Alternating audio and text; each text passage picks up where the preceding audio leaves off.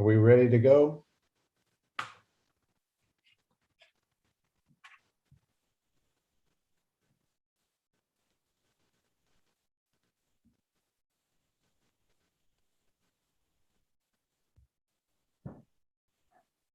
We are ready on our end, Chair Kelly.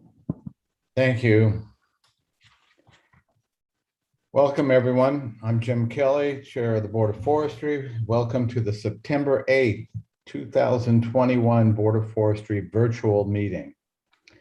We are live streaming this meeting on YouTube, and to make sure our viewers online can follow along with today's meeting, I'll go over some housekeeping tips to keep us on track.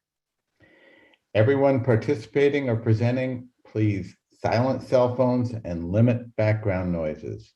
Remember to use the mute feature when you are not speaking and disable your video when not presenting or part of the discussion.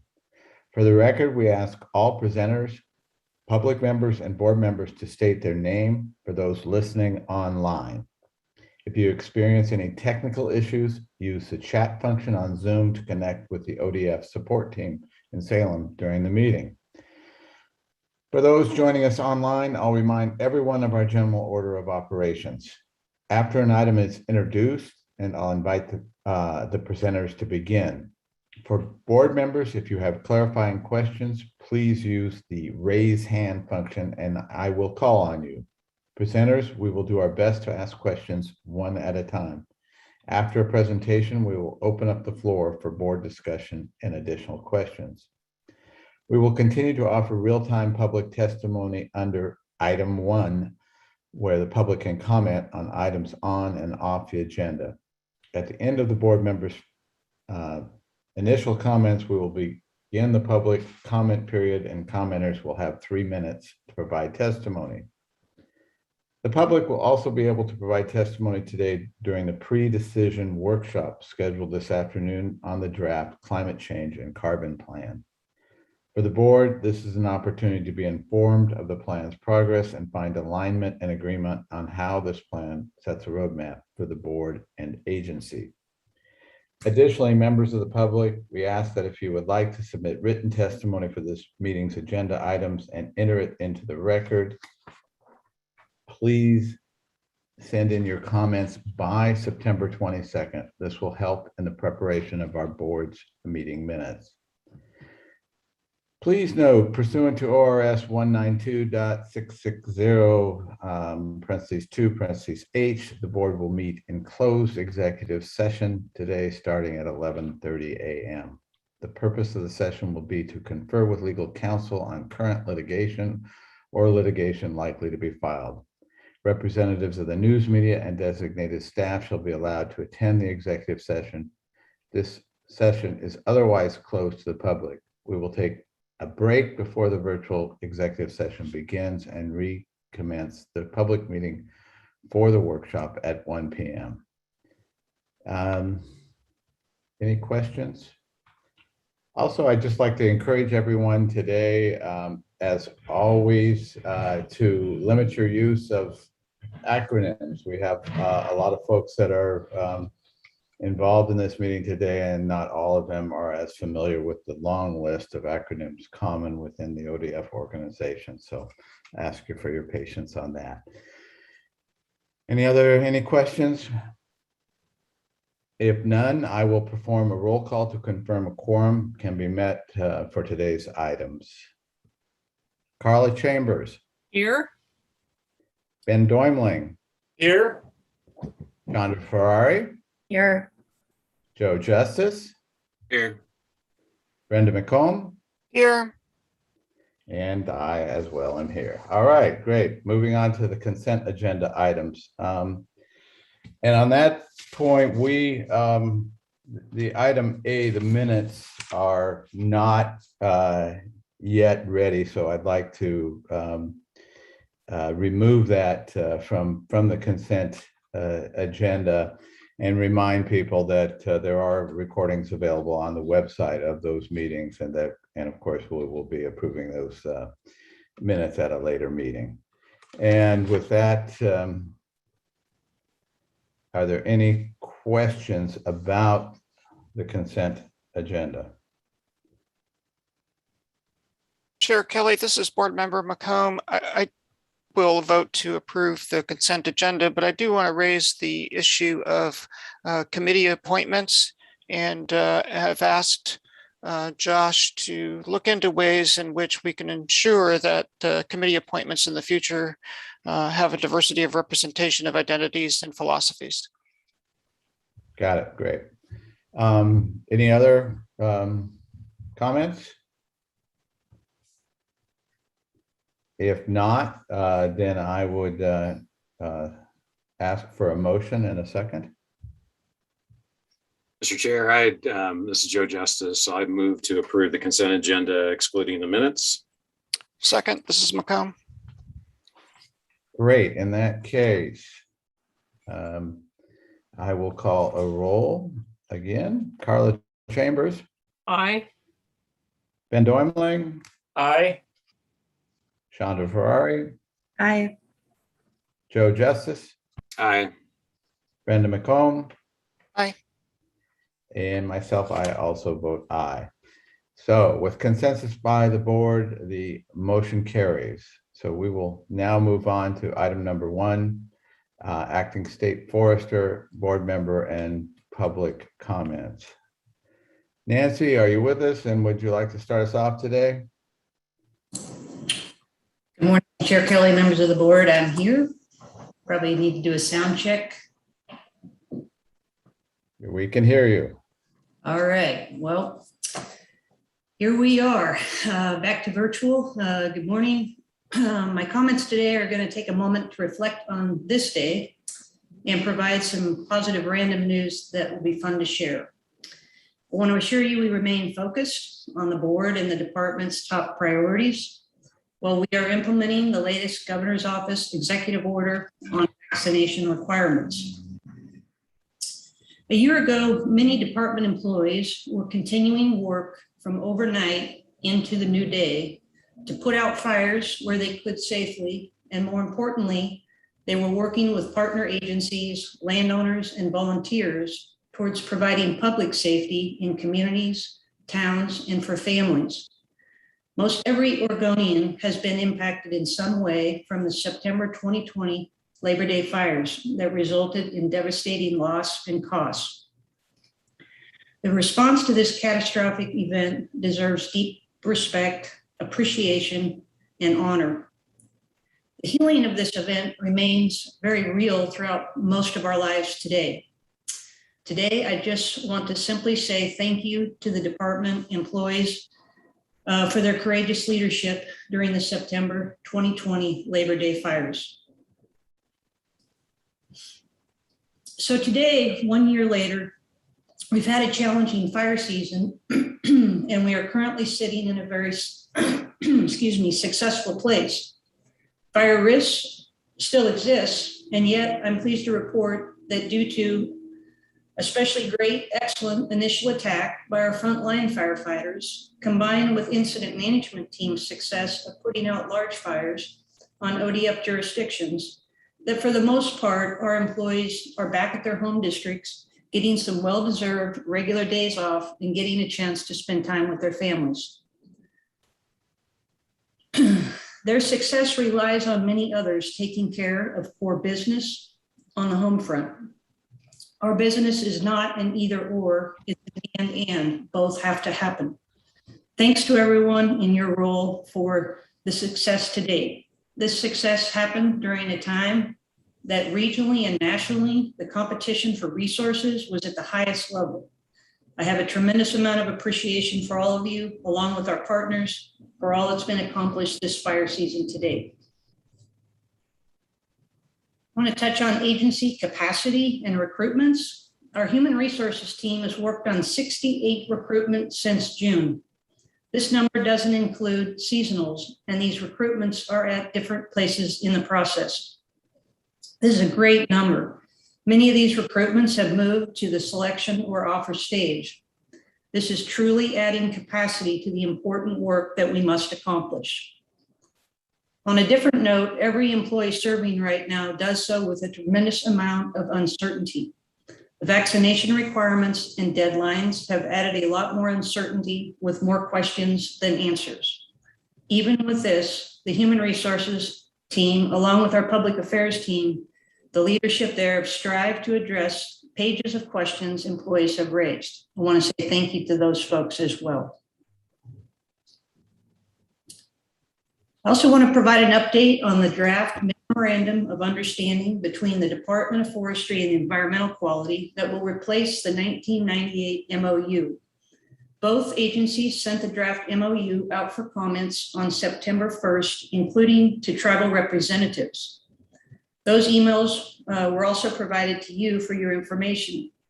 This is an important topic, as the MOU relates to water quality standards, provides standards, particularly total maximum daily loads, which are also called TMDLs. This updated MOU focuses more on meeting TMDLs based on the Clean Water Act requirements and sets how ODF and DEQ will work together within their respective authorities to complement each agency's work to protect, restore, and maintain water quality.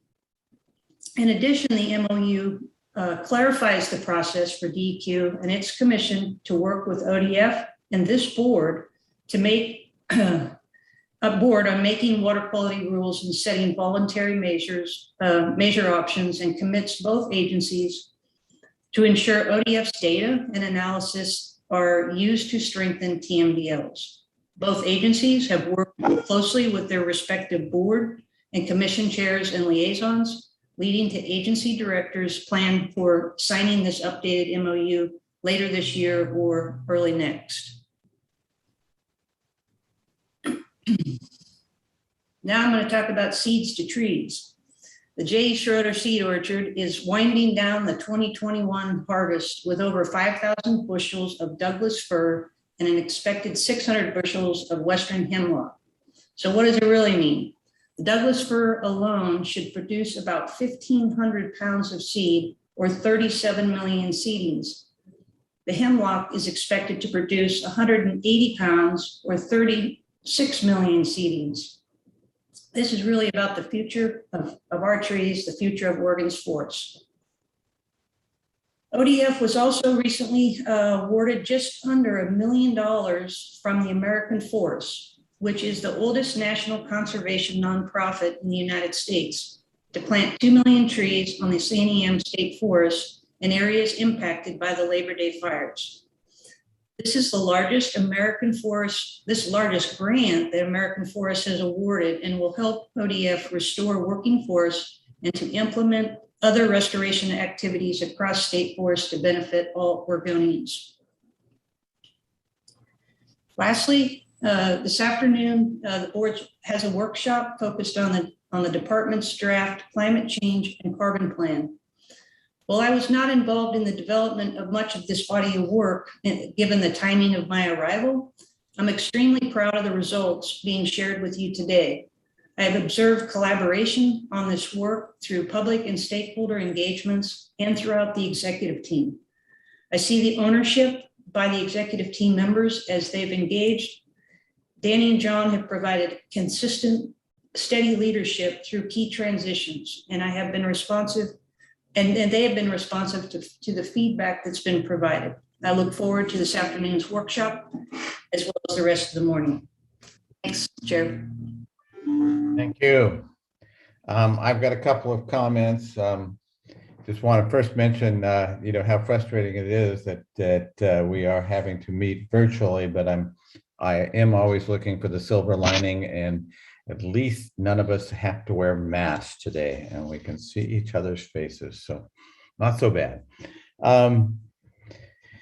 So first, I would like to acknowledge as well the job that's been done by our firefighters this summer. I got to visit the Elbow Creek Fire in Northeast Oregon earlier this summer, and the coordination and logistics that I got to witness that are involved are really mind-boggling. And when you add in the challenges of both managing COVID and the supply chain shortages that we have been experiencing, throughout our economy, and that also affects these firefighting operations, I really was sort of left shaking my head in awe at what they were pulling off. So, this year in terms of fire, we are not out of the woods yet, obviously, but the cooler August weather and the recent relative lack of thunderstorms has left us, I think, in way better shape than any of us would have predicted in late July. That said, we are really just lucky so far, and there can be really no denying at this point of our new climate reality. This summer could have been so much worse, and hopefully we won't see it turn that way before we're done with fire season. But perhaps the silver lining in all of that is that now, for the first time, most everyone finally agrees that we need to address climate change. Although we will certainly have different opinions on how to do that, and we'll hear a lot about that today, I'm sure. But just that level of agreement, that is progress. So I look forward to our workshop this afternoon on the climate change and carbon plan, and I will have some more comments to share to help kick off that conversation later today. Other board members, do we have comments here at this point in our meeting?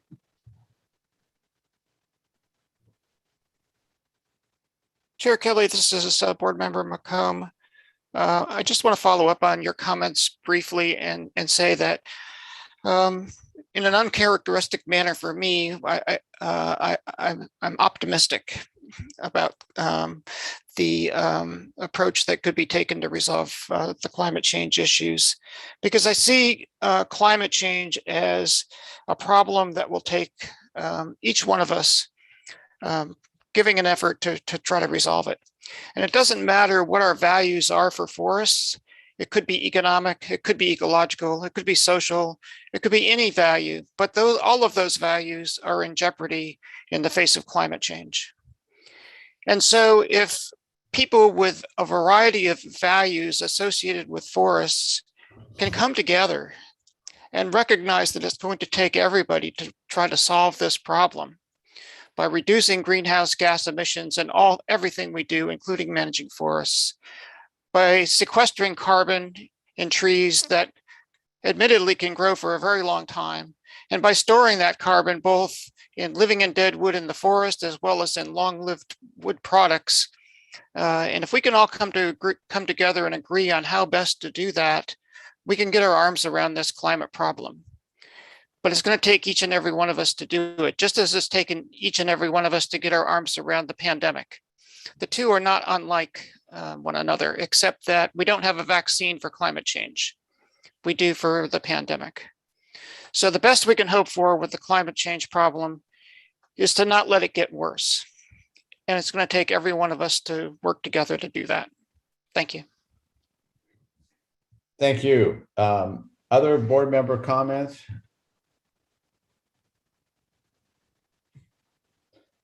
Not hearing any, we will then move on to the public testimony process.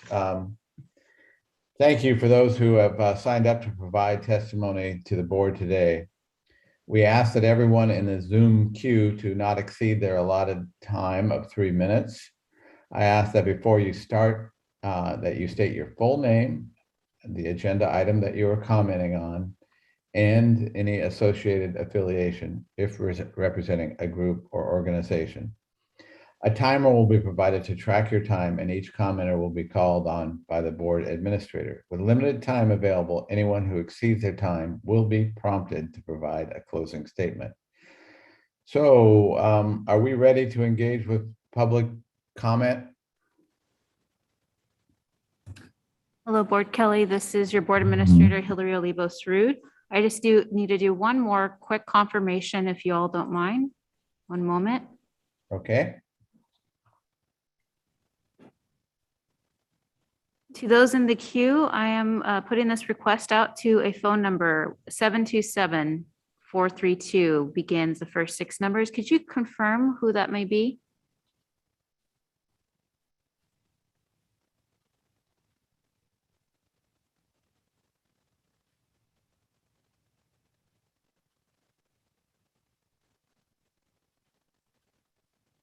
Hello. Hello, this is Hello, this is Crop, the 727 number. Okay, thank you very much for confirming.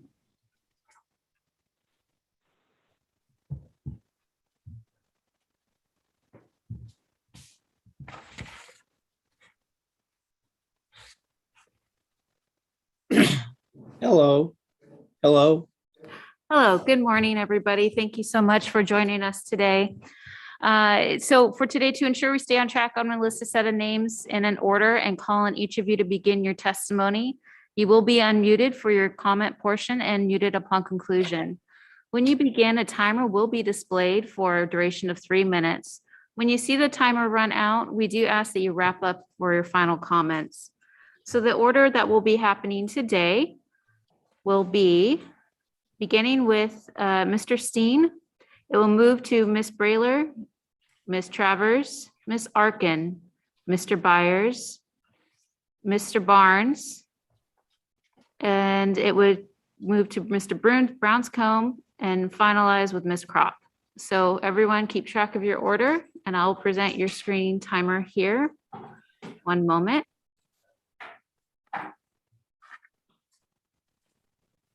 Mr. Steen, please proceed.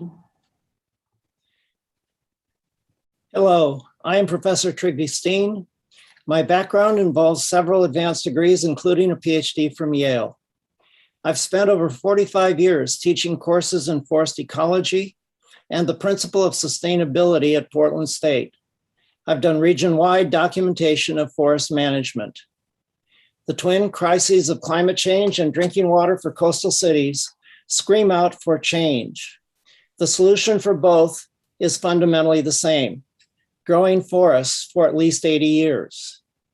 I applaud both Governor Brown and the Oregon Department of Forestry for their focus on mitigating the urgent crises created by the destructive impacts of our changing climate.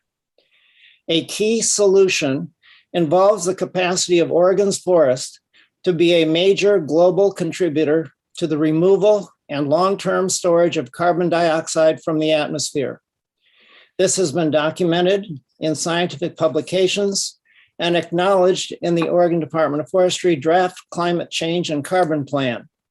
For ODF and private lands in Oregon, forests 80 or more years old provide the best method for sequestering carbon dioxide. The ODF must begin to lead by example, and the Board of Forestry badly needs to upgrade the forest practice administrative rules so that climate change and the drinking water crises are addressed. Our older forests provide a more even and reliable flow of quality drinking water. For coastal cities, summer flows of water from watersheds covered by short rotation plantations are becoming inadequate to support their summer tourist-based economies. Older forests would provide critically needed summer flows. At a minimum, the Board of Forestry needs to provide more protection for drinking water quality by requiring substantially wider buffers along all components of a watershed that supply drinking water, including the parts that only flow for part of the year. Ideally, entire drinking watersheds need to be covered by forests over 100 years old, so that the water storing capacities of older forest ecosystems can provide critically needed higher summer flows and water quality. Forests older than 30 years have many additional significant benefits. They better protect biodiversity, protect the fundamental soil resource. They're more fire resistant, especially when not conifer monocultures. They retain significant economic value after a fire, unlike trees and plantations younger than 25 years. Older forests provide major socioeconomic benefits.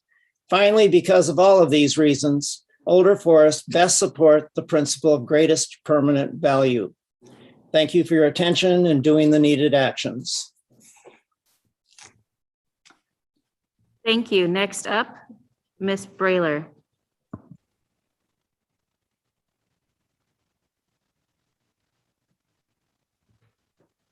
Good morning, Chair Kelly, State Forester Hirsch, and members of the board. We have a few slides that I wanted to share with you. So is it okay if I go ahead and share my screen now? Hillary, it looks like I lost capability to do so.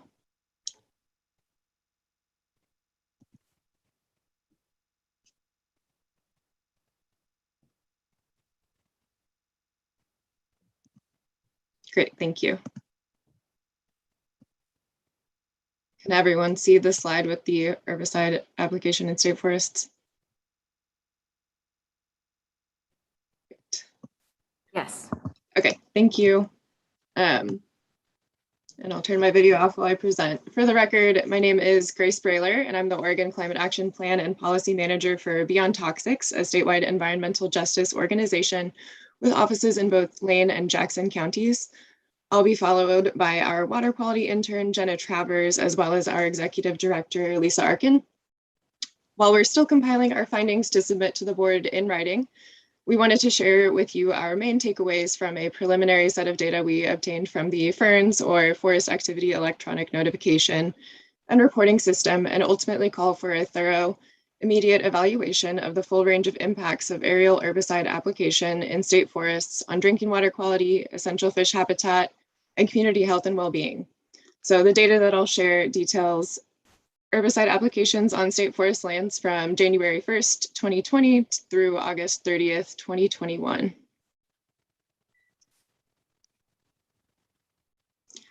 This first chart shows the number of sprays per district since 2020. Most sprays occurred in the Western Lane District, followed by Astoria and Forest Grove.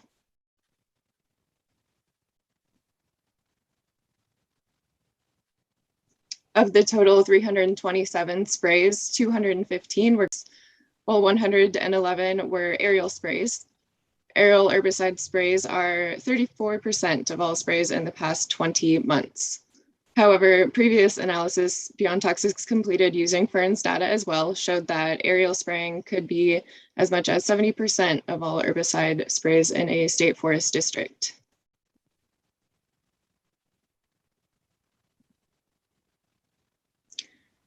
"227 of the 327, or 69.4% of tank mixes sprayed in state forests contain 3 or more active ingredients. Typically, multiple adjuvants are also added to the tank mixes to alter the characteristics or increase the effectiveness and potency of an herbicide formulation. In 175 of the total 327 tank mixes, 4 or 5 adjuvants were added. This is 54% of the total used multiple adjuvants. These create chemical mixtures of active ingredients and adjuvants that haven't been researched for their synergistic or additive effects in the environment or in drinking water quality.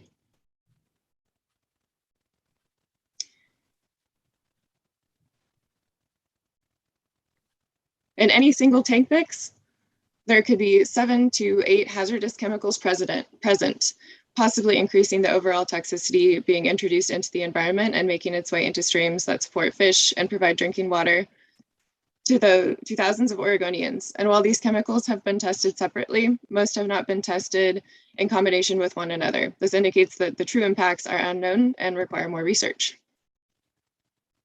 So next, I'm going to pass to Jenna, who will pick up where I left off. And I'm seeing in the chat that I think there were a problem with my slides, so I will try and fix that. My apologies. Thank you. Ms. Travers? Yes, thank you. Good morning. For the record, my name is Jenna Travers, and I am a water quality intern with Beyond Toxics. I'm going to pick up where Grace Wailer left off. So many of the chemicals used by ODF in their sprays can lead to harmful symptoms when people are exposed to them, including rashes, asthma attacks, vomiting, and nosebleeds. There have been several instances where poorly timed spraying and high winds have led to sickened communities in Oregon. Some active ingredients are also more serious, and so I'll be going into those a little more in detail based on the graph shown on the screen.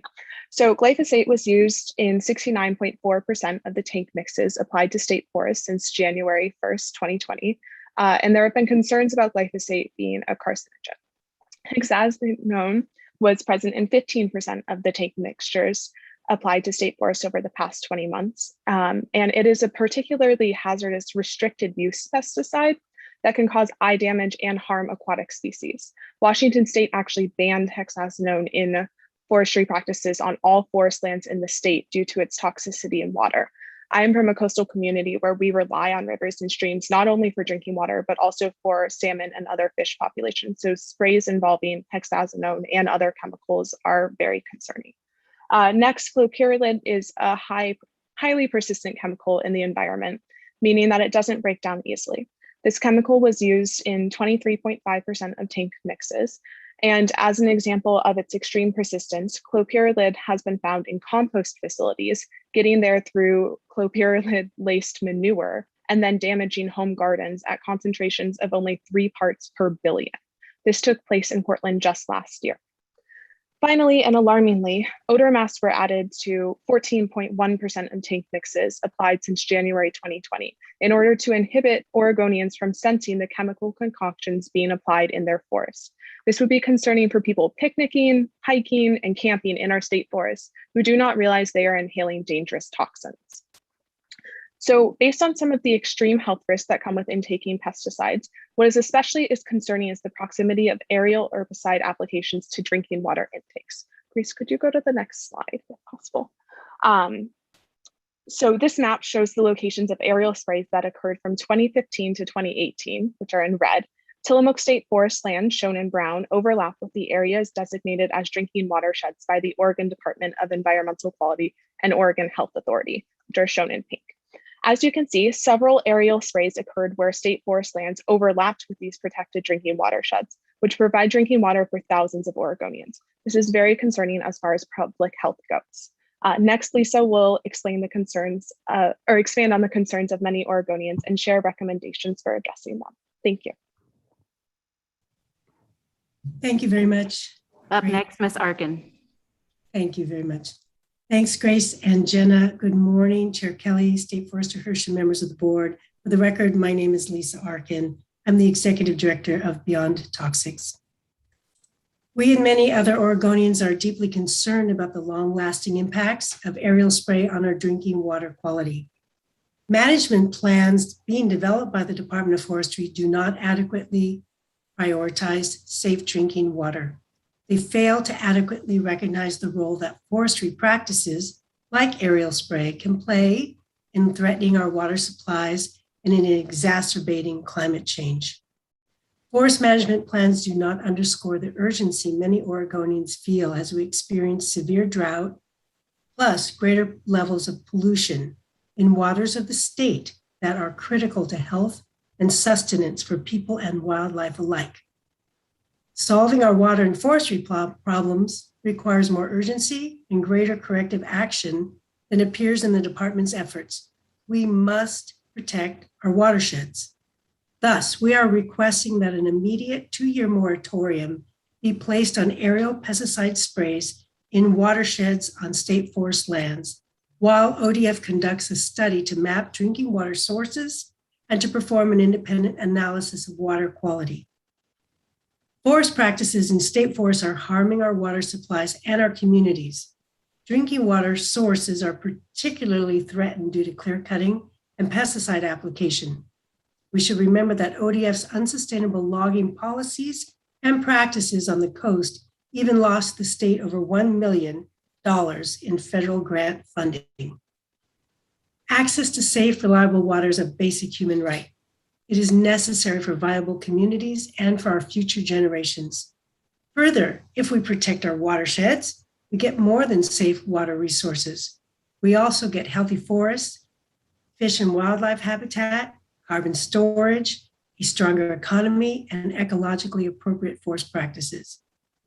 Again, we ask the board place a moratorium on aerial pesticide sprays in watersheds until such time that the board can establish a blue ribbon panel of scientists, sustainable forestry management experts, and community members to study the impacts of aerial spray to communities and the environment. In closing, I wish to say that only when informed by a comprehensive analysis will ODF be able to chart a better path forward for our drinking water, our fish habitats, and our community health and well-being. We will follow up with the board to provide our data and findings in more detail. We're sorry if the bottom of the slide wasn't visible to you, and we're happy to answer any questions you may have at this time. Thank you for considering this urgent request. Thank you. Up next, we would like Mr. Byers to join us. Good morning. I'm Ron Byers, representing North Coast Communities for Watershed Protection, a grassroots organization with over 700 members on the Oregon coast. Our group wants me to talk to you today about the water that flows through the forests you manage. In many cases, it supplies our communities and becomes our drinking water. We can see there is less rainfall during our summer months of high demand, and we know that water usage has grown significantly as people flock to the beaches. Now we are beginning to see evidence of water shortages as trees brown and communities face the future need to ration. We are watching Southern Oregon and our water concerns are growing. I know, is this really Oregon? Forest practices have a major impact on our water supplies. We know from experience that logging practices, especially on steep slopes, do create turbidity problems and costs for downstream water users. Clear cuts diminish a forest's ability to supply water, especially during summer months. Given the amount of pesticides being applied after logging these days, we do not trust that harmful chemicals aren't finding their way into our water sources, affecting some people and animals more than others. We are asking that you prioritize water supplies and safe drinking water as you finalize ODF goals. Water is mentioned twice among 20 goals, but we can't tell if it is more important than timber sales in our watersheds.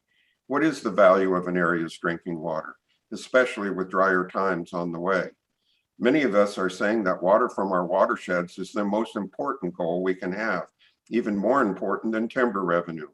The necessity of clean, reliable water is that essential to a town and its area residents, especially as it gets harder to come by.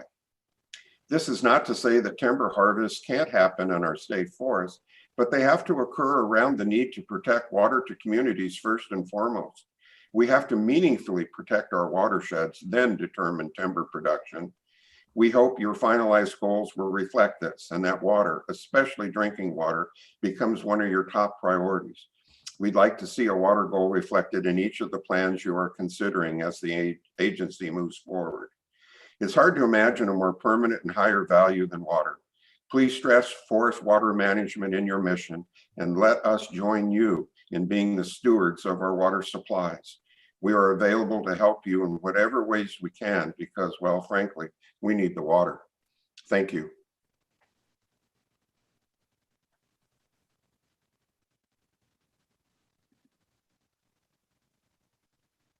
Thank you, Mr. Byer.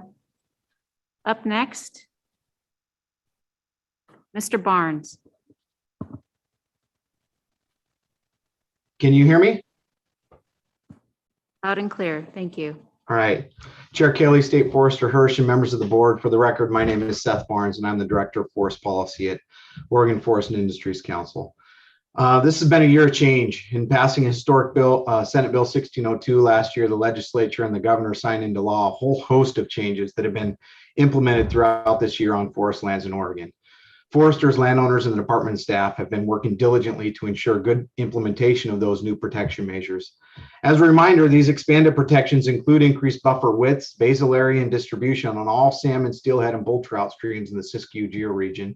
They include increased buffer widths and protections for all helicopter herbicide applications in the vicinity of any flowing water, fish streams, drinking water intakes, and homes and schools, and this includes on state forest. From conversations I've had with my members, I get a strong sense that folks in the field are diligently working together to understand and implement these expanded protections, even during fluctuating COVID requirements and a busy fire season. I express our appreciation to the folks at ODF who continue to work every day in this effort, answering the phone when there's questions, developing trainings, and continuing to meet in the field when necessary. Responsible and legal use of herbicide is critical to the survival of young trees, forests, and promotes healthy forest growth. They are used very sparingly in forestry. I remind you, at only 2 to 3 times every 40 to 60 years to help young trees get established and outcompete fast-growing, often invasive species, such as blackberry and Scotch broom. They're actually important in establishing carbon sequestration out in the forest and continuing that process. But we're not done. The Private Forest Division has been working hard to prepare the state-of-the-art, one-of-a-kind real-time notification system that's set for launch this coming December.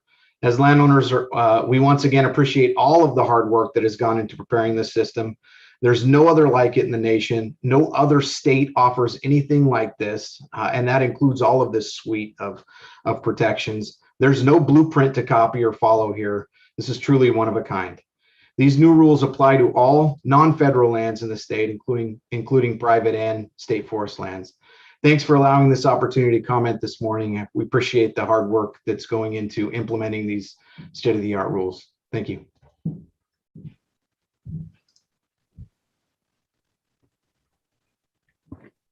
Thank you.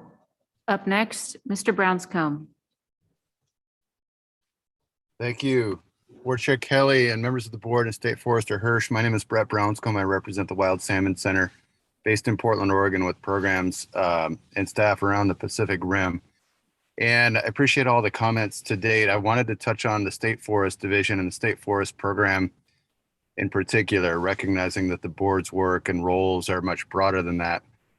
I wanted to reflect on this for a reason, though, because it eventually syncs up to the main topic of the day around carbon and climate change. At a recent Forest Trust Line Advisory Committee meeting, the most recent meeting, there was testimony that all there and listening were able to hear around carbon levels haven't reached atmospheric quantities that are extreme enough to deter plant growth. So therefore, what's the problem? And then other comments from commissioners around murrelets and spotted owls aren't going to feed your families. And it really felt like the kind of pandering to extremes and fear that are reminiscent of today's politics, unfortunately. And it pretended in many ways that the Habitat Conservation Plan and the Forest Management Plan that the department is working on are not about balance or opportunity, but rather overreach and loss. And it pretends that the incidental take permit that accompanies a habitat conservation plan somehow wouldn't be good in providing Endangered Species Act assurances for timber harvest and better protections for long-term harvests. So it was, unfortunately for our organization and others interested in the conservation community, a reminder that there's an antiquated line of fear-based thinking out there that ideally the board can stay above, and that the department and all of you fortunately need to work in. And in finding balance, it was a reminder of another antiquated issue, which is fundamental to state forest business. That is the business model of the State Forest Division, which is tied uniformly to one-legged stool of revenue from timber harvests. And we believe that this needs to be diversified, and that as you work on the HCP and the FMP, that the board and department should keep the business model in mind. And that really this is not about loss or overreach. There is room for balance in the HCP and the FMP that includes timber harvest, and especially includes the ability of the department to model forestry and different examples of forestry that are leading in the nation and the world. And that it's a true opportunity to benefit those who historically have not been served well by the single or unilateral approach to reliance on revenue or timber harvest revenue as the means of achieving broad public values on state public lands. And so that includes critters and species that the Wild Salmon Center cares about. Thank you. Yeah, I'll wrap right here. That includes the critters, but it also includes people, whether they be concerned about drinking water or underserved and underrepresented people who have been using state forests more, but not necessarily tied to any revenue line that serves their interests.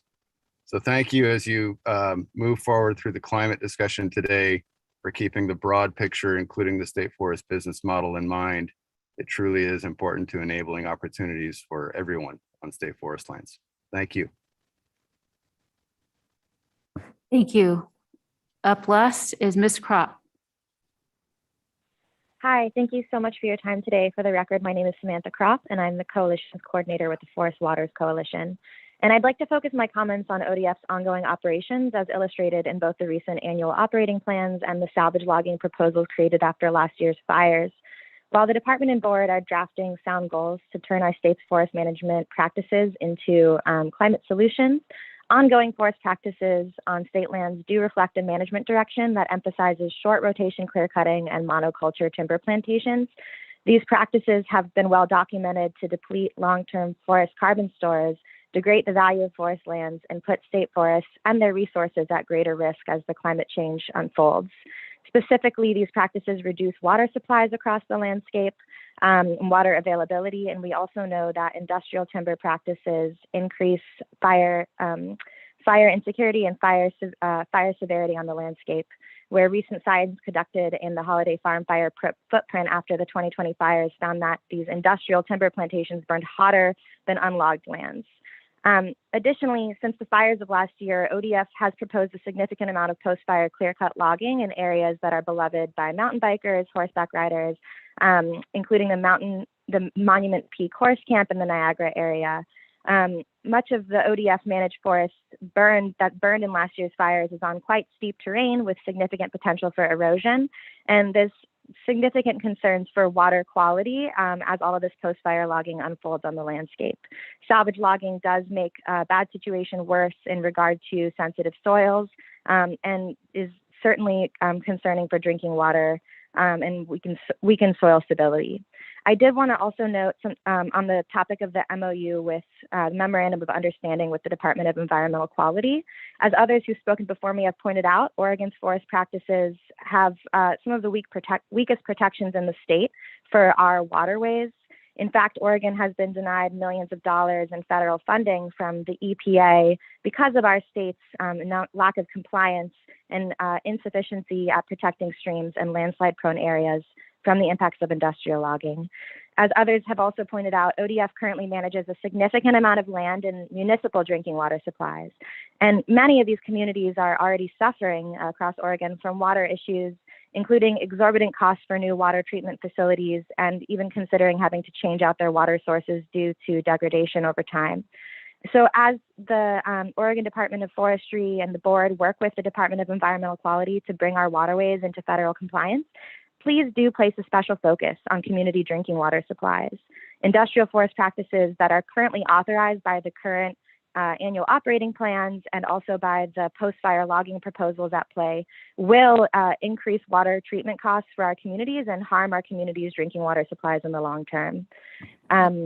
With the necessary work underway, just please consider an immediate moratorium on clear cutting and pesticide spraying in community drinking water supplies. And I'll just finish up by saying there are thankfully excellent examples of better forest management practices out there and climate smart forest management practices, and do so appreciate the work of the board and the department in advancing these. And we hope that the annual operating plans and the actions on the ground can reflect the lofty climate goals that are being formulated now. Thank you.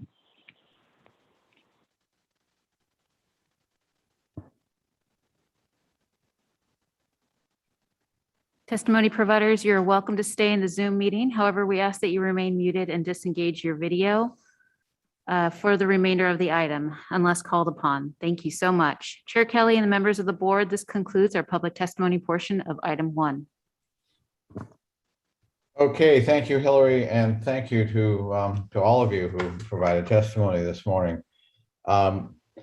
Next up, I think most of us know that the department was handed quite a job in Senate Bill 762 to define and develop rulemaking and risk mapping related to the wildland urban interface. And so next up, we have got Mr. Graff and Mr. Holzbach and Dr. Dunn here to brief us on that process and where we are at. Doug, can you take it from here?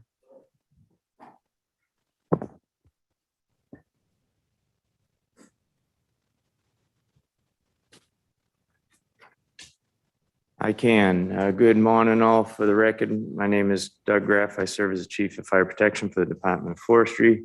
Good morning, Chair Kelly, members of the board. State Forester Hirsch. We'll be speaking today on the wildland urban interface, as Chair Kelly identified, and the risk mapping efforts. I'll quickly turn over to Tim Holschbach, Deputy Chief of Planning and Policy, to give a brief update on the current status of the department's efforts relative to rulemaking initiated through the board for both the wildland urban interface and the risk mapping. And then very pleased today to turn it to OSU, Oregon State University. We have a number of leadership from OSU who will go in some detail around wildfire risk mapping in the wildland urban interface. This is an informational item and critically important at this time. Why we came to the board is to emphasize the time constraints and needs to ensure that we are meeting the expectation of the law and the legislature to implement these new policies and programs in the department in partnership with Oregon State University. So really wanted to get a status update for the board on that progress. I'll turn now to Tim Holschbach to speak specifically on wildland urban interface and risk mapping rulemaking processes. Tim? Good morning, Chair Kelly, State Forester Hirsch, members of the board. For the record, my name is Tim Holschbach. I serve as the Deputy Chief of Policy and Planning with the Oregon Department of Forestry. I'm going to start off today with a quick overview of just a process check, as Doug mentioned, of where we're at. For in particular to the two processes for the implementation of Senate Bill 762 here, focusing on the wildland urban interface and risk mapping. So next slide, please. So with those, these two processes have been at the forefront of most of the efforts with the moving forward with the rulemaking, and have the tightest timelines with them as well, of having deadlines associated when they're implemented. So it's not only the definition of the wildland urban interface, but also the criteria to help draw the lines on the map, as well as the statewide risk mapping, and as it overlays how those two functions overlay with each other. So next slide, please. So with the wildland urban interface, the requirements is a modernization of what previously was the Forestland Urban Interface Wildfire Protection Act, significantly revised a large section of ODF statutes found in Chapter 477, and it directed the Board of Forestry to establish that definition of the wildland urban interface with that quick timeline, as most of the board is aware. With that, and additionally, the rules of establishing that criteria, which is the important part of how we go about drawing those lines and identifying on a property by property basis of which properties are within the interface and which ones are not. Next slide, please. So with this establishment of, we established Rules Advisory Committee to help guide that process. We met 4 times right off the get-go after the bill's passage, and the board saw the draft wildland urban interface definition presented to the board on the 24th. The public hearings on that definition are September 22nd, 23rd, and 24th at various times to accommodate the largest view of folks that can participate in those hearings. And after those public hearings are completed, the department will be returning to the board in October to report on the public comments, as well as to present the final rule before adoption and filing with the Secretary of State. But that the Rules Advisory Committee is, for this section, is entering its second stages of work, which is the establishment of the criteria and developing how those lines are drawn. And with that body of work, the department will be returning similarly to the board back in March to present with the criteria, the draft criteria, with the same request of moving towards the public hearing process to get the public feedback, and then in April, and then return to meet the June deadline for the wildland urban interface criteria itself. Next slide, please. On a similar timeline is with the statewide wildfire risk map. Both of these processes are running concurrently, with the ODF charged with development and maintenance of a comprehensive statewide map of wildfire risk. That's to be completed by the end of June next year, working closely with OSU in that development as OSU coordinates with ODF and several other state agencies and entities in that process, posting that map and having it publicly available, as well as providing the technical assistance to the users. This map in its final form will be used to inform further policy actions that were articulated in Senate Bill 762. So this map is utilized as the start and base for informing other mitigation actions moving forward. Next slide, please. So this Rules Advisory Committee had a little bit of a slower pace since it didn't have a 100-day deadline associated with this work, meeting bi-weekly and utilizing OSU's expertise in helping to guide that process and inform the committee of how wildfire modeling is done in its current form. And as we walk through this, the department will be, again, and concurrently with the Wildland Urban Interface criteria, we'll be returning to the board in March with drafted rules, and we'll be conducting public hearings on the same timeline. So as these processes go through over the next several weeks, they'll marry back together in the March board meeting as we move towards the public hearing process and full completion, and with a finalized rule date for to be presented in June. With that, I will turn it over to Dean DeLuca and his colleagues and staff for their presentation and information on the further how the risk map and OSU's contributions to the process. Great, thank you. Chair Kelly and members of the board, my name is Tom DeLuca. I'm the Dean of the College of Forestry here at OSU, and would like to first of all just say thanks for the opportunity to come and share with you all today. I'm here with our team from OSU, consisting of Dr. Chris Dunn, Dr. Mindy Crandall, Ms. Caitlin Riley, and Dr. Erica Fisher to share with you the activities to be undertaken by OSU in regard to the wildfire risk mapping. First, I'd like to start things off just by saying thanks to the Oregon legislature for passing this really important piece of legislation. We're honored as a college and university to be a part of this, and we're fully committed in our role in the efforts to more effectively adapt to fire, improve our societal resilience, and protect our most vulnerable populations. As you all know, all biomass has the potential to burn. The frequency of that fire or potential for fire is dependent upon climate, fire regime, historical fire regime, vegetative condition, ignition sources, and a host of external influences. And climate change has really changed these historical fire regimes and has increased fire size, frequency, and we need to adapt accordingly. OSU College of Forestry and our affiliated units, including the Institute for Natural Resources and the Department of Civil and Construction Engineering within the College of Engineering, are engaged in this process of improving our resilience through the activities outlined in Senate Bill 762 to better understand and map wildfire risk, plan for fire, and adapt to our shifting climatic conditions accordingly. Our key to our resilience as a society is being able to predict or map wildfire risk.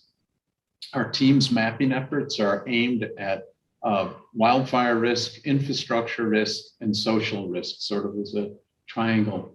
And so we're going to start off today with a presentation by Erica Fisher from, as I said, Civil and Construction Engineering to discuss WUI mapping, and that'll be followed by Caitlin Riley and Mindy Crandall, who will be discussing social vulnerability mapping, And that's anchored by Chris Dunn, who will present on wildfire hazard risk mapping.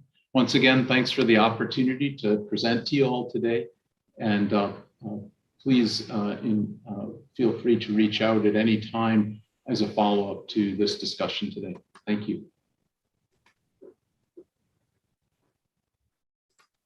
Erica? Thank you so much, Dean DeLuca. Thank you, Chair Kelly, members of the board, as well as State Forester Hirsch. For the record, my name is Erica Fisher. I'm with the College of Engineering, School of Civil and Construction Engineering at Oregon State University. Just a little bit of a brief intro. I am not in the College of Forestry. My focus is really on the resilience and robustness of infrastructure in disasters, both man-made and natural. So I focus on how we can harden our infrastructure. I look at the implications of damaged infrastructure on the recovery of our communities, and I do this for earthquakes and for building fires as well as for wildfires. So can advance the slides.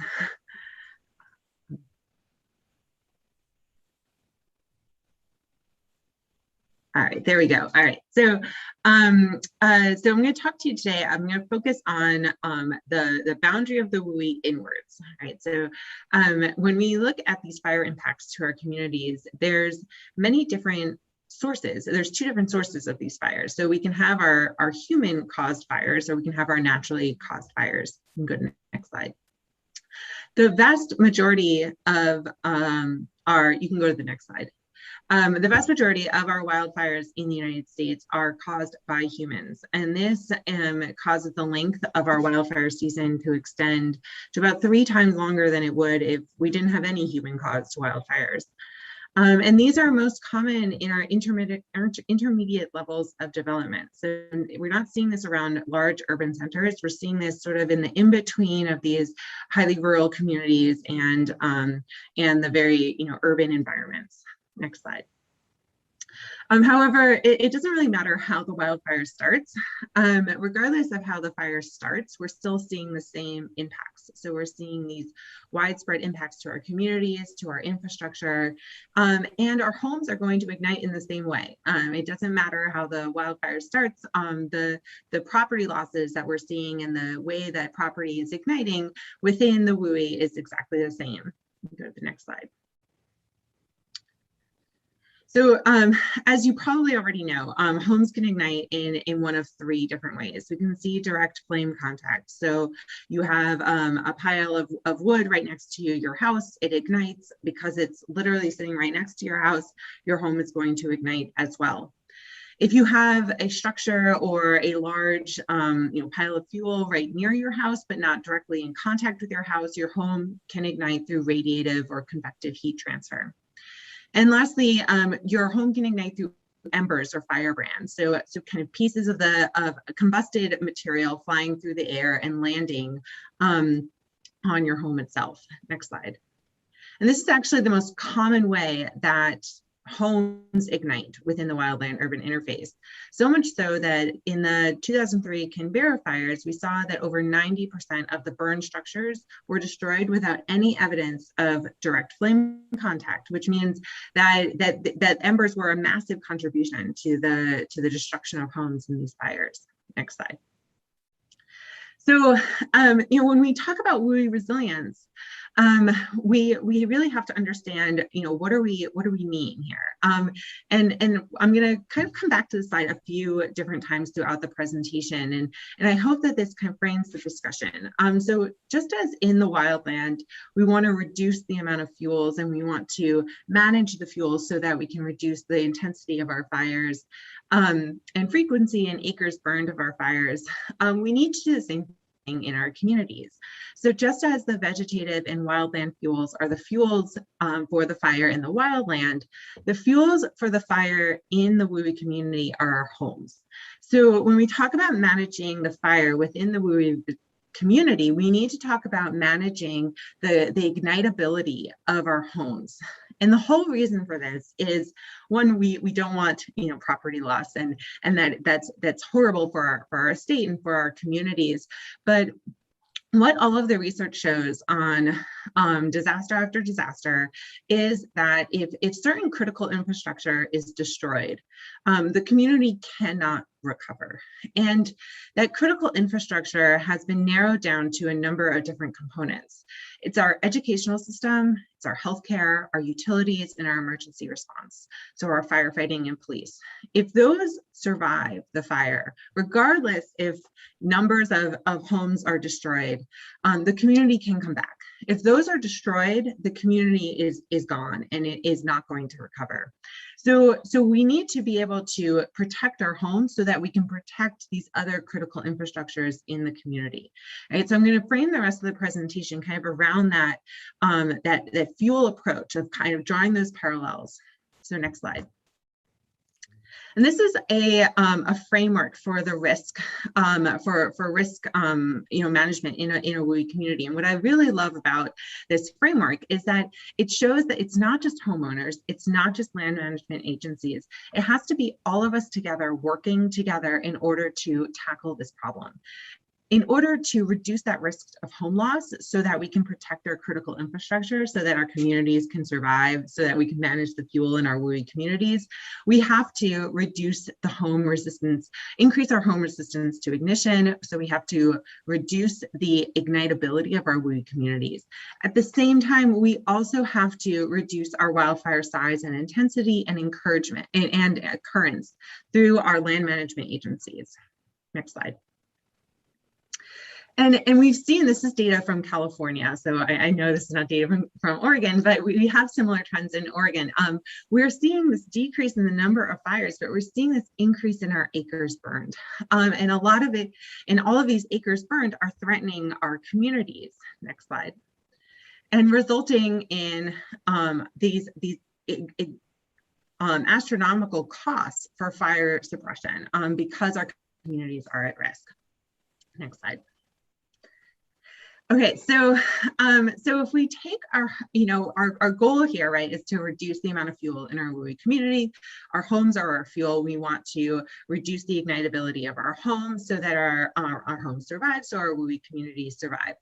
So I'm going to kind of relay this all to our combustion triangle here. Next slide. So if we want to reduce the amount of heat, so we don't want ignitability just due to just straight radiative or convective heat transfer, we need to focus on our defensible space. We need to reduce the amount of vegetation in vegetative fuels in our WUI communities. There's research that shows that the more vegetative fuels that you have, the more percentage of damaged homes. Next slide. And our fuel, remember, our fuel is our homes. So we need to reduce the ignitability of the house itself so that embers and firebrands don't actually ignite the house. And we're able to do that through preventing fire from entering the house itself by, improving our windows and our vents. And then also, making sure that the home doesn't combust from the outside with our roofing material and our siding. Next slide. Okay, so the next few slides are just like pure data. I'm just gonna throw a lot of data at you. The thing that I love about this is that, if you look at the citations on the bottom, they're all from about the 90s. We've known this for a long time. We know how to protect our homes, and we know how to do it in a pretty efficient way and effective way. And the research has been there for quite some time. So we see that homes with non-flammable roofs have a very high survival rate in these wildfires, and we see that that survival rate increases when we actually couple that with some defensible space and some clearance. We also see that if we can keep the wildland front away from our homes, so from our wooden surfaces, we're able to prevent combustion. Next slide. And we saw that in the Paradise Fire, in Paradise in 2018 Camp Fire. The state of California adopted the International WUI Code in 2008. So what I'm showing here is that homes built before 2008 had a significantly less percentage of homes built before 2008 were damaged or destroyed than homes built after 2008. So those homes that actually adhered to the International WUI Code fared a lot better than those that did not. Next slide. And so we see that we actually know where the fire is going to be. So most of residential housing that is burned in wildfires occurs within the WUI boundaries. That means that we are actually understanding where the fire is going to go, and we're designating it correctly. That's a good thing. We're able to indicate that the fire will go within those boundaries. But we're also seeing that communities that adopt FireWise or are near FireWise communities actually have a lower rate of destruction. Next slide. And lastly, we're seeing that as you increase the vegetation around our homes, we're seeing an increased percentage of burned homes. That we all kind of know that already, and that about we can see 100% of burned homes occurred within an 850-meter swath of land that borders that wildland vegetation. So we know that most of the homes are occurring within a close proximity of, most of the homes that are burning are occurring within a close proximity of the wildland vegetation. Next slide. Okay, so let's revisit this, right? So we want to reduce the intensity and frequency in acres burned over wildfires. We want to reduce the ignitability of our WUI communities by protecting our homes so that we can protect our critical infrastructure here and we can recover, or these communities can recover. Next slide. So you can just press again. So again, all of this really leads to the reduction of the personal loss. So we've seen in research that people lose their shelter, they lose their sense of normalcy, they lose dignity. There's a lot of mental health impacts, loss of community.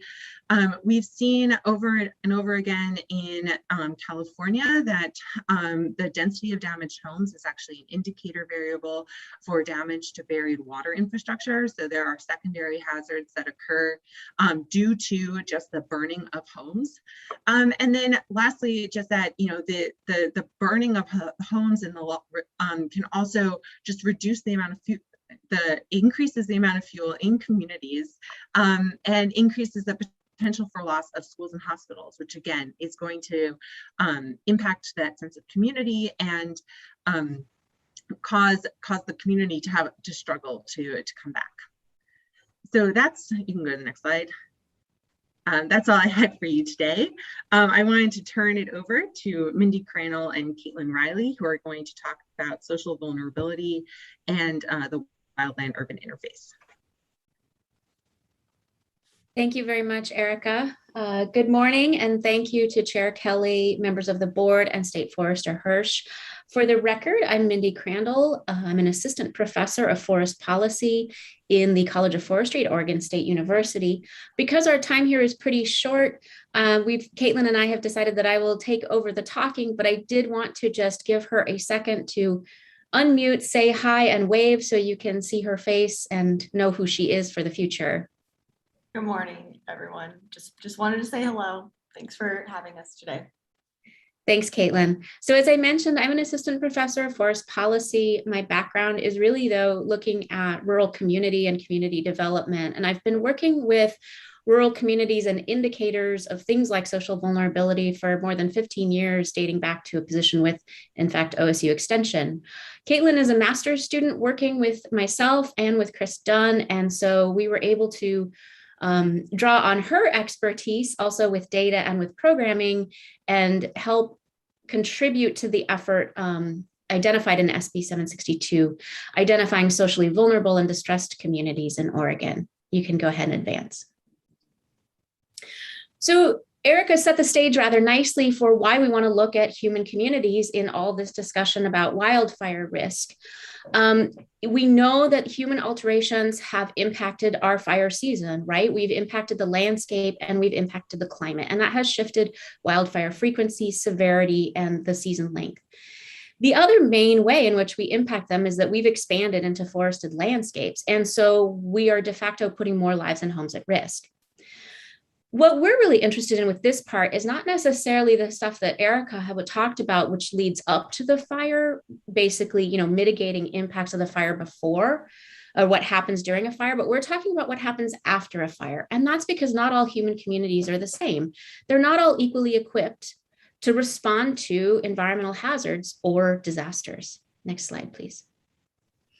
And in fact, this is explicitly stated in the language around SB 762 that as part of the wildfire risk map, we want to be able to identify socially and economically vulnerable communities.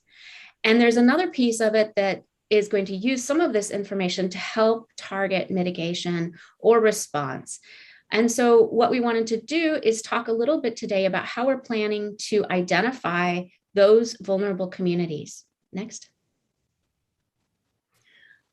When we talk about vulnerability to wildfire, we're really talking about an entire connected system, both an ecological and a human system. And I really like this description, this figure, because it describes both sides of that.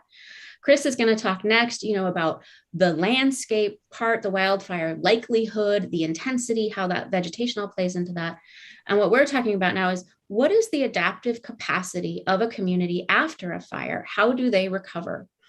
As Erica mentioned, that's highly dependent on how much of the community is destroyed. It's also dependent on other things. And so we talk about this in the social sciences as social vulnerability. And you can hear that term and you can read that term a lot, social vulnerability, adaptive capacity. There's a lot of slightly subtly different definitions. But what we're talking about here is social vulnerability is the social, economic, and cultural attributes that can limit access to resources. And this impacts a community's ability to recover. It makes some communities more vulnerable to disaster and makes some communities struggle to recover. Next. So social vulnerability has been used extensively over probably the last 10 years or so, maybe even longer. It's commonly used by agencies because it's a convenient way to sort of map out how communities are different. One easy way to measure it, I think I should say easy. One common way to measure it is through the use of a social vulnerability index. And the graphic here is a SVI, or social vulnerability index, that was developed by the Centers for Disease Control. And this has been applied extensively to coastal areas, particularly on the East Coast, with respect to hurricane vulnerability. And so what it does is it combines a series of metrics of population demographic factors into one index, and these represent indicators of access to resources that will help or hinder the community from recovering from a disaster. These indices can also include place-based factors like community dynamics, urban development, or the urban-rural mix, and economic strengths or weaknesses. One key element of these, and this is going to come into play a little bit later in what I'm talking about, is that they really rely on data provided by the US Census, either through the decennial census or through the American Community Survey. And that kind of plays an important role in how we can apply these on the land, because we are fundamentally limited by the data that we can publicly access. Next. Another measure that is relevant to this discussion is the Distressed Communities Index, which was developed by the Economic Innovation Group. This, rather than focusing on aspects of the population, instead really focuses on sort of the economic context of an area by combining 7 measures around things like unemployment and economic growth.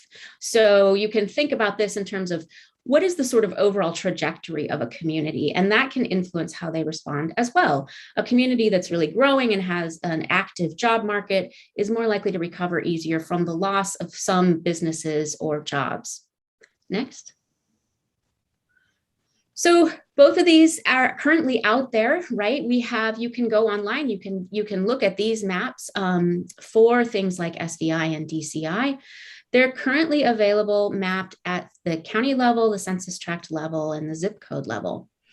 What we want to do to meet the requirements of SB 762 is create these indicators using the most up-to-date data and the most accurate representation of Oregon communities. And this is where we feel the existing available maps kind of fall short. I think as everybody who's familiar with Oregon geography knows, counties are much too large to represent communities. The map on the left just shows a screenshot of the SVI at the county level. That's Lane County in the middle. Well, Lane County stretches from Oak Ridge to Florence with Eugene in the middle. And those communities, they're not all the same with respect to resilience or their adaptive capacity. The map in the middle shows the social vulnerability index mapped at the census tract level. The issue here is that census tracts vary in size greatly. There are many, many census tracts in the Eugene area, and then very large census tracts in the rural areas. And then finally, on the right, we have the distressed communities index for Oregon at the zip code level. And the problem with the zip code level is that there's a whole lot of missing data, and that is represented by the white areas on the map. Next. So as I mentioned before, these efforts really rely on census data. And so the smallest level of data that we can get for most of these factors and at a publicly available way is at the block group level. Census geography has a really strict hierarchy that it can be very useful in some circumstances, and I don't want to dive into it, even though it's kind of fascinating. The important part here is that block groups are the publicly available building block, if you will, for every layer of geography that is above it, tract, county, state, and the like. And so what we are proposing here, if you go to the next slide, we have many possible definitions of Oregon communities that we could work with to map these SVI and DCI. County definitions, as we know, they're political definitions, so they're very stable. And the advantage of counties is you can tie it to other types of data. There's frequently health data or other things that are available at the county level that you can't get at the sub-county level. But as we've already seen, they're much too large to really accurately identify community level vulnerability. Census tracts are actually relatively well known and they are relatively stable, but as I mentioned, they are variable in size and there can be multiple tracts in a community if we wanted to consider, say, a community like Eugene or Corvallis. Places and zip codes are very well known. Everybody knows the town they live in, everybody knows their zip code, but they just don't encompass all settlement. And so they're not really going to work to capture the entire landscape, which is what we need to blend this map with our other risk mapping. And so what we're proposing is to explore using a block group aggregation, which we believe is a good representation of community. The downside to this is it has to be created. And so as part of this process, we will be reaching out to stakeholders and other agencies involved in similar efforts to identify if this is truly the appropriate way to go about using this. Next. So when I talk about block group aggregations, this was a methodology developed by Donahue et al. In 2003 for the US Forest Service as a way for the Northwest Forest Plan assessment process to better represent rural communities in the PNW. And so they did this for Western Oregon. It was part of the Northwest Forest Plan area in Oregon. And the benefits of using this system, even though it has to be created, is that it captures rural communities, both a central place and its surrounding area, which many of our rural communities comprise both of those things. And we can represent communities as both points and polygons, which is useful for mapping and for combining it with other information. And we can access all of the information available through the US Census, as well as potentially tie this to other county level factors, because the block group aggregations will coincide with county level boundaries. Next. So this is more just for your information. You can peruse this later. These are proposed indicators that we can use to build an SVI. This is based on current literature and the subject to availability through the American Community Survey and the US Census, as I mentioned. Next. This is just a screenshot. So when you go to actually rank and map SVI, you assign a percentile rank to each indicator for each community relative to other communities in the area. The sum of all these ranks is taken, and then we can order and map these based on their position within percentiles in relation to other communities in Oregon. Next. So our timeline for this, as I mentioned, is to communicate and coordinate with other agencies who are involved in similar efforts. This fall, we plan to delineate these communities in preparation. The release date for the next round of 5-year ACS data, which is what is required for this, is December 2021. So we want to be ready to roll when that gets released in order to calculate both SVI and DCI, rank and map the communities, and then integrate this with the WUI map and the biophysical wildfire risk map. And so with that, the next slide, again, is just references in case you really want to dig into this. But now I'm going to turn it over to Chris to wrap us up.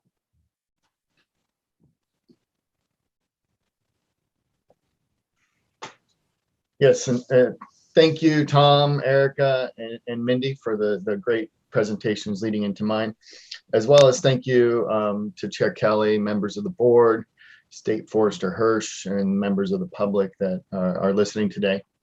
Just for the record, I'm Dr. Chris Dunn. I work in wildfire risk management in the College of Forestry at Oregon State University. And I'm going to sort of step back and take a look at the risk management process, how we assess wildfire risk, and then draw some linkages of integrating these wildfire hazard assessments into communities in both the exposure of the communities themselves, as well as exposure to those socially vulnerable communities. So next slide, please. I always like to start with, this slide, this image of the risk management process. This is a general process that's broadly applied across most business environments, and it's one that we sort of tier to when we try to address wildfire risk as well. Really recognizing, of course, we've identified the risk, and then here we are trying to make this assessment of risk. At that point, we can examine mitigation opportunities and options and implement those. And of course, SB 762 has designated what some of those mitigation options are with respect to homes and community protection. And what we're trying to do is make an earnest assessment, at least of the fire hazard and how it might relate to ultimately the combustion of these homes or other buildings and infrastructure within these communities. But I also wanted to acknowledge that there's a lot more to this process beyond even what we're addressing here in SB 762, and as it relates to the WUI, as we think about the wildlands and broad allocation of both state, federal, and private funds to begin to address and adapt to this wildfire challenge that we're increasingly facing across the state of Oregon, looking down to our southern neighbor state as a harbinger of where we may be in the coming decades. And so here we are today, being very progressive in addressing what our future is likely to look like, so that we are more adaptable and continue to provide a safe and economically diverse state as we move into the future. So next slide, please. The fundamentals of really addressing wildfire risk are that we need to assess the burn probability. So what's the likelihood that a fire is going to impact some portion of a landscape? When that wildfire does arrive to that portion of the landscape, what's the likely intensity when it does arise there? And then conversely, added to that, which makes up the fire hazard component of this, is how susceptible is a resource to said wildfire? And that really, of course, within the urban environment and thinking about, home loss or schools or other infrastructure, the susceptibility really is driven by the structure itself and the condition that it is in, which is what SB 762 does address, as Erica Fisher had identified earlier. And so we see that there, and maybe there is some variability in that susceptibility, depending on how those homes are constructed. While that's something that we don't know in advance from large geospatial data, that's the idea is to get there, at least look at the exposure through burn probability and intensity, and then address whether the home is already resilient to those conditions. Their susceptibility has been reduced either through defensible space or home hardening, and if not, how we can get there so that we better protect our communities. And so we really need to encapsulate these three components. We're narrowly focused here on structures and human-built infrastructure. And so a lot of what we're really doing with the wildfire risk mapping, as you will, is hazard mapping at this point. When we step into the full-blown risk mapping, we're going to think about not only our communities, but other values and resources and assets. And that is a process that will continue on. It will be more reflective of what we want to do in our wildlands or the combustible vegetation surrounding these communities. And that largely will continue as it has sort of fledglingly done to date, in what will hopefully be a more cohesive strategy moving forward. Next slide, please. The process we're going to use is really founded in these quantitative wildfire risk assessments. We, of course, have had one from 2017 here in Oregon and Washington across all lands. And what you see here in this image really is that process depicted to get to the full risk assessment. And it requires, the components of that triangle that I had just identified. And so what we do is we identify the values at risk. As you can see in the upper left of this image, is just a depiction of 4 common values. The P&W QRA from 2017 integrated 26 different values across the state. And so these are spatially explicit mapped values and assets across the state. We can then integrate that with the fire hazard in a couple ways. One, we make an assessment of burn probability using the FSIM, which is a large fire simulator model that leverages, historical weather conditions and the trends in how those weather conditions are changing through time to calibrate the model so that it's reflective of what we are seeing across our landscapes here in Oregon and Washington. That way it's really tailored to the observations and the reality of fire that we're experiencing here in the state.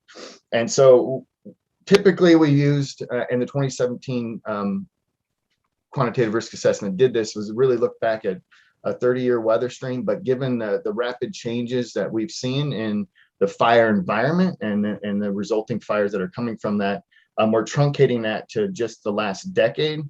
Somewhere around 2010 to 2012, we really saw another step increase or ramp up in fire occurrences here in the Western U.S. As an aggregate, but Oregon and Washington as well. And similarly, we saw one of those in the early 2000s. And so instead of pulling from historical weather conditions that aren't as relevant to today, or certainly not as relevant going into the future, we are truncating that to the more recent 10 years, plus a forecast into 2 years into the future to better represent the sort of the center of the lifespan that we typically think that these risk assessments portend or have for us before we redo it again and run these analyses again. And so we calibrate the large fire simulator to those conditions so that they're very reflective of current conditions. And I've shown maps or have maps that demonstrate how well that represents large fire occurrence here in Oregon. Once we, so we make that burn probability assessment. With that comes a fire intensity estimate, usually through flame length in this case. Now we're going to add in another tier of modeling to better represent that fire intensity using the FLAM map model, which uses the same fundamental fire behavior equations, but with that tool, we're able to look at a smaller footprint at 30-meter pixel scale. Running the FSIM model at 30 meters pixel is a significant challenge just from a data processing and storage capacity, right? So if we split these, the burn probability and the fire intensity up, we can get to this better estimate in a much more rapid time frame. And with that, then we can really downscale that to 4-kilometer grids and really highlight localized weather conditions and begin to get a distribution of the fire intensity that results from that. And that's important because then, like you see up here in the upper right corner, the response functions is driven by that. So how does each of these values, in this case, we're looking at homes and structures and other human built infrastructure, how does it respond to a gradient in fire intensities? And we capture that. And this is just one idealized example in the upper right. This would not be how we would look at the home exposure. It would go in a much more opposite trend where there would be a negative loss and that increasingly negative loss. And I'll show you that a little bit later. Now, we would typically do this for multiple resources. Here, we're focused on that sort of singular community perspective. But as we build out this new quantitative wildfire risk assessment with our Forest Service, BLM, and Washington DNR neighbor partners who have all come on board so that we have an integrated basis for how we're going to address this in a cohesive fashion. We will look at other resources and the allocation of resources based on wildfire risk to address their resilience and protection going into the future. And so beyond what we're doing in SB 762, there's going to be a lot more occurring as we move into the future over this biennium that will be relevant to the Board of Forestry and other stakeholders across the state, but are generally outside of the SB 762 requirements that we're dealing with today. So next slide, please. Now we have and other examples, and what I'm showing here is a Northern California example of some work I did with a broad collaborative group, the North Coast Resource Partnership, to really integrate then that fire hazard assessment that we're getting here in Oregon and of course in Washington with our communities that are at risk. And in this case, they really wanted to look at just burn probability and the estimated number of housing units that are exposed to wildfire. And we have data sets to make these estimates, or will have data sets here in Oregon to make these similar estimates. This is broadly a community ranking. And so really we're just multiplying burn probability by the number of housing units exposed, and then we can just rank that ultimate value for all of the communities within the distribution of that. And in this case, then this metric really is, you could be ranked number one because you have the most number of housing units exposed to wildfire, but maybe a moderate burn probability, or conversely, where you have a really high burn probability, but a moderate abundance of housing units exposed to wildfire. Either one of those could end up ranking you fairly high within this this list of communities that are exposed to wildfire. In this case, we would expand out to Oregon. And then we can rank those, and we can put those on what we call this frontier. And you can look on the outside of this graph, and those communities that fall out on that frontier, or that edge of this figure, really highlight those communities that are at the highest, have the highest exposure, or the highest number of housing units exposed to wildfire. And so this is one way to look at it, ranking communities and their need for addressing that potential for wildfire to really impact their communities. Similarly, next slide, please. We can look at the source of that risk using this data as well, and that's what you see here, where the warmer colors really highlight the wildlands that are the source of risk to that community. And that's where we can begin to expand out beyond just addressing the community internal structure to be more resilient, but to look at that source of risk and begin to address mitigation actions out there, so that the source and the receptor are both moving in concert together towards a better outcome for protecting our communities. So next slide, please.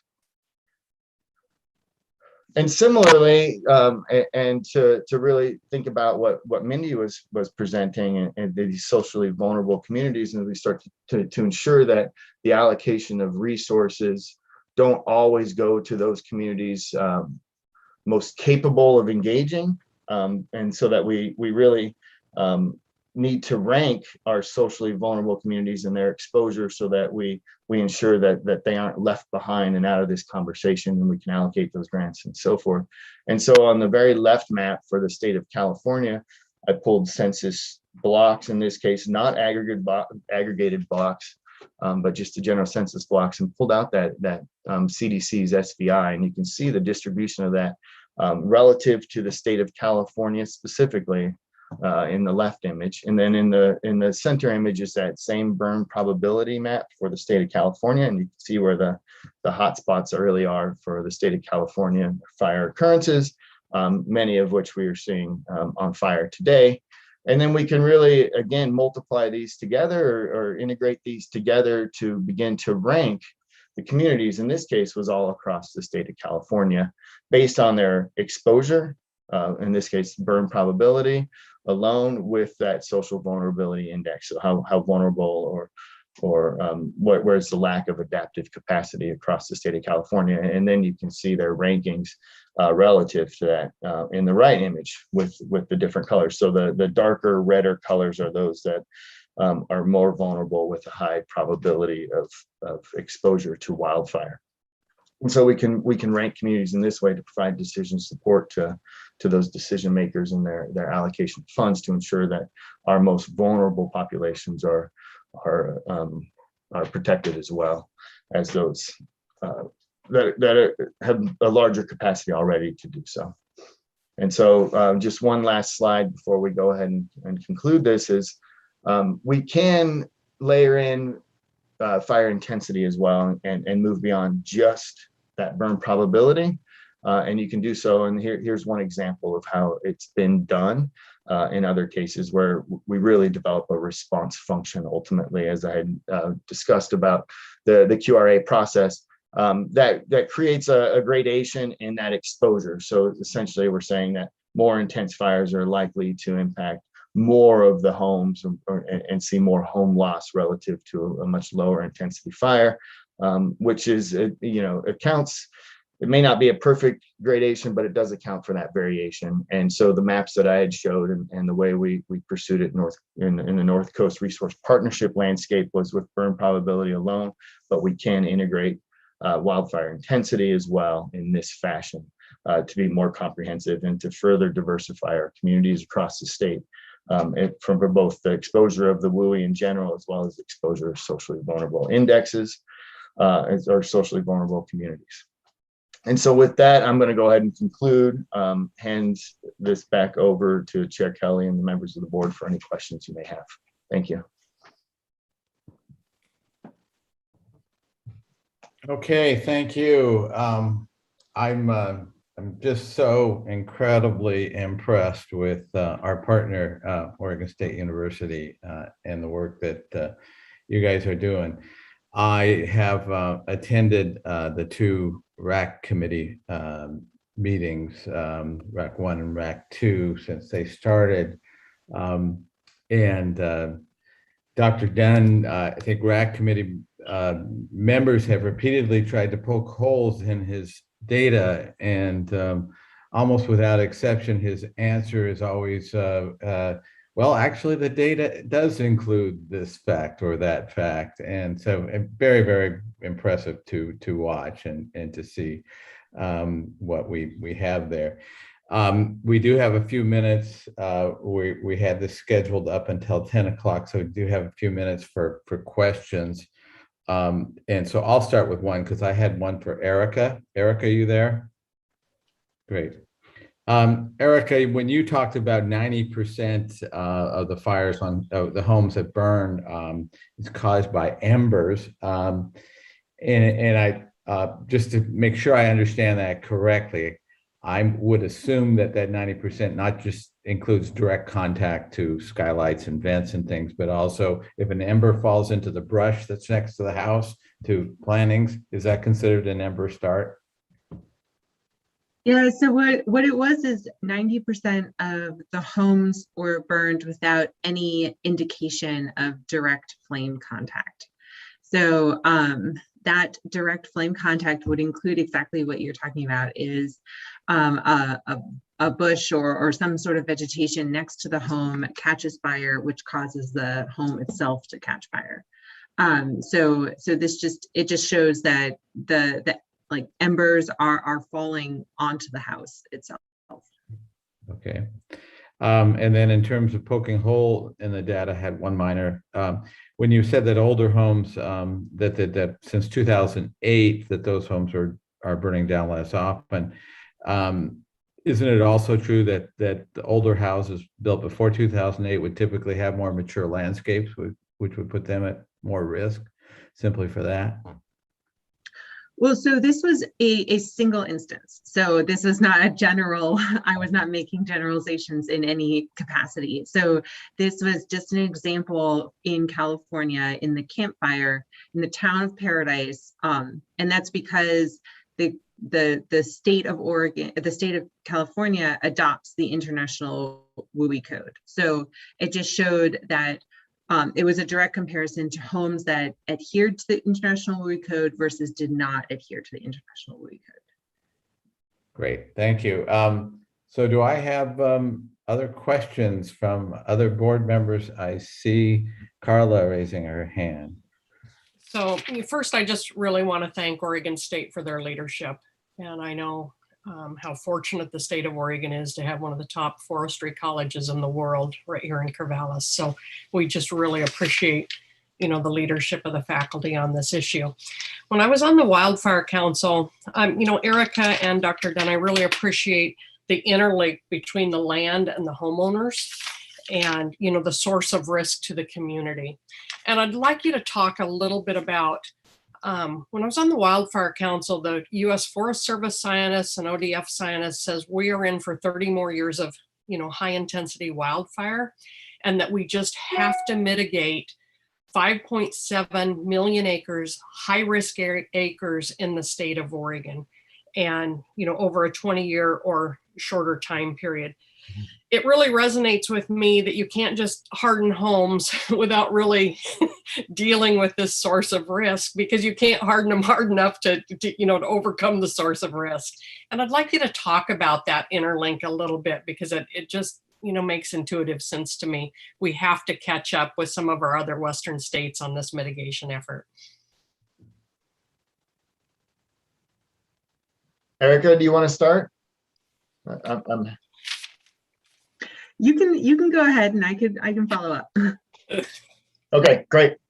Yeah, Carla, thank you for the question. And of course, I think I was sitting next to you quite often in the Wildfire Mitigation Committee, so I know exactly what you're speaking to. Yes, I think when I think about it as here we have a source, and then we have the receptor, and in this case, we're specifically talking about communities and homes. And research does show that the greatest risk mitigation action really is about dealing with the homes themselves for protecting said homes or communities. But homes and communities are, maybe our top value, but one of many values that we place across our natural resources and our landscapes in earnest. And so when we were, with the mitigation committee and thinking about our broader wildlands, there's many other resources that we want to protect and protect from fire. The municipal watersheds are a common one, our infrastructure, power lines, our power generating plants, our sawmills, our timber resources, our wildlife habitat, and the sort. Now, not all of them are differentially exposed to wildfire. Some benefit from wildfire, some benefit from certain intensities of wildfire, and that's really what we're trying to capture here. And so, yes, when we think beyond the communities, when we start to think about the mission of our land management agencies, whether it's the Forest Service or the state forests or beyond, we're really looking at their mission is to protect and enhance and provide, resilient water, clean air, carbon storage, et cetera. And as we think about all of those other values, we start to recognize that there are mitigation actions beyond the community that are important to pursue to protect those resources as well, let alone their potential for at least minimizing the ember showers. Certainly, the fuels mitigation actions that we take is beyond fire, the application of prescribed fire or wildfire being the single best protective strategy that we have. If we don't get to that state and we're looking at thinning and otherwise, it doesn't just stop a wildfire, right? Wildfire can still transmit. And what we're really trying to do is create a more operable environment for our fire service, as well as, the outcomes of those fires to change quite a bit. And it has been shown that there are effective mitigation actions to do so. Just to add into that, so in structural, I'm a structural engineer. So in structural engineering, we have two sides of the equation. We have the demand. So we have what is the load, what is the shock, and how can we quantify that? And then we have the capacity of our structure. So how much strength do we have to resist that load or shock? When it comes to this particular disaster, we can reduce the demand, reduce that shock, right? And we can also increase our capacity. When it comes to fire, so fire, Dr. Dunn was talking about all of these great, modeling programs. They're all based on computational fluid dynamics. Fire is modeled as a fluid. The fluid responds to the structures that it impacts. So it's like a tsunami, it's like a flood. You see the eddies around the structures that the tsunami hits. It intensifies the demand, and fires the same way. So your impact or your structures are actually intensifying the fire, which are our homes, our communities. So in this case, when you when your demand or your shock or your hazard, whatever you want to call it, is a fluid like a tsunami or a flood or a fire, you really have to work on both sides of that equation. You have to be able to reduce that demand, reduce the impact of that shock, while simultaneously increasing the capacity of your targets. And so that's like kind of how I see the two working together. Yep. Thank you. Okay, Brenda. Thank you, Jim. Brenda McComb for the record. That was a great set of presentations. Thank you. That was awesome. Maybe a question for Chris. I picked up on the comment, I think, that you made that you're projecting weather conditions, likely weather conditions 2 years into the future, I think based upon past data. And if that's correct, then why only 2 years into the future, and why based upon past data and not some climate projection? Thank you, Brenda. Appreciate the question. So, you know, there's a couple different things. There's climate, and then we're really talking about fire weather. And more importantly, with the fire modeling, we're talking about fuel moisture contents and wind that really are embedded in that, and then how it you know ultimately diversifies across the landscape because of topography. And so we need the linkages between say what could be a climate metric, which in this case we use the energy release component, and that's really what we're calibrating to as to the amount of fire that is to occur in different regions of the state of Oregon. And so we're linking to ERC, and then with that ERC at some percentile ranking, we can then link to those individual weather variables to actually run the fire model underneath. The reason we go in the past is to use real information. One, we are truncating going far back, the 30-year, say, normals, which are common sort of in the weather research and in our weather service, and truncating that to about the past 10 years to be more reflective of today's current environment. And then we take that ERC trend, so it's on a trend line, it's on a really rapid increase in the Western United States and even more so in the Pacific Northwest than in California, how rapidly that change is happening. And we go out 2 years into the future typically because we think of these risk assessments, particularly the hazard assessment, as having about a 5-year lifespan before we do it again, and then continue to ingest the new information and the new change that we're experiencing across the landscape. And so 2 years roughly hits the center of that 5-year lifespan that we think of these QRAs as having. That could truncate. We may go to a more rapid update where we're capturing, maybe biennial changes. But right now we sort of sit at that 5 years. We don't look farther out than that. And you can look at projecting farther into the future, say 2050 or something. But we have to make assumptions that that ERC trend that we're calibrating to stay stable at that rate all the way into the future. And given that we want to continue to rapidly update these and keep track of all the activities that we're doing, it doesn't seem best suited for this particular question and the need at hand. Thank you, Chris. If I could follow up, Chair Kelly. You bet. So I think this question may be to all of the presenters. So whoever wants to have at it. So given the work that you're doing and the maps that you'll be producing, it seems to me that to Carla's point, the fuel mitigation efforts could be concentrated in strategic areas to try to minimize the risk of structural and other damage, human life lost, particularly to vulnerable communities, but to all communities. Is that an outcome that you foresee?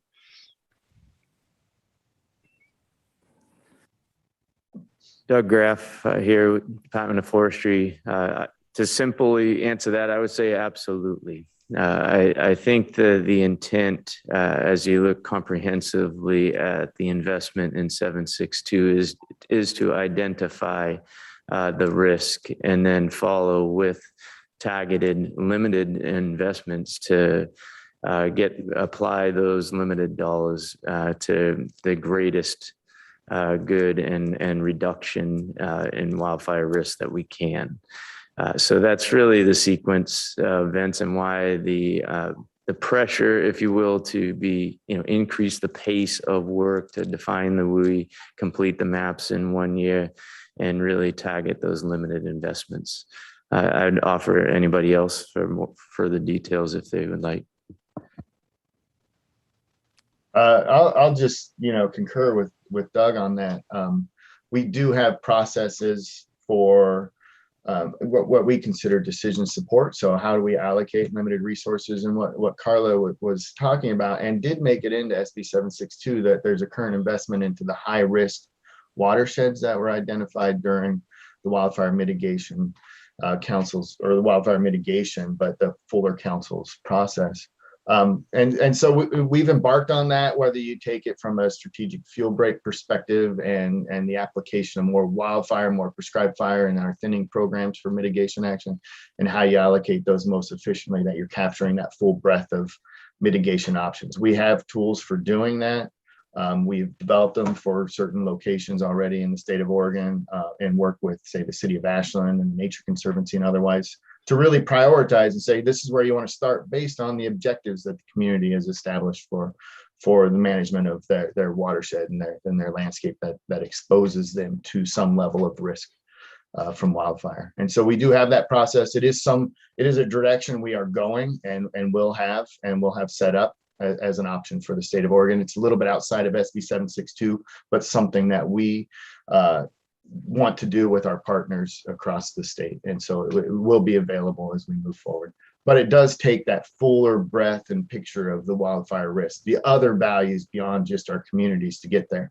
And that takes a little bit longer to develop. So we'll have a lag to getting there after we address the communities at risk and these socially vulnerable communities as well. Yeah, thank you, Chris. Thank you, Doug. And thank you to all the presenters. That was great. So I think we have time for maybe one quick question and a short answer. But we're coming up pretty close to our deadline for our break. Does anybody have a quick? Yes, Chandra. Hi, for the record, Chandra Ferrari. Yeah, thank you for the presentation. And I apologize for this question because I think I may have just got myself confused with some of the dialogue about what's encompassed within the risk mapping effort and the protection of communities versus what we might identify later in our prioritization of mitigation. And I thought on one of the slides that was talking about burn probability, and I think that was Professor Dunn's slide, there was, species and drinking watersheds identified in some of those layers. And so I guess I was just wondering, when you're doing the assessment, and it seemed like a lot of the assessment was based on, structures, just structures and number of structures, is the importance of those structures and the importance of those structures for human health, let's say maybe they are a wastewater plant or, drinking water plant, something like that, incorporated into the assessment when we're looking at identifying a risk scoring, or is that part of the social vulnerability, or is that something that comes later? I just wasn't quite sure. Appreciate it. That's going to be hard to, I guess, summarize in a short answer, but SB 762 and a lot of our charges, particularly right now on this rapid environment, is really focused on the WUI, identifying the WUI boundary, and then the exposure to that WUI. And that's really what Oregon Department of Forestry and the team at OSU and others are really working earnestly to get to. We will build out after that, probably actually starting in January, so sort of parallel to this, a broader assessment of this full suite of values that we have across the state of Oregon. So it's not just the forest, it's the rangeland environment and beyond. And when we get those spatial data sets and those values and start to make an assessment of their exposure as well, so through that susceptibility and the response functions, then we do go through a process of ranking those in their relative importance. Our communities, say we start with communities as having 100% importance value.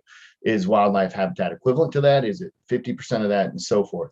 And we work through that process so that when we have a fully, the end integrated metric of wildfire risk across the state of Oregon, it takes into consideration the fire hazard, the response of these individual values or assets to that fire hazard, as well as a relative ranking of their importance to each other. And they could all be equal, they could all be very different. That comes through a collaborative process that we'll build out. Thank you. Okay, what was I thinking that a room full of scientists, you could have a short question or a short answer? Boy, I was pretty goofy on that one, but we are on time and we are set to take a break. We will reconvene in 15 minutes at 10:15. Great presentation. Thank you all. And see you in 15 minutes.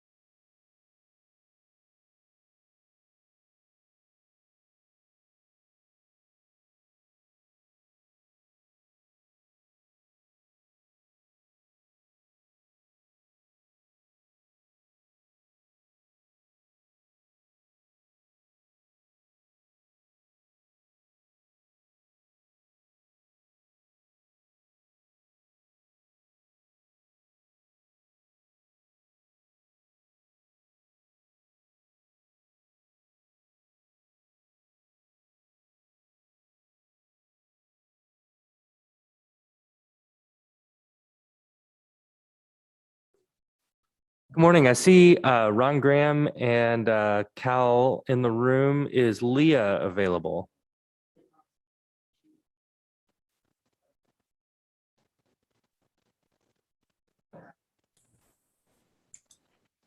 Hey, Jason, this is Ron. Can you hear me okay? We can hear you just fine. Thank you. Very good. Good morning, Cal. Morning. I hear you loud and clear. Thanks. Oh, good. I have a good volume. Good. Fantastic. Okay, I'll go back on mute.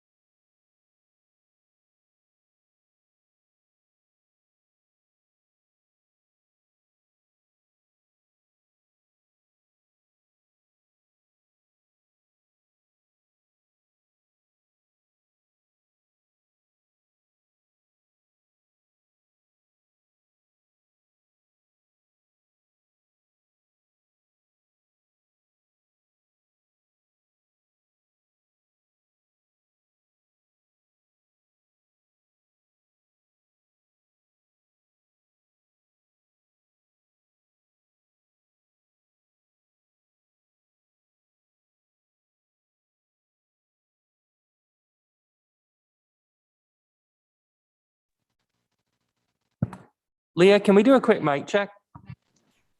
Yep, can you hear me? Loud and clear. Thank you. No problem.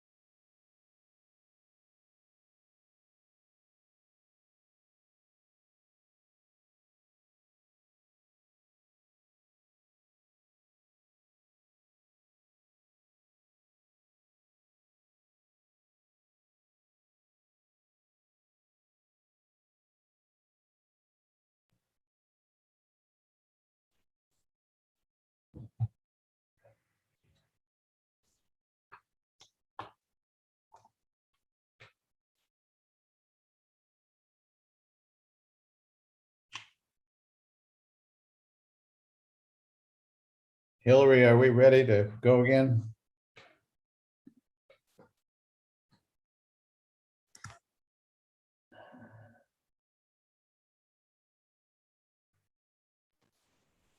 Chair Kelly, stand by just one moment.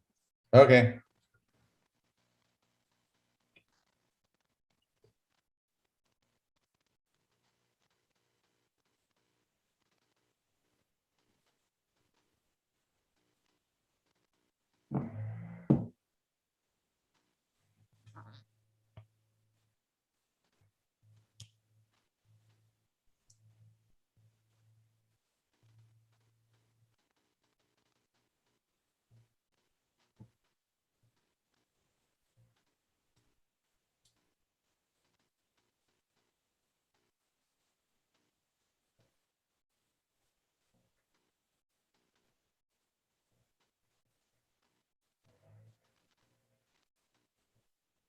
Good to go on our end, Chair, and appreciate your patience.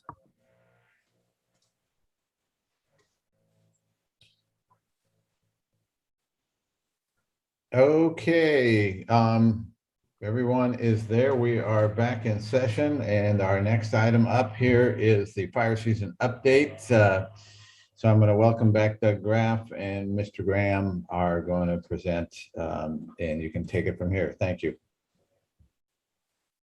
Thank you, Chair Kelly, members of the board, State Forester Hirsch. For the record, my name is Doug Graff. I serve as Chief of Fire Protection in the Department of Forestry.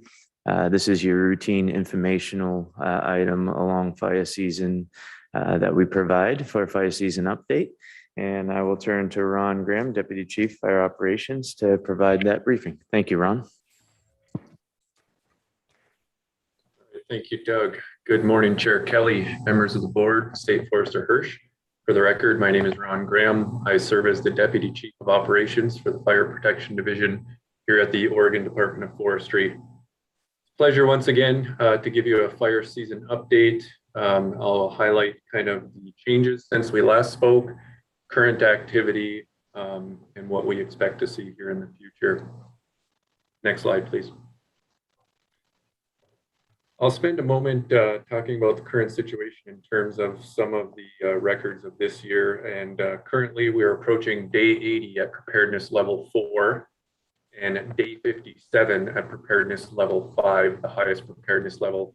That's a record. I think they're both records. The PL5 record goes back to 2017. That was a challenging season for us, as well as the eclipse year. There's less than 50 days consecutive at PL5, so we're well beyond that. And we're approaching 2 solid months at preparedness level 5. I think you're all aware of the stress in the system that creates. That indicates that nationally and regionally, firefighting resources are heavily committed. When you're looking for anything from a firefighter to an incident management team, it's kind of like playing go fish and you're kind of out of luck. You have to really utilize the resources and relationships that you have at that point. Little has changed in terms of our energy release components. They remain around the record high areas, as well as our 1,000-hour fuels remain at record low areas. Those have certainly challenged us this year, as well as the live fuel moistures that have been at near record lows as well. It's been an extremely busy year for us here at ODF. Our incident management teams have deployed 7 times. That equates to 92 days out on incidents for those team members collectively. That's a lot of time away from families and away from our day job responsibilities, especially given the competing priorities we have and expectations now. But that's where the folks that are back at the home offices pick up the extra workloads, and we bring in extra help when needed to continue that work. In terms of the drought, the slide you see here is the drought map. This is not a wildfire risk map like you talked about in the previous session. This is the current drought status and signifies the status of drought across the counties. One thing that does correlate is, we have had problem fires in these areas of the exceptional drought, as well as other areas. We've seen that influence early on this fire season, as again, our fuel moistures really dried out quickly. Control problems, intensity, fire intensity, and long duration fires. Those are all things that are often complicated when we do have extreme drought. And typically when we're in years of extreme drought, those are busy, challenging years for us. That just kind of stands for reason. As of September 2nd, you can see all of Oregon is in some kind of drought status. 27% is in that darkest colored exceptional drought, 50% in extreme drought, 22% in severe drought, and only 1% in moderate drought. 21 counties have official drought declarations, and at least one more requested. I believe there might be an additional one since this presentation was put together as well. The good news is what is changing is there's a little bit of hope on the horizon, and I'll talk to that a bit in the future with the weather slides. Next slide, please. Currently, though, we see a little bit of that relief showing up. As you recall, the June, July, and August significant wildfire potential outlooks had most of the state in red with that increased above normal chance of significant wildfire potential. We're starting to see a little bit of a reprieve as you look at far southeastern Oregon. Some of that's due to the nature of the fuels there, the shorter days, the recoveries at night. But make no mistake, as I mentioned at the Emergency Fire Cost Committee, when I see a white area surrounded in above normal fire potential, I'm a little hesitant in thinking that that's going to be definitely the case. The conditions are very similar. Fuels is perhaps the driving factor in that. Next slide, please. As I mentioned, a little bit of reprieve on the horizon. Please note, these are the 8 to 14-day outlooks for temperature and precipitation. In the 6 and 10-day slides, which I don't have displayed on here, there was little change. We are still seeing pretty much normal to above normal temps overall with below normal precipitation. But when we look out in the 8 to 14-day outlooks, we start to see a little bit of a change in the probability of some normal and slightly below normal temps up in far northwestern Oregon. So this is the first real look at some change, kind of 17th, 18th, even 19th, 20th of September timeframe. Also, if you look at the bottom slide, you'll see the precipitation outlook for that same time. Normal for the southeast kind of third slice of the state there, and slight chances of some above normal precipitation in that far outlook. We're hearing a little bit of conflicting information as far as how much rainfall we'll actually see. What it does look like is probability of some wetting rains over a broader area. It doesn't look like any kind of season-ending event or anything like that yet, as we look towards that kind of, 2/3 of the way through September mark. So not much precipitation on the horizon. It's going to be pretty scattered. There are some chances for some scattered storms and systems coming in. Slight chances of lightning with some of that, slight chances of precipitation, but nothing significant. Again, what we are seeing is we're seeing shorter days, a little bit more favorable weather, a little bit cooler weather at night. I know over the weekend down in La Pine, some of that country, it was down in the mid-30s, and at least better humidity recovery, than we were experiencing through the height of fire season. Next slide, please. So we've been under heightened fire danger all season.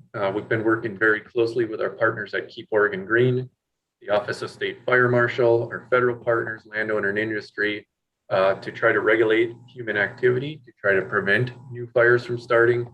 ODOT is a key partner in that with their visual reader boards along the interstate system. And in August, we employed those to let folks know about the extreme fire danger. That's been a great partnership and a great way to get the word out and try to prevent those human-caused fires from occurring. Next slide, please. Taking a little bit of look at some of the fire activity since we spoke last. This is the Fox Complex, which was comprised of the Patton Meadow fires and the Willow Valley fire. Both were lightning-caused fires. One kind of southeast of Klamath, the other one right outside of Lakeview. Patton Meadow was right outside of Lakeview. They had a storm roll through. They put down 2 lightning strikes, and 2 fires immediately resulted from those 2 lightning strikes. It was one of those kind of dramatic situations where you could see the indicator of the strike, and we had 2 positive confirmations of fires. Patton Meadows posed the biggest threat, obviously, and you can see the fire behavior there. Another challenging fire in Lake County. We did have to employ an ODF incident management team. So one of those 7 deployments, this was Team 3 Link Smith IC. And this fire did qualify for a FEMA Fire Management Assistance Grant due to the threat to Lakeview and surrounding communities. The Patton Meadow fire grew to 8,930 acres. A lot of that growth very quickly. And the Willow Valley fire was held at 824 acres, and that was all primarily on BLM land just above the California border. No threat to public or values at risk infrastructure and homes. This is great work, challenging fire, great management by our ODF team. And that is a theme you will hear me say throughout this, is the success of our ODF incident management teams.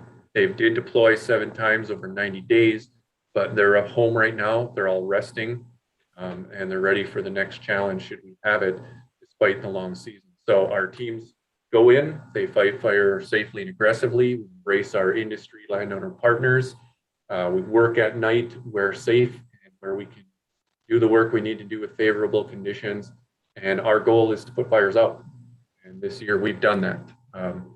Fires on ODF jurisdiction are not on the map right now. So that's good news for us. Next slide, please. Ron, Doug here. Largely, you're coming in very clear, but you're breaking up here and there. So just maybe closer attention to the microphone. Thanks. Copy that. Thank you. Next one is the Skyline Ridge Complex. Skyline Ridge was declared 100% contained on August 30th. This was in Douglas Forest Protective Association jurisdiction. There was 19 lightning fires in this fire complex. They started on August 1st. Skyline Ridge Complex was 5,760 acres. Again, another one of those examples of our ODF incident management teams coming in, doing the work, getting these fires off the landscape so that resources could be shared and allocated elsewhere. Next slide, please. This fire is the Cedar Butte fire up in Tillamook on the Tillamook State Forest. Really challenging ground. What you don't see on the backside of that ridge is some pretty significant steep slopes, rocky country, nasty ground to try to put firefighters in. This fire had conditions lined up a little more with the weather, certainly could have gone over the top and gone on and on to the next ridge and been another incident management team fire impacting our jurisdiction. This one was on August 13th and was held at 74 acres. A local type 3 incident management team and group primarily out of Northwest Oregon was successful on this fire. So another great piece of work by ODF resources. Our severity resources contributed significantly here as well. Next slide.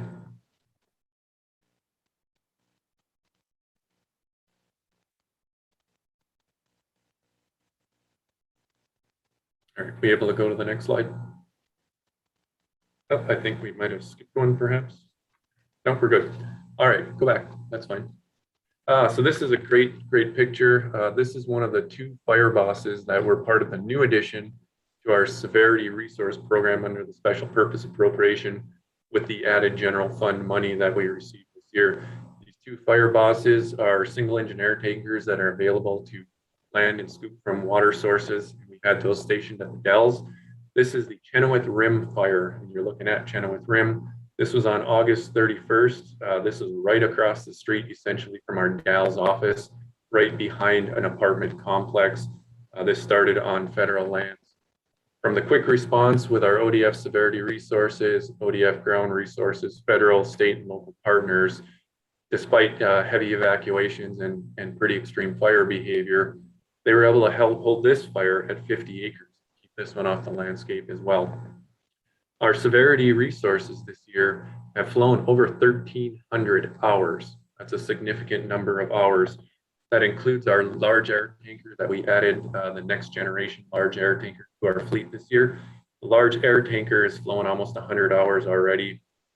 Of those 1,300 plus hours, almost 700 hours are flown on federal incidents, supporting our federal partners, looking out for ODF jurisdiction and protection, helping them be successful. When we share our resources across boundaries like that, we do recover the costs for those incidents and those flight hours. So that's good partnership as we have those resources available. We did also call on a National Guard to support our severity program, and National Guard helicopters flew 150 hours, as well as we employed their firefighting hand crews, traffic control safety points on the Rough Patch Fire.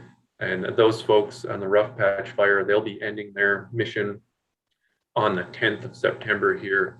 And that will mark the release of all Oregon National Guard personnel from our incident. So that's good news from them as they have current missions to support COVID-19.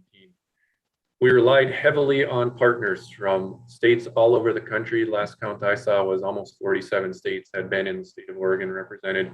We had direct relationships with the state of Michigan, Florida, New Mexico, Alaska, and several of our other compact state partners. The Office of State Fire Marshal, our industry partners, landowners, contract firefighters, local firefighters, all played an important part in keeping these fires off the landscape and becoming the next large fire on the landscape. Next slide, please. So as of yesterday's date, the September 7th date, fires on ODF protection for year to date, you can see our key performance measure. We're at 94%, slightly below our average of around 95. Our target is 98, keeping fires at 10 acres or less. You can see we've had over 190 lightning fires, over 166,000 acres burned due to lightning. That is more than normal trend. Lightning tends to be the driver of our acres burned. Last year, recall that was a little bit of an anomaly because of the human-caused fires that we saw during Labor Day.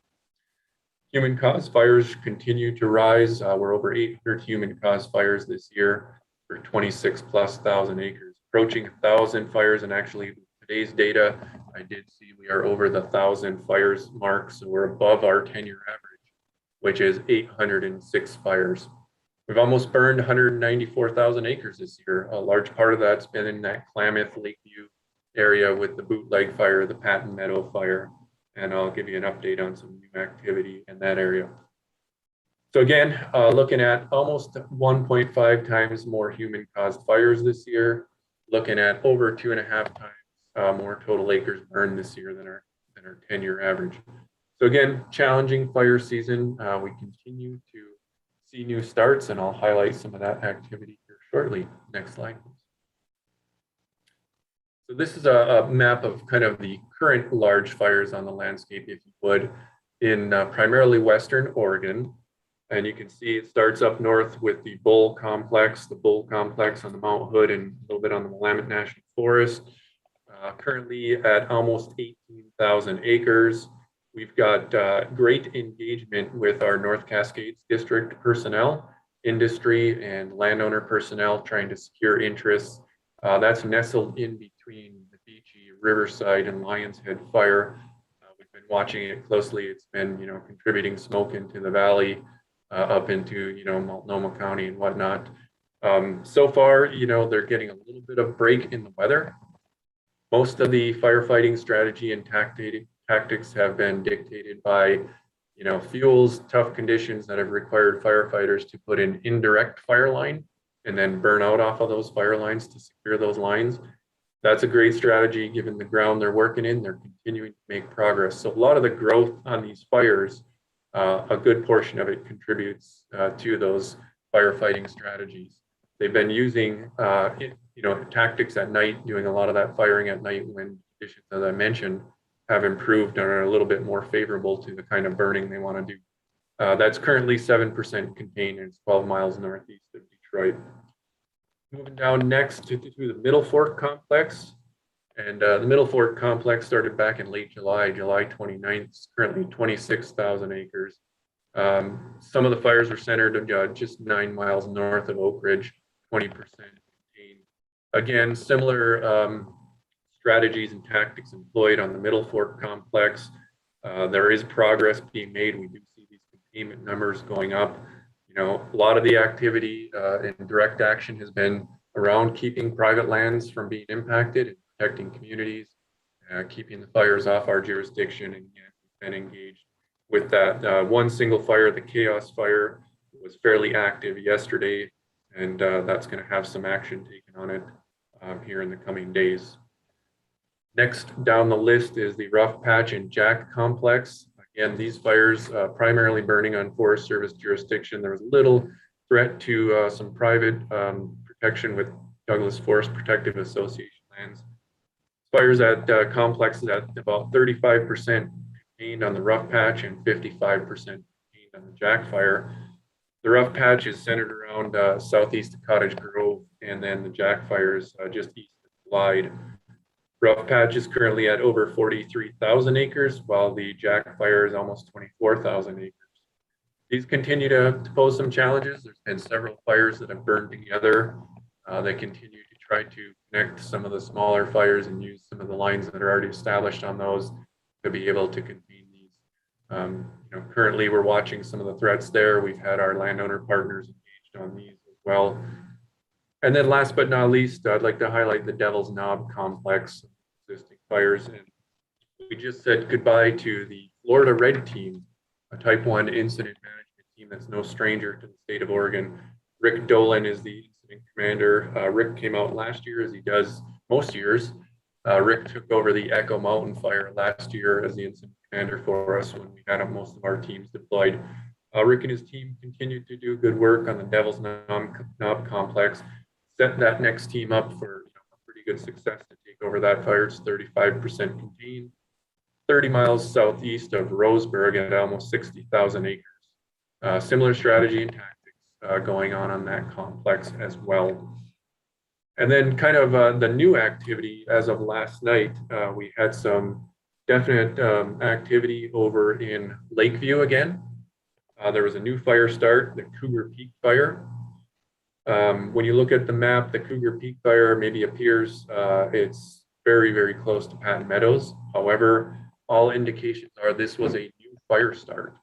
And it is primarily on Forest Service lands, approximately 3,000 acres, less than about 5% ODF protection involved there. There has been a Pacific Northwest Type 2 team ordered, and they will show up and get in brief later today and take over command of that in the next couple of days. Significant fire activity. Most of the pictures through nighttime activity had very active burning. There's a lot of wind influence in that country, and the wind was definitely driving and dictating where that fire was going.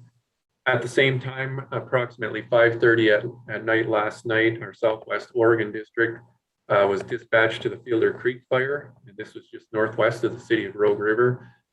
This fire actually caused significant concern for us. This was all on ODF protection, given its proximity to the city of Rogue River and the surrounding subdivisions. There was homes immediately threatened. This fire had high potential. Fortunately, we had our severity resources and district resources in place for a heavy and efficient ODF response out of the Southwest Oregon district.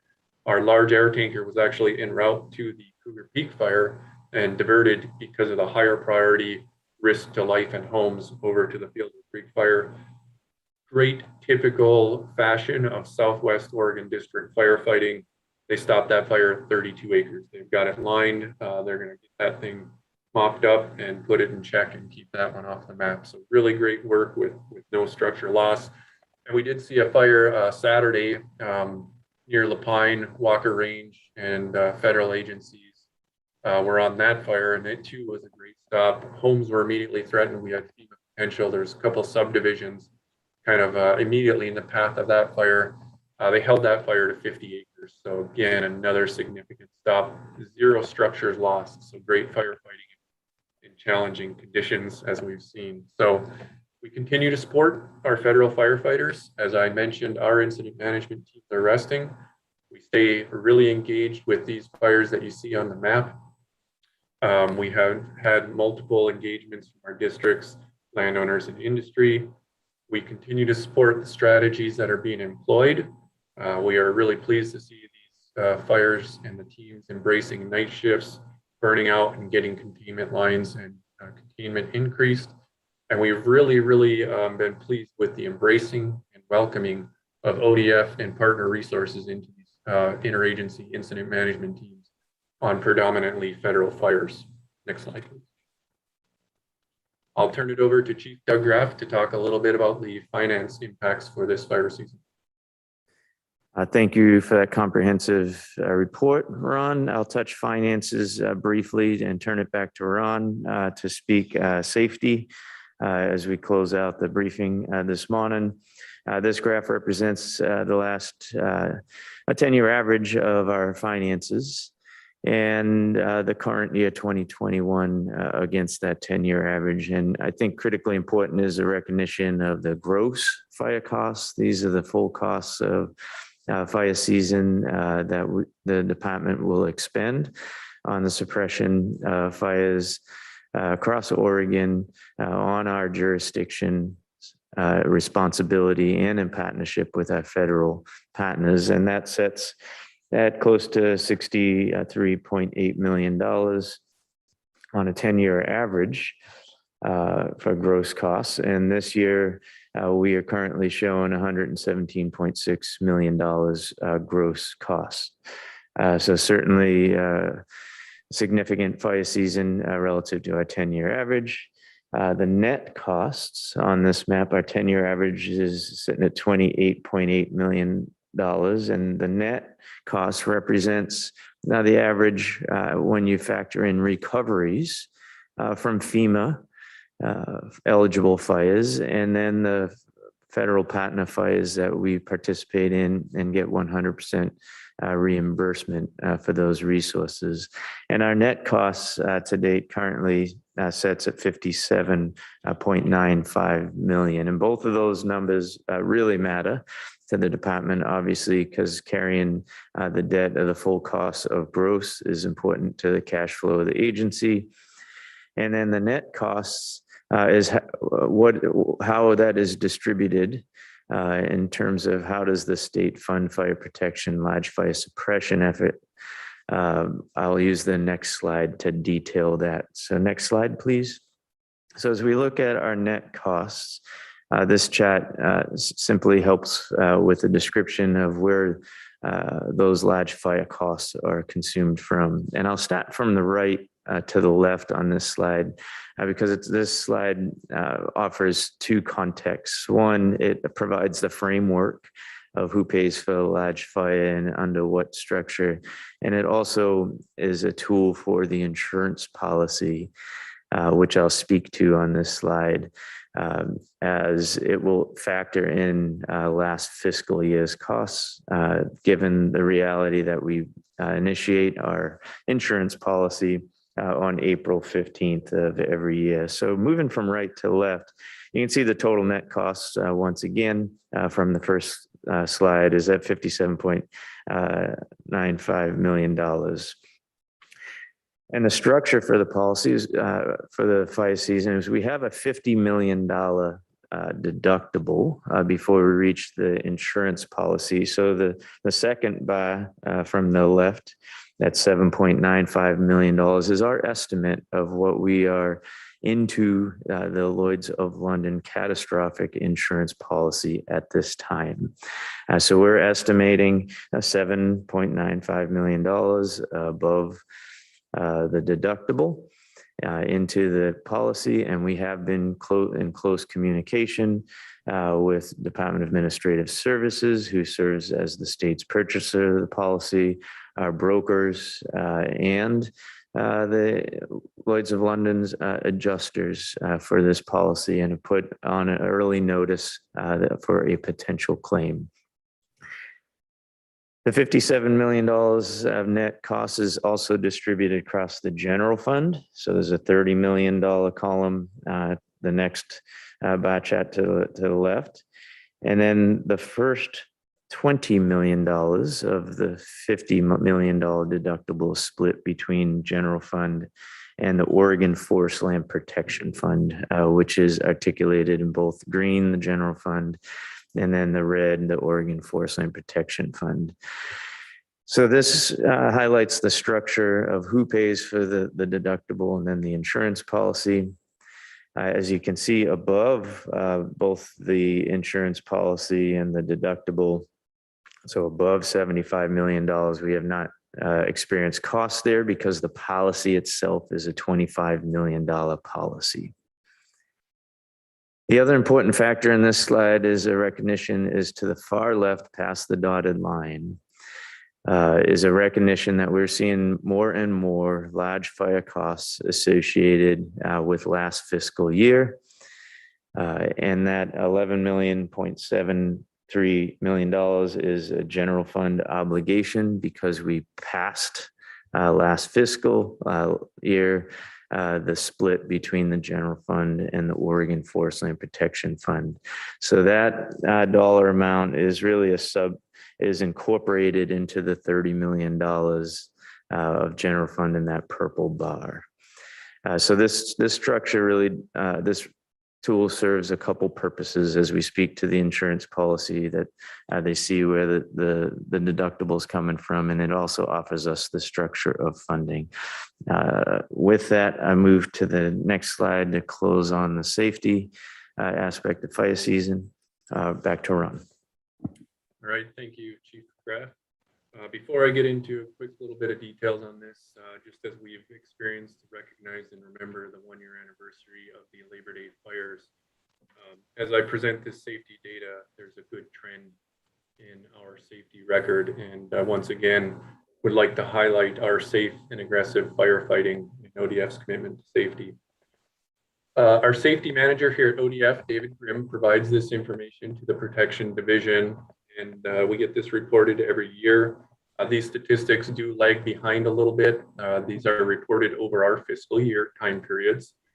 Over the 5-year period demonstrated and displayed here above, total hours worked varied from its lowest at 2018, as you can see, and that was at about 1.55 million hours, to this year, the highest in the 5-year period at 1.77 million hours. That's roughly a 7.5 increase from lowest to highest. So as we've seen significant increases in exposure, next slide, I'm pleased to see that we have not seen significant increases in injuries. So for the most part, our injury claims are typically correlated to the amount of time that our employees are working. As I said, you would think typically the more hours and exposure worked, the more injuries and claims. But we've had great attention to safety, and we have been able to keep injuries in check this year. And we are currently sitting at 61 injuries for this fire season. 2018. So remember this, 2018 from the previous slide, fiscal year 2018 was the lowest exposure hours, but it was the highest injuries, 81. This year we had the highest exposure hours, and we are sitting at 61 injuries, which is very close to last year. And you can see over the last 5 years, 6 years, it is tied for, arguably second lowest. So good safety record once again. Next slide, please. Our claim frequency rate. This is typically based on the number of hours worked and the number of injury claims in a given fiscal year. This is the standard way injuries are reported, and they're reported by per 200,000 hours worked. So for this year, 2021, there's 6.9 injuries per 200,000 hours worked. In 2020, it was a similar year as far as number of hours and claims, 7.61 injuries per 200,000. And back in fiscal 19, 8.32 injuries per 200,000.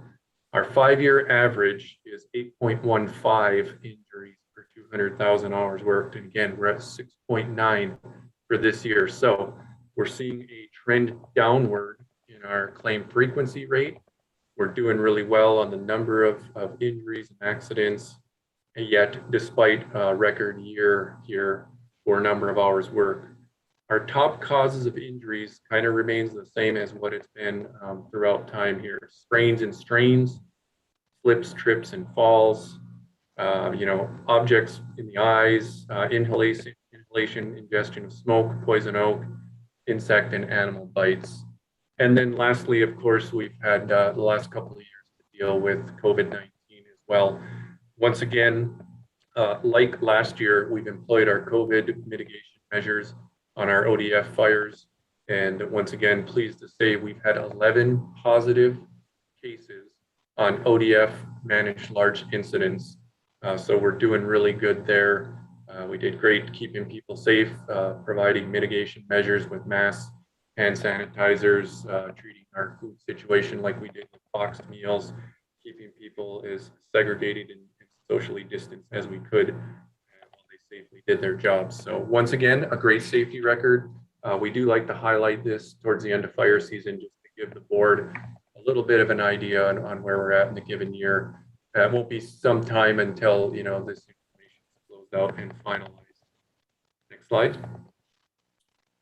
Just in closing, looking at our complete coordinated system, and once again, thanking all the local, state, federal partners, industry partners, landowner partners, contract firefighting resources, our compact states and provinces, all that it takes to make the Oregon complete and coordinated fire protection system.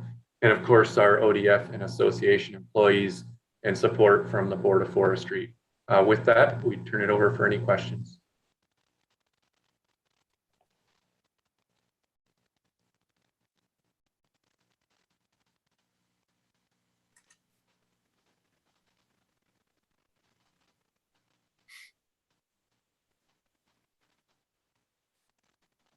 I think you're muted, Jim. Oh. I see that Brenda has a question. I think Carla was before me. Carla, go ahead. Oops, you're muted, Carla. Thank you. Twofold question. I was down on the Skyline Ridge fire, and a couple of things that really caught my attention is we had put in for 35 to 40 heavy equipment operators, and we're only able to get 12. And I think every business out here realizes just how short labor is. And I want to be sure the board, as we look at all of these fires, that we have a really good understanding of how short we are on total labor capacity in terms of trying to meet the demand of, increased demand of these fires. And I think that along with that, we're really going to need to put the, focus down on capital labor substitution in light of not being able to get the labor we need. So I'd just like to really highlight that we need more information on how short we are. My second question, and I don't expect an answer, but I would like to take a deeper look at this. It strikes me we've spent $250 million on premium payments for this insurance policy over the last 10 years. And I'd like a good analysis of how much we've collected since we've now been through 10 of our highest fire years, and maybe have our financial team give us a reality on, or a good financial analysis on this fire insurance.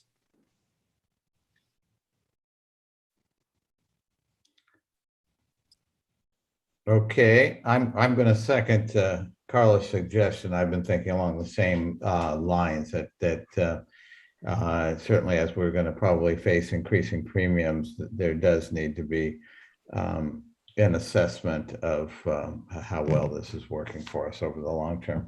Brenda, you've got a question. Yeah, thank you, Jim. Brenda McComb for the record. First of all, thanks for the very detailed overview. And I just want to ask a question about the safety component.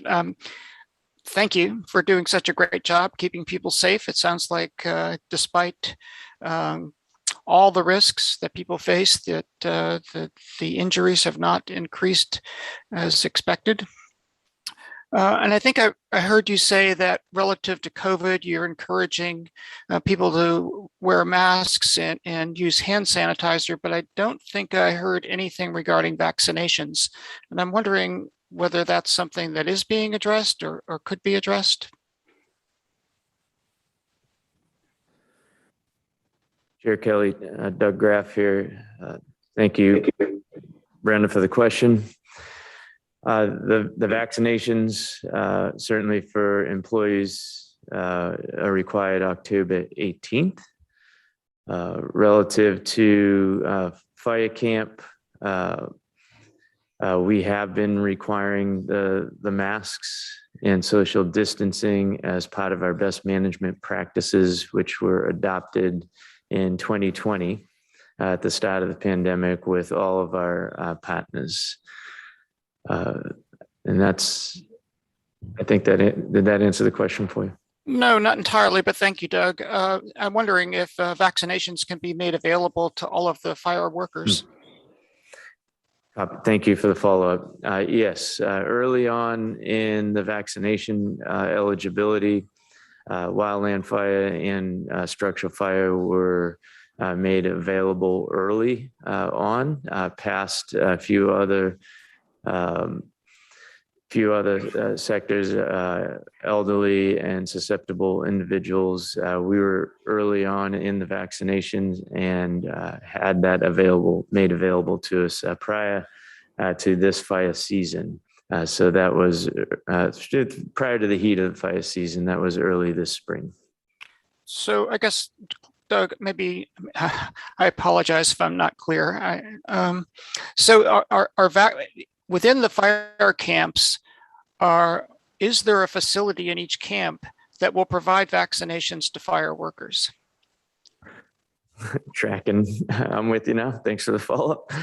Currently, we are not providing vaccinations at fire camp. The eligibility is still available for individuals interested in that through the local counties. One of the challenges as we've considered implementing a program like that is the follow-up sickness that can occur and the downtime of that would follow up with vaccinations depending on how people respond to that vaccination.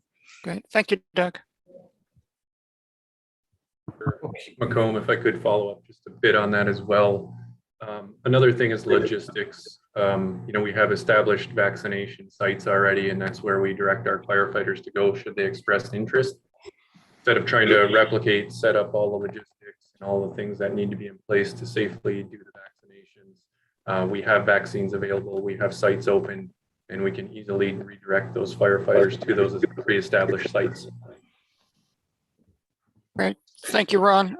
Yeah, it just seems to me that given the circumstances, even though you're working outside, using all tools in the toolbox to be sure that people are safe would be just a good idea. Thank you, then. Okay, we're running a little over time here. Joe, have you got a quick question? Yeah, real quick. Appreciate the safety rundown. I think past board member Mike Rose, really appreciate that. And I really also appreciate your attention to talking about severity resources and what you brought up in Southwest, what happened there. I think that's a very big deal as a landowner. And I just want to make sure the board understands how much of a big deal that is with those severity resources. I guess I would like, as just kind of a follow-up, and I don't expect an answer right now, would be somewhat more of a breakdown of the severity resources to remind the board how that's being paid for out of the fund, out of the Forest Protection Fund, and also how you're sharing those resources and how that overall business is working together. I think that's really important. That's been a very valuable tool that's been used to buy time, to put fires out like you talked about in Southwest with their resources. And I'd like to more make sure we understand how that's being paid for and how those resources are being shared and kind of that whole business, if you will, that whole part of our business and how that's working. Doug and Ron, I appreciate that. Okay. Well, I think we'll wrap this up, and I'm also was thinking about Mike Rose, our former board member, who always brought up the issue of safety, and thinking about how happy Mike would be to hear those safety numbers. So congratulations to you guys on that. And with that, I think we do need to move on to the next agenda item here. Unless there's any other quick questions or comments. All right. In that case, we next up on our agenda is the MGO, the implementation plan progress, and that's going to be led by Bill Herber. Bill, are you with us? I am, Chair Kelly. Good morning. Good morning. Take it away.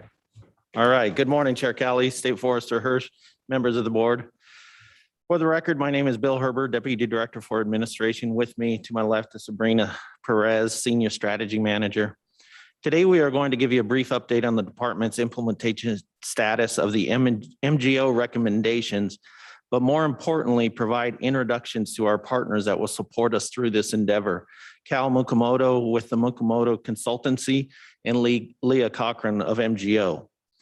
Last June, we touched on the assessment and recommendations performed by MGO, as well as unveiling the department's implementation management plan, our roadmap to addressing the observations made by MGO. Since then, the department has started its 21-23 biennial budget. Within that budget were investments to help the department ensure success with this implementation.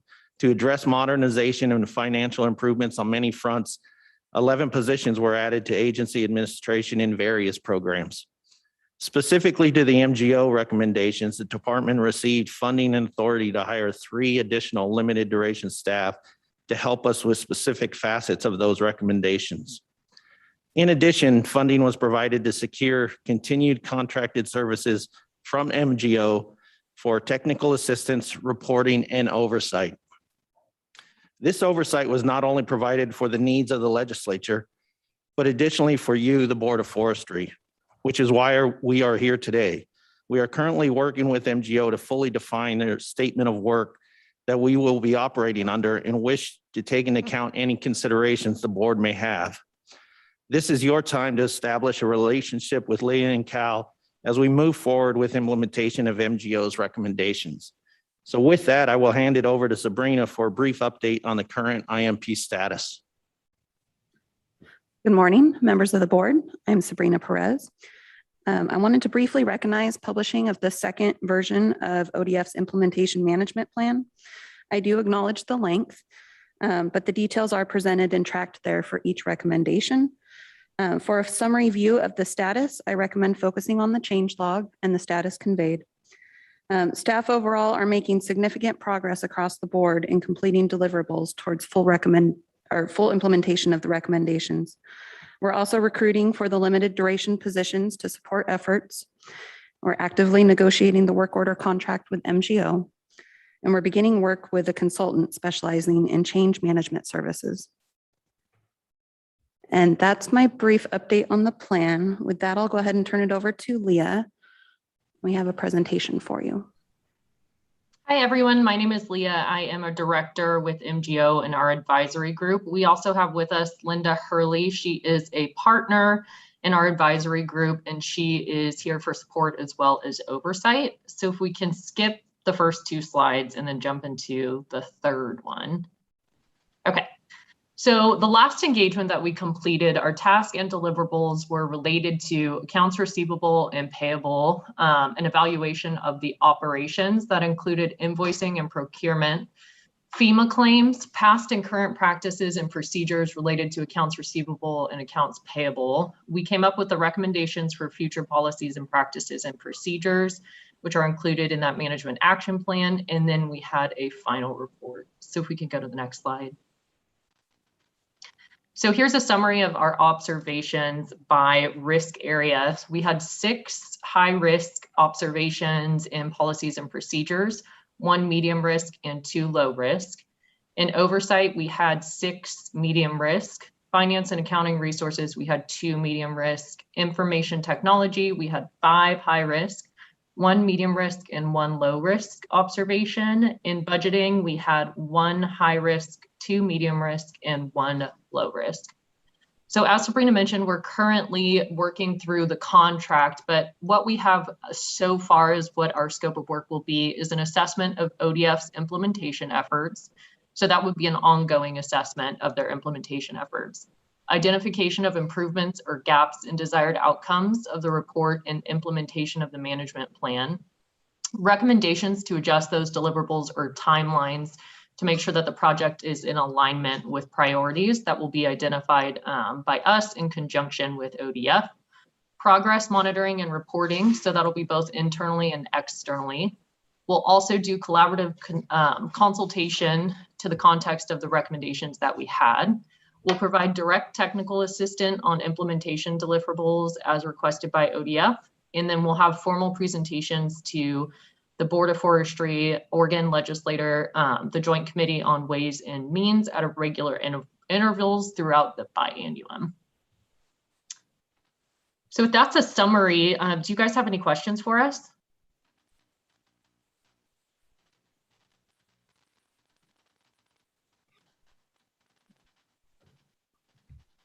I'm not hearing any.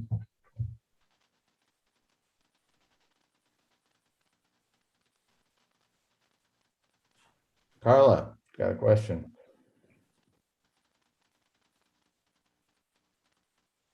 I think you're muted, Carla. I'm sorry.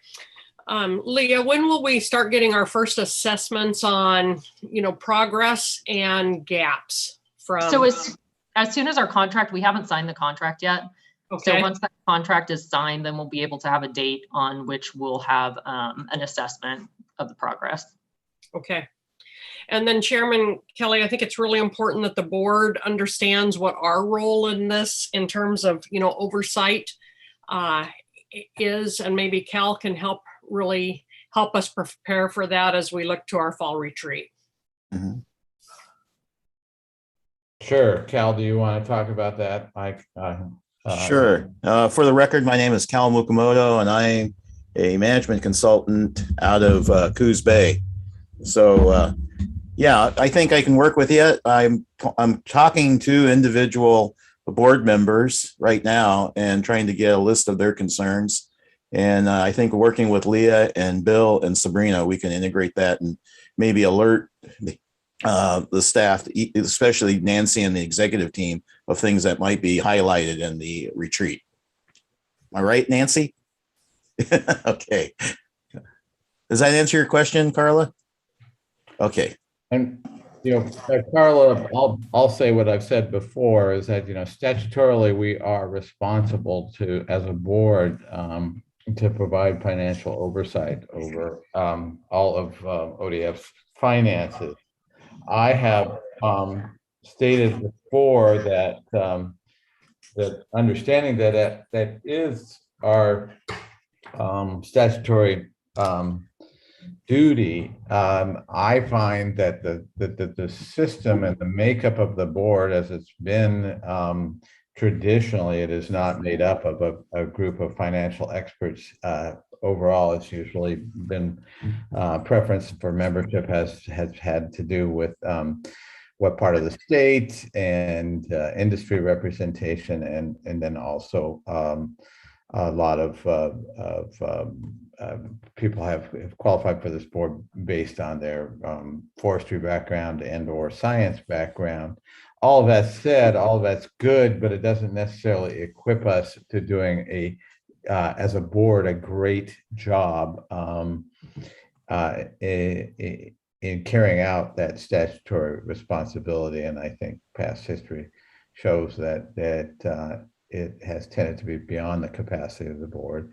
I'm thrilled that we have, someone like Carla who brings a lot of expertise and is helping us out a lot. I still continue to wonder and bring up what we can do to fulfill our responsibility better, whether we are able to perhaps create a subcommittee that advises us periodically that would be made up of financial, CFO level people with sophisticated financial backgrounds who are really capable of looking at the complex finances and advising as well. So I'll still just throw that out there for everyone to consider. I think it is an unresolved issue that for the most part is beyond our capacity. I think if we're fooling ourselves to say that we can that we have the time and or the expertise to do a really great job of that statutory responsibility.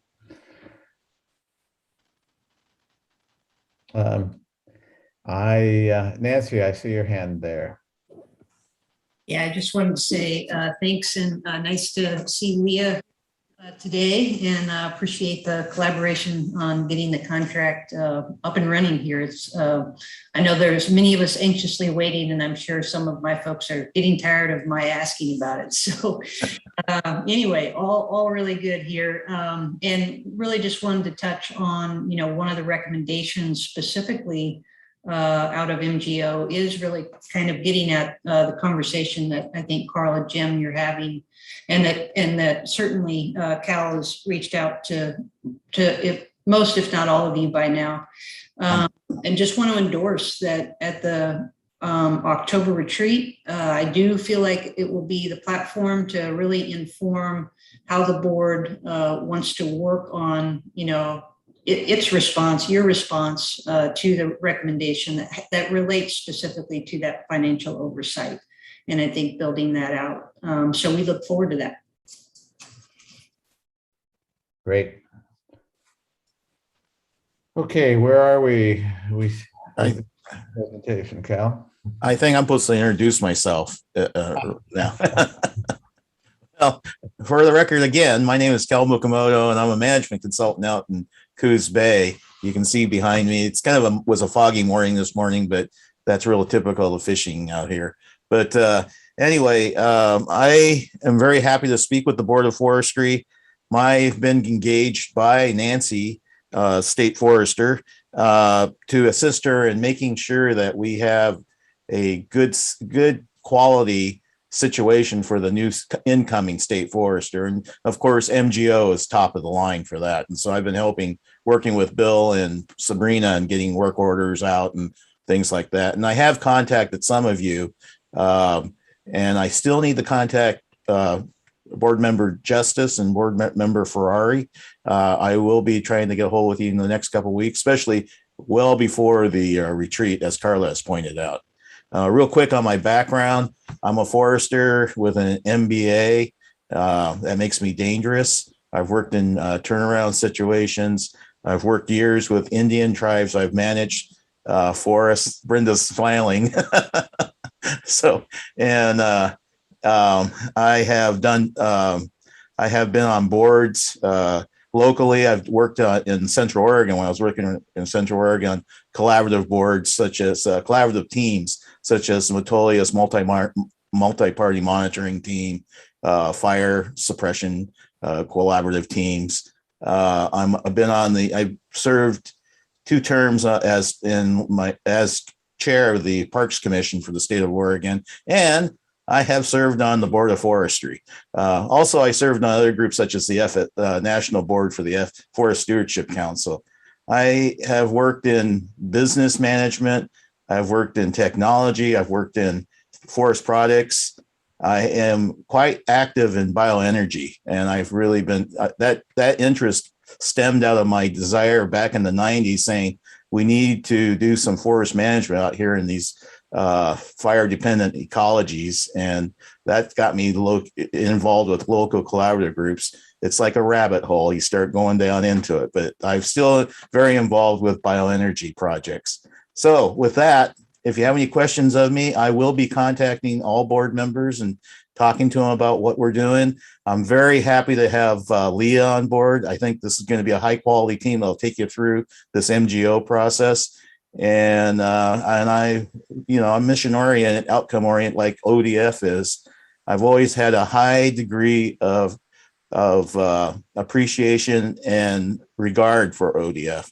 And my short time being back, I don't think the people of ODF has changed that much. I think what happened here was extraordinary circumstances outside of them, and we all are now reacting to it. And when I was at the Parks Commission, we had similar issues. We had the big fires. We had the COVID, and I was talking to Lisa Sumption, the director there, and I was going, these are just record issues and yet I see the strength in ODF. I see the people. I'm very happy to be working with them. So thank you. Cal, we're very lucky to have you, and thrilled that you're there doing that work. And you're absolutely right. I think, a lot of these systems at ODF work just fine for many years, even though they appeared to be patched together in many ways. And yet with climate change and with this a new fire reality, the whole world has completely shifted. So that's exactly the right way to approach this and to look at this. Carla, go ahead. Cal, thank you. And, I really appreciate MGO's leadership and support. And I think this is going to snap back really quickly and get into alignment with the leadership that we now have on this. So thank you, Cal and Bill and Nancy, as well as MGO. But I think, one of the things I really want to spotlight and make sure the board is just so fully aware of even if all 28 of these items are fully implemented and running smoothly, which I know they will be. In the last fire report, we just said we have 117.5 million of big fire expenses that we need to finance. We're 2 months into our new biennium of a $522.1 million budget. That's 22.5% of our budget in 2 months. And so next year, you know, the second year of that biennium, if we have a big fire season, that's where our cash crunch comes crunching down, no matter how well we handle these 28 items. Cal and Bill, I would just really like to see a one-pager that keeps all of us really informed of these big numbers and cash flow. And I've talked to Bill about that, Cal, and because you can just see if we have another big fire year where we're going to land, and we need just a really good one-pager to keep our treasurer and e-board and Ways and Means partners really up to date on what those numbers look like. So thank you. Okay. I'll second everything that Carla is saying, and it is important that we keep reminding ourselves that in this new reality, we still have a financing system for our large fire costs that doesn't begin to deal with it. What is it, $10 million per year, and that we will, unless there is changes at the legislature, we could be so easily back in trouble before too long. And, you know, my goal and the way I put it is that we needed to get to the place where we could be a credible partner sitting down at the table, talking to the governor's office and talking to the legislature. And I'll just keep repeating that. And as I've said to you, Cal, that I look at that in a very basic way. You become credible if you can say, this is how much we owe, and this is how much we are owed. You know, just the most basic piece of finances, and we were not able to do that, and we really have moved tremendously, and so I think we're entering that phase where we can be that credible partner as we sit down. Yeah. No, Chair, may I just make one comment? You betcha. Yeah, I agree with you wholeheartedly. You're singing to the choir here. In my experience as a turnaround managing turnarounds, you don't know how many of these business turnarounds was involved where we just did not understand cash flow and actually the actual cost of their product. And that's, I think those same principles revolve around here. Are there any other comments?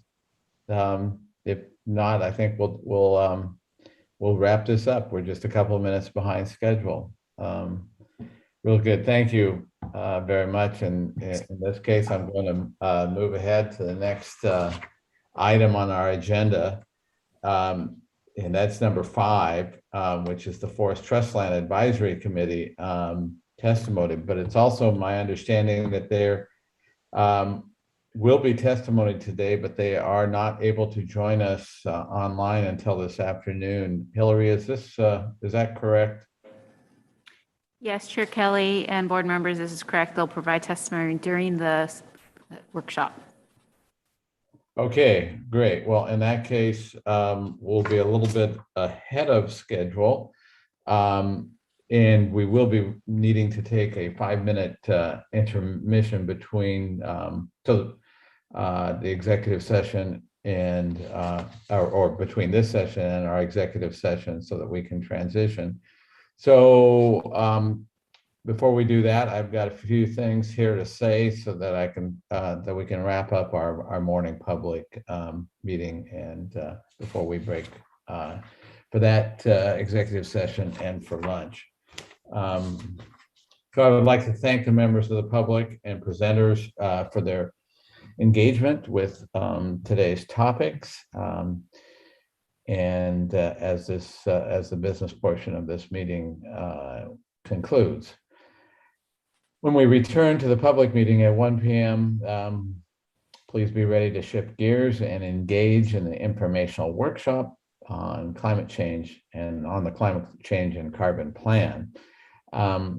We will be hearing from quite a few voices with different perspectives, and I encourage the board to fully participate as best you can in this virtual environment. Members of the public, we encourage you to return and tune into the afternoon as well.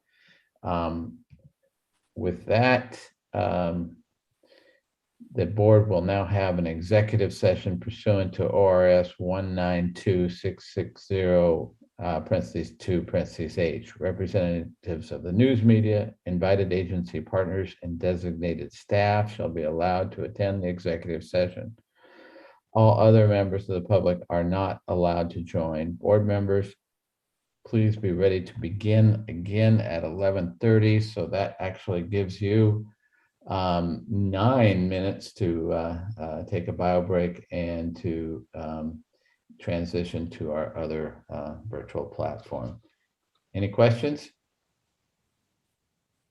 In that case, the morning session here is concluded and we'll be back with the public at 1 p.m. Thank you.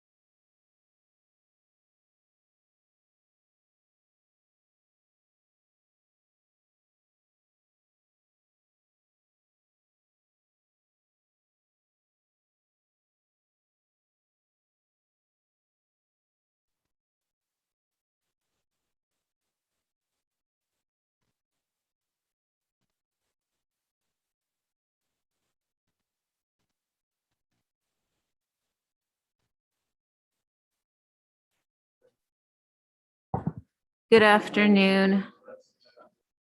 I'll be doing video and mic checks with those who have logged on.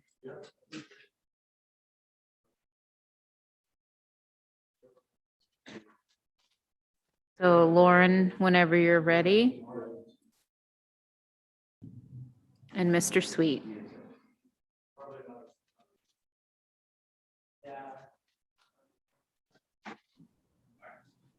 Sorry, I just unmuted. Could you repeat what you said last? Sure. I'm just making sure I can do a quick video and mic check with you all who've just logged in. Yeah, I can hear you fine. My connection's a little slow though, so if it's okay, I'd like to leave my video off. Completely fine. Thank you. Danny, go ahead and do a quick video mic check when you get a chance. Can you hear me? Ooh, wow, loud and clear. Is my fan too loud in here? It's a bit loud. Can you use your noise reduction? It should be on, but I'll try it and test it again. Okay. And Robin, video mic check. I see video. Hi, everybody. Can you hear me? Loud and clear. Thank you. Thank you.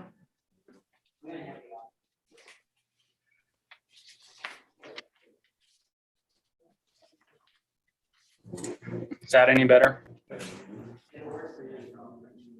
Can you hear it? It's better. Okay. I can also use earphones if need be. Keep them on standby. Okay. Danny, I cannot recall whether you wanted us to control the presentation or whether you'd like to share your presentations from your desktop. I can just share it. I'm in my office, so there shouldn't be any connection issues. Copy that. If that changes, let us know. Okay, I've got it all pulled up and ready to go. Wonderful. Commissioner Sweet, I see that you've joined us. Whenever you get a chance, if you could do a quick video, a quick mic check. Okay, how's that? That sounds good. Can you hear me? All right. I think we can hear you loud and clear. Good, thank you. Thank you. I'll put you back on mute. I'll mute myself. Appreciate it.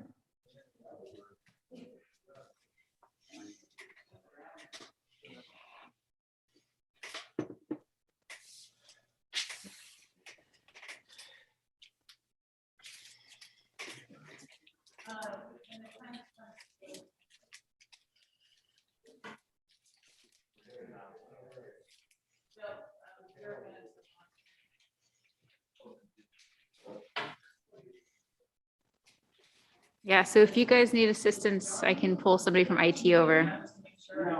Yes, because you can always disengage your video.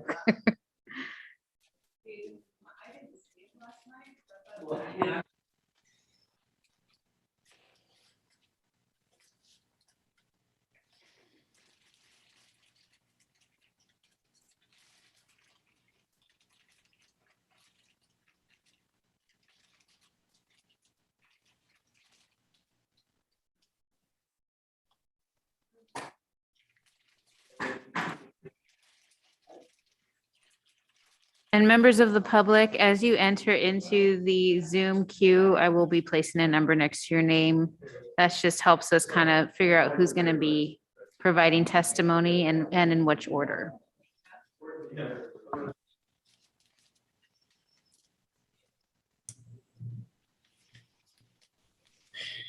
Hi there. I just wanted to test my audio, make sure it was working.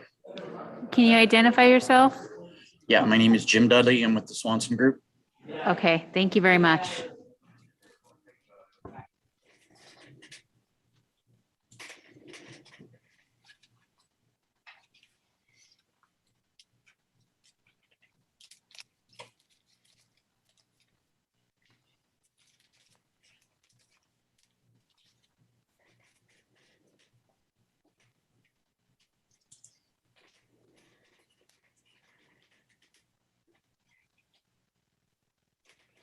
Robin, would you like me to title you Oregon Consensus Facilitator or NPCC Facilitator?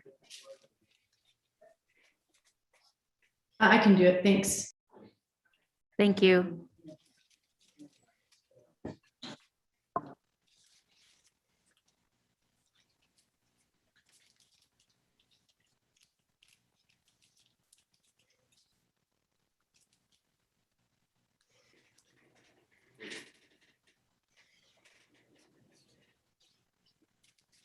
Can the owner of a phone number ending in 3403 please speak up and identify yourself? Yes, this would be Commissioner Dave Yamamoto, Tillamook County. And I'm using this as a backup only.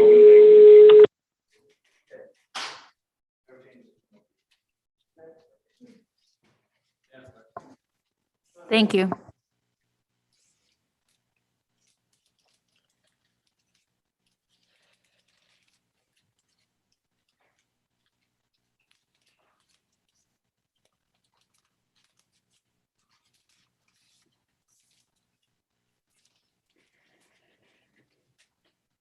Commissioner Yamamoto, would you like to test your video and mic? Yes, thank you. My video should be working, and I just want to make sure you can hear me on this. Actually, I have to say your video and your microphone through your PC are better than the audio that came through your phone. So we recommend for you to use this if possible. Okay, thank you for that. I appreciate it.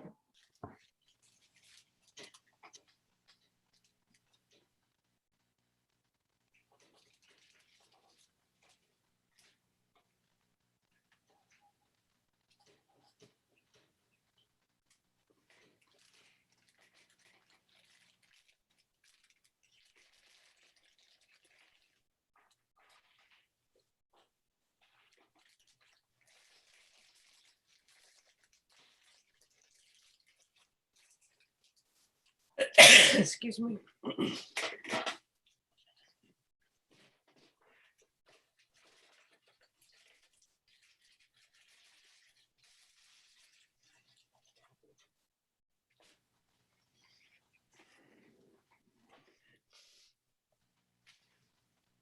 John, did we do a video and mic check with you, Mr. Christensen? I don't think so. Can you hear me okay? I can. Mr. Williams, can you also do a quick video mic check? Can do. You got me okay? Yes, we can. Same with you, Miss Astor. All right, can you hear me? I can. Thank you. Okay, great. For all the public members who are joining us, once we've done your video mic check, you can feel free to disengage your video and you can put us on mute until your time to provide testimony. Hi, Carla Chambers. Hey, John Joe. Sweet. How are you? I'm good. How are you? Oh, I'm fine. This is Different really, board, huh? yeah, different one. You're telling me different. So, at any rate, good to see you. Looking forward to working with you. You too. Bye-bye. Brett, can we do a quick video mic check? Same with Heath Curtis and Mike Barnes. Well, you can test me. This is Heath Curtis. Thank you. Okay, I'm here. Can you hear me? Can you see me? I can hear somewhat. Mike, yes, I can see and hear you. All right. Thank you. I'm stopping the video, stopping the. Till you're ready for me, I'm checked out. I appreciate that. Thank you. He's in the same. Mr. Brownscombe, is that you calling in? Can you do a quick video mic check?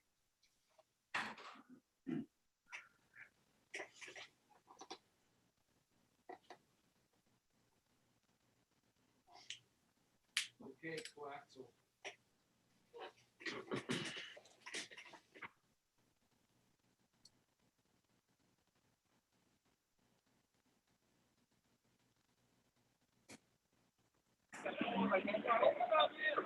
Hello. Hi, is this Mr. Brownscombe? Hi, Hillary. Hi, Hillary. Sorry, I was on mute. This is Brett Brownscombe. Yeah, and is my video working? I'm transitioning from a phone to a computer. Let me verify. One moment.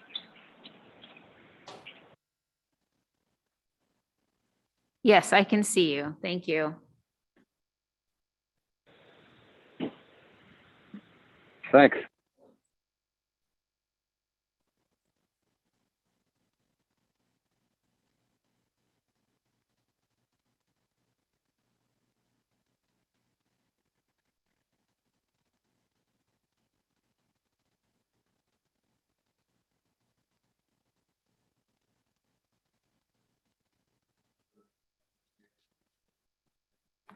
Yes, 1 second, Doug.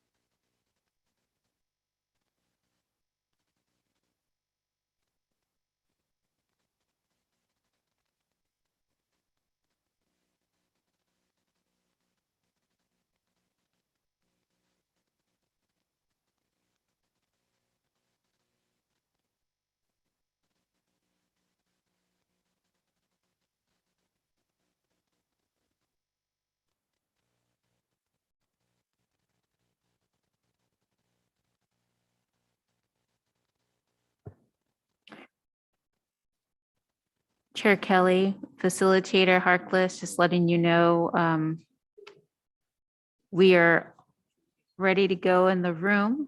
I believe all the board members are present.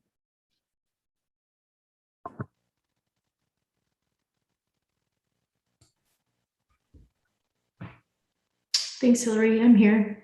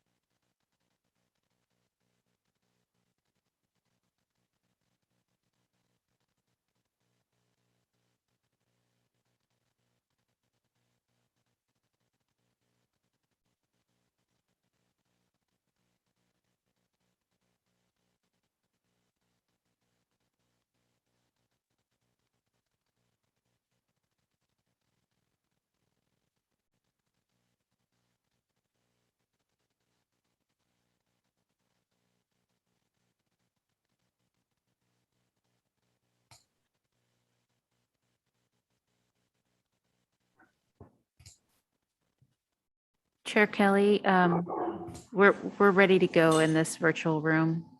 All the board members are present and so is staff.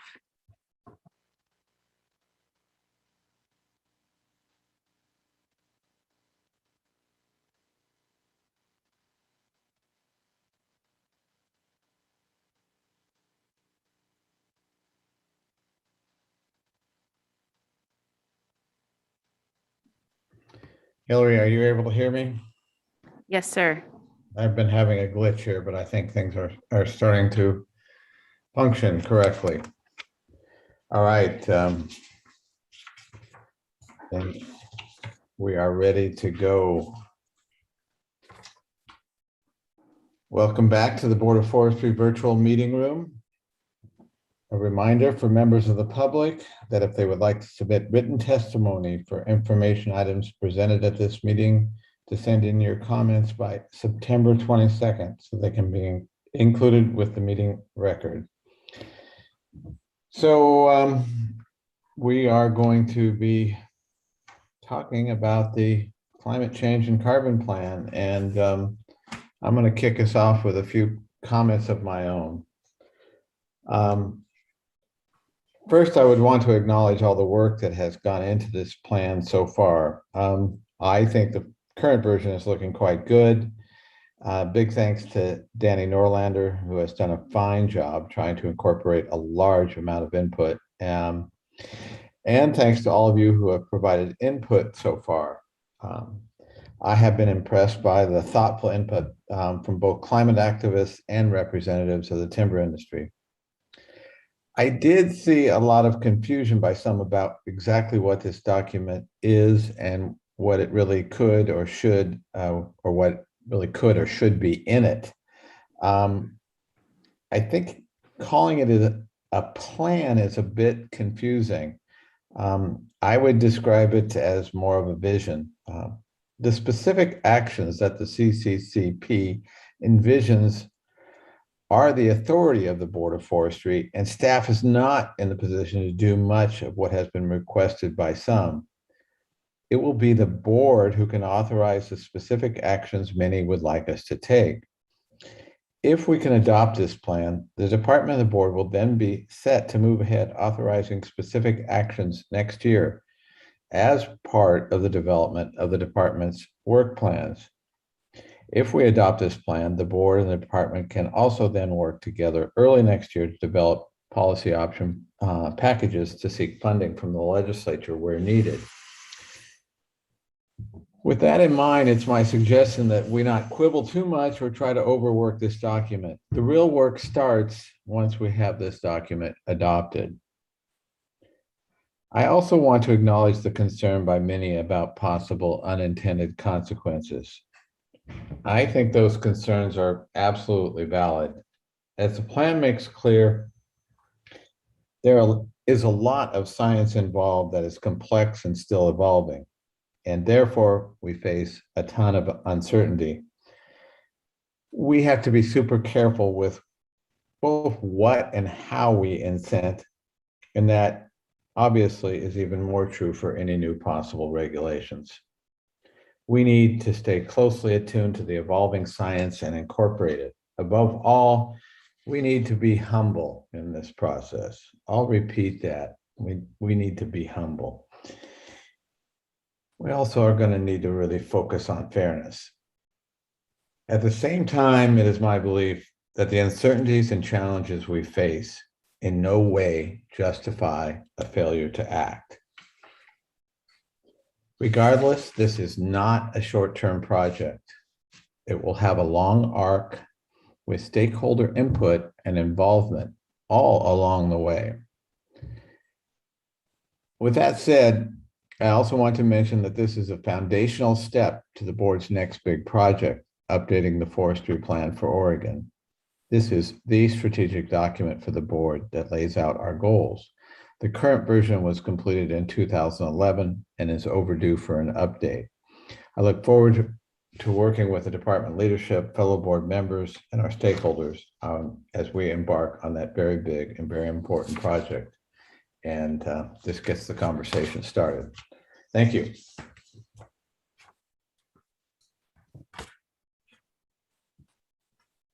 Robin, I think you're up next.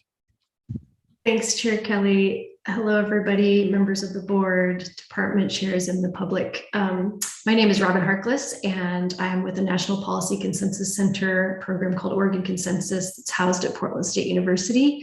And our programs had a role in facilitating the efforts to develop this plan, engage stakeholders at one piece of the process, and then work with the board to prepare for today's dialogue. We will also have a role in continuing to support facilitating the progress of this plan. And as board chair Kelly mentioned, the arc of this is much longer than today's conversation, although today is a very important milestone for the board and for this plan. So I would just like to contextualize that. The goal, the aim for today, if I were to frame it, is really to allow the board to sort of reflect on the draft as it is. It's sort of final stages of the draft, and to determine how this aligns with your policy priorities and where there may be gaps. This will be really informing to the agency, the department, as they work to finalize this for approval at a later board meeting. My understanding is that this will likely come back before you in kind of a final draft state in November, but Danny and his team can update that a little bit more specifically. So today is a conversation for the board to reflect on, from a policy perspective, how this is aligning with your priorities. You also have a retreat in October at which you'll be looking kind of at the broader context of work before you, and inevitably this conversation will continue at that time. The other piece for today is to hear from the executive team of the department to talk about how they see the scaffolding for action out of this, what Chair Kelly and others have called sort of a roadmap. So how do you translate this to action? And they will have some ideas and thoughts to share and insights to share on that today. But also I know are interested in engaging with the board in some ideas that you may have. And you might think of this still in a little bit of a brainstorming phase as you all start to work toward actualizing this plan.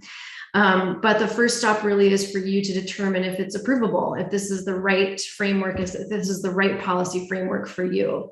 And then that can lead to the next steps around really articulating the actions and operationalizing the plan. You'll also have an opportunity to hear public testimony today. I know there's been a lot of input so far through both written comments on the plan and also a series of kind of informal and formalized stakeholder engagement conversations and other work that the department has done to engage others in helping to shape this. So we'll have another opportunity to hear from members of the public again today. And again, we'll round this out with hopefully a dialogue, hopefully a rich dialogue between the board and the department about how you move this forward, what the next steps are. So I appreciate being here with all of you. And I think I'll turn it over now to John and Danny. Thank you, Robin. John DeKarzik, Oregon Department of Forestry, Chair Kelly, members of the board, Acting State Forester Hirsch. As noted, the workshop today provides an opportunity to further consider the climate change plan and carbon plan, the process of development and input that has driven the plan to date. Oh, sorry. Oof, way closer. Beyond background and formation, the conversation today will provide an opportunity to engage and further discern from all board, public, and department additional considerations to better inform the development of the final report and find alignment between board priorities and agency intersection relative to the roadmap this work will direct. As noted, I would love to take credit for this work, but that distinction goes to Danny Norlander, who has been the lead and chief architect of the work to date. I've really been a facilitator to that end. And so with that in mind, I would like to turn it to Danny to provide an overview of the draft plan and the process that went into it. Good afternoon, Chair Kelly, members of the board.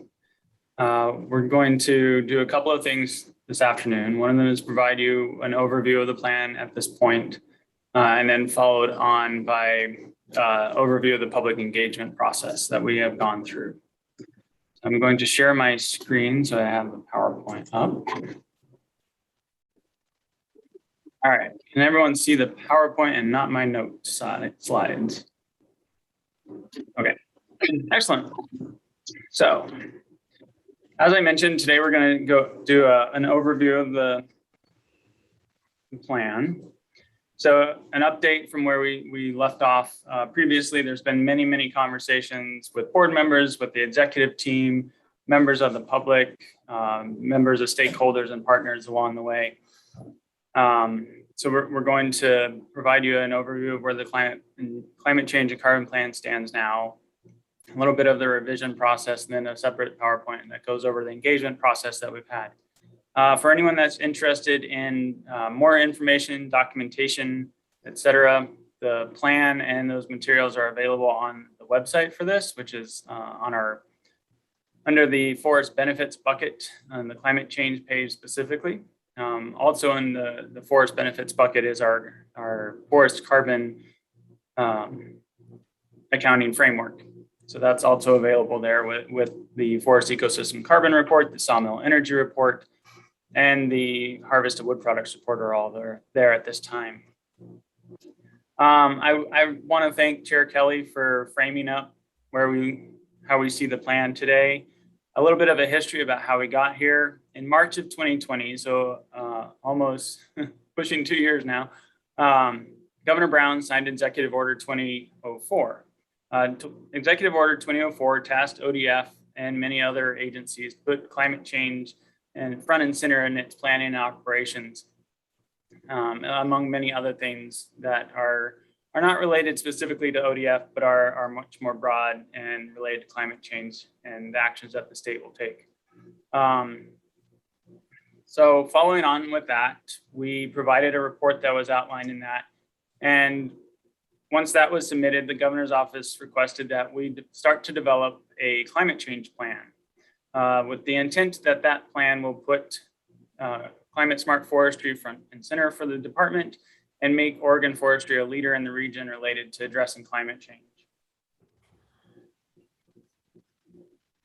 So I do want to touch on a couple of things that are happening at a much more broad level. At the federal level, that with the shift in administration, there's been executive orders, including the Tackling the Climate Crisis at Home and Abroad, which emphasizes the role of agriculture and forestry in climate mitigation, and centers climate smart agriculture and forestry in the USDA's work. So this is not only forestry, but it is also ag work through NRCS, the Forest Service, and so on. Another thing that we are watching is the Growing Climate Solutions Act. This has made its way through the Senate. passed on a 92-8 vote, and it's currently sitting in the House. And this would provide the USDA the ability to work to develop and participate with states around carbon finance, both in agriculture and forestry. So those are things that are happening at the federal level at this time. So currently the forest policy in Oregon is really laid out for the board through the forestry program for Oregon. This sets the mission, the values, the vision, as well as goals, objectives, and sustainable indicators. Something here real quick. So it guides policy by stating that the FPFO provides a clear, quantifiable picture of what sustainable forest management of all of the state's public and private forests should look like. It also provides the basis for future policy work. So as Chair Kelly mentioned a little bit ago, the revision of the FPFO will be an important undertaking that's in the near future. So the intent of the climate change and carbon plan is really to provide the department with a roadmap about how to implement climate smart forestry. And as presented by the governor's office, the department's plan will position it as a regional leader in climate smart forestry, which we do define within the plan. The plan will build on the work that the department identified in its May of 2020 report, which really highlighted what the department can do within its statutory authority at this time. It puts in place expectations and accountability for the board and the department in implementing climate smart forestry and addressing climate change. We have a purpose, vision, and principles that have been lined out and worked on by the executive team and the board. The purpose is to make Oregon forestry a leader in climate change mitigation and adaptation, and that the department will be a leader in promoting climate smart forestry practices and actions that achieve our vision by operationalizing goals, implementing actions, and measuring progress to achieve climate goals. The vision is that Oregon's Board of Forestry and Department of Forestry are national leaders in climate smart and socially equitable forest practices that promote climate health, resilient forests and watersheds, community well-being, and a viable forest products industry. To support those, we have 4 different principles. The first being that climate change is a serious threat. There's less than a decade to alter behaviors if we want to avoid catastrophic impacts. We need to be innovative, creative, and proactive in working towards solutions and not simply react to the results of climate change. Second is that Black, Indigenous, and peoples of color, natural resource dependent communities, and those growing up in intergenerational poverty have been and continue to be among the most climate impacted communities. Now, our forest policies will be shaped through the lens of social justice and equity. Actions will prioritize benefits to historically and currently underserved communities as they adapt to climate change. Third is that Oregon's forest sector offers opportunities for significant sequestration and storage, both in the forest and in harvested wood products, as well as opportunities to promote clean water and air while preserving forest resilience in the form of flood control, biodiversity, thermal refugia, and so on. And then lastly, as changing climates affect forests, incorporation of the best available science and practices will be key to adaptive management and planning across ownership type, size, and goals. So why do we need a plan in the first place? Climate change is threatening Oregon's forests and forest products industry through increased severity and incidence of wildfire, drought, and a greater susceptibility to insects. We can add into that heat domes as we experienced this summer, as well as ice storms from last winter. Climate change is an existential problem that differentially affects vulnerable populations, including people of color and lower income Oregonians. Without substantial behavior changes and mitigation efforts to limit global warming to less than 1.5 degrees Celsius, by 2030, the region and the world is very likely to experience high levels of ecosystem degradation and species extinctions. In August, the IPCC released its physical science report as part of its assessment report number 6.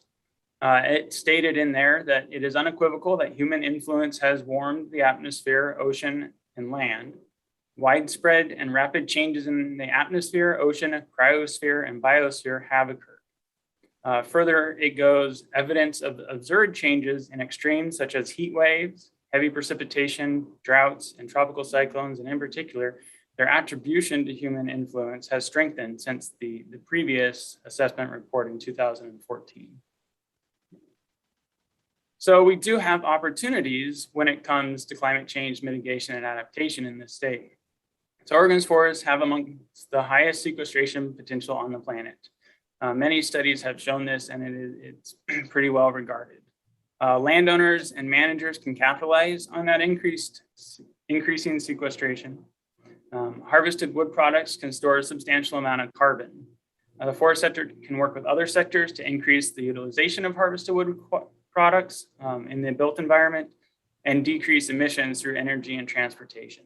So some studies have indicated that there's a substitution factor of about 1.2 when wood is used instead of other products.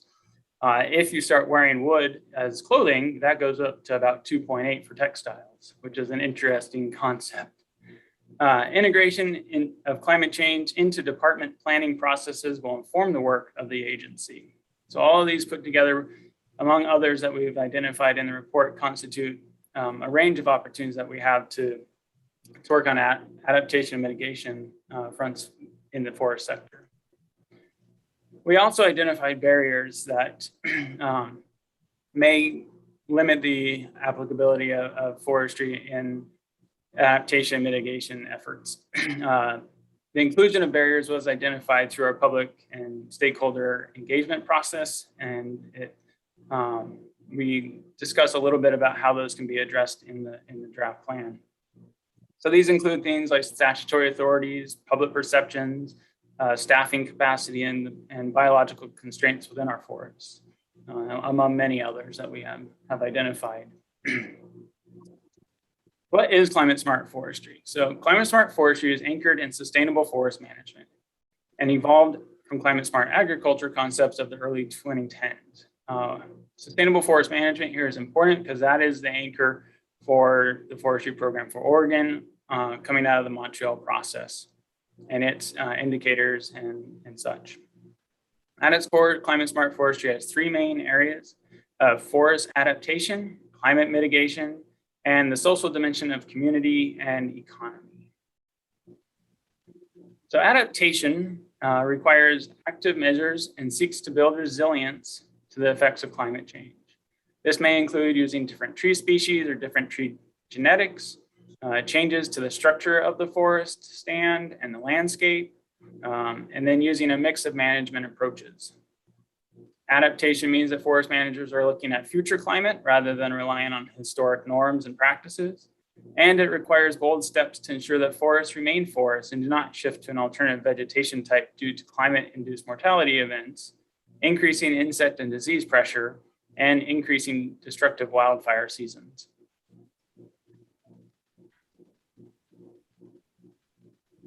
On the mitigation side of things, leaving trees in place until sequestration is maximized, followed by harvest, will likely produce the greatest mitigation benefits.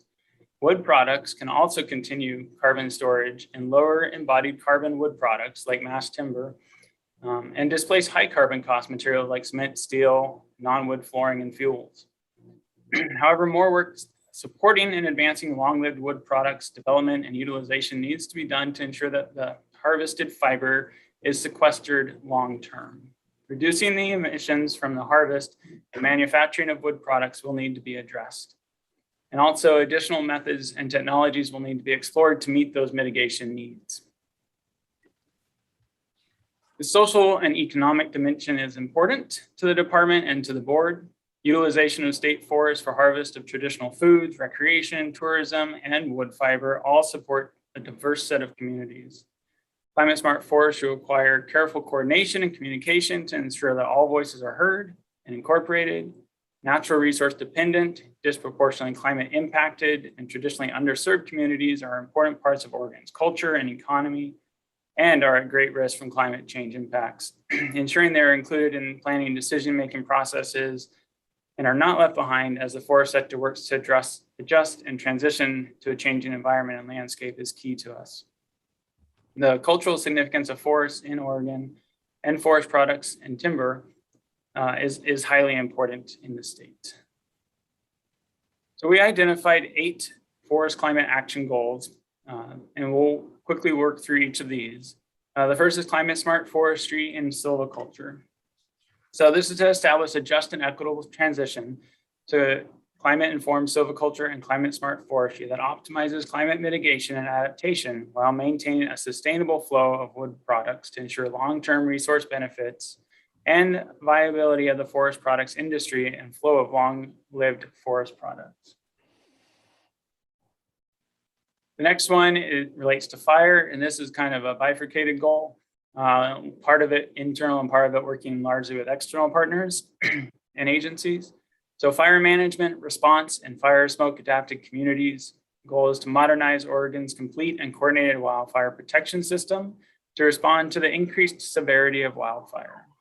And then this is the part that's working more with our external agencies and partners. So promote fire and smoke adapted communities in the wildland urban interface to mitigate the impacts of climate-induced increases in wildfire severity.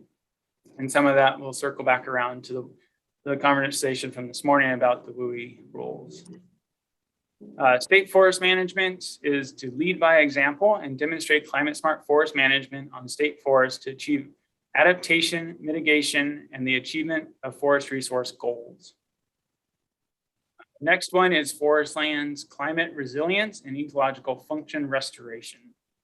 Accelerate the pace, scale, and quality of forest restoration to increase the resilience, to increase wildfire severity and incidence, and support implementation of the recommendations of the Governor's Council on Wildfire Response. And there's a variety of tools that we can utilize there. Part of that is the shared stewardship agreement, good neighbor authority, and the resources and capacity that was provided to the department through SB 762 in the last legislative session. Urban and community forests increase the extent and resilience of urban and community forests to maximize the climate mitigation and health benefits of urban forest canopy. We had an excellent session on that last November, if anyone is interested in going back and looking at that. Reforestation and afforestation is facilitate and encourage the reforestation of areas burned by wildfire and afforestation of low productivity lands that are understocked or not in forest use. One area of concern here is that when we start to afforest agricultural lands, that can cause some food security concerns. So working with our sibling agencies will be an important part if afforestation it becomes an important part of this goal or this process. Next is maintaining and conserving forests. So this is supporting a strong but flexible land use planning system as a cornerstone to maintain Oregon's forests on private lands.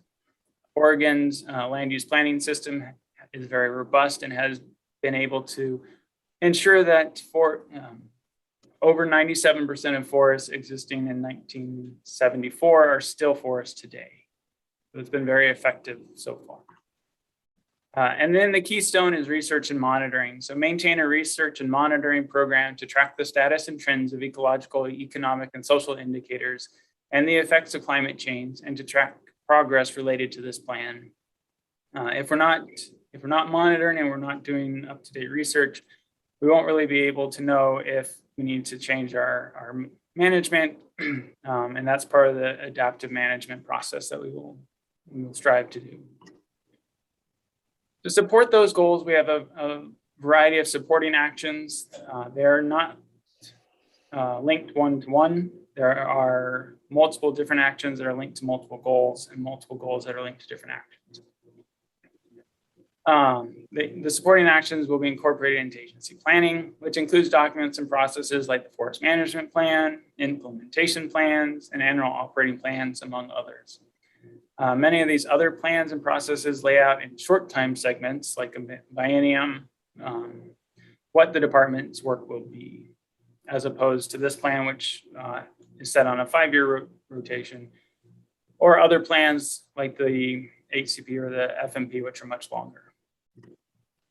So examples include incorporating climate change and FPA rule development and revision, incentivizing climate smart forestry, providing recognition of climate mitigation and adaptation measures, developing an internal carbon pricing process, restoration of low or underperforming forests like those impacted by Swiss needlecast, increase the resilience efforts, including prescribed fire program, afforestation and reforestation in municipal and communities, investigate further decarbonization of forest activities and harvests, encourage low carbon impact materials in Oregon, and tracking the agency carbon footprint and work to reduce that, among others that are included in the draft. So next steps are utilizing the conversation that we're having today to ensure alignment with the board and the department's direction in the plan, and then consideration of the comments that we receive. Then we'll go through final iteration of the drafting process and present the final draft to the board in November for approval. That's all I have for this presentation. If there's any questions, I'd be happy to take those now before we move into the engagement summary.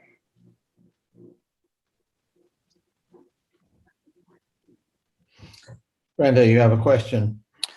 Yeah, thanks, Jim. Brenda McComb for the record. Danny, that was great, and good job on this work that you've done. It's very comprehensive. One observation is that the reason we're in the mess we're in is we're burning fossil fuels. And I'm wondering if there's a way of incorporating greenhouse gas reductions in more of the report that you've written, so that we are minimizing greenhouse gas emissions through all aspects of forest management, while at the same time doing all the great things that you described regarding sequestration and storage. You do address it in the carbon footprint at the very end of your presentation, but I think it could be woven in throughout the plan. But that's my only comment. Thank you. Thank you.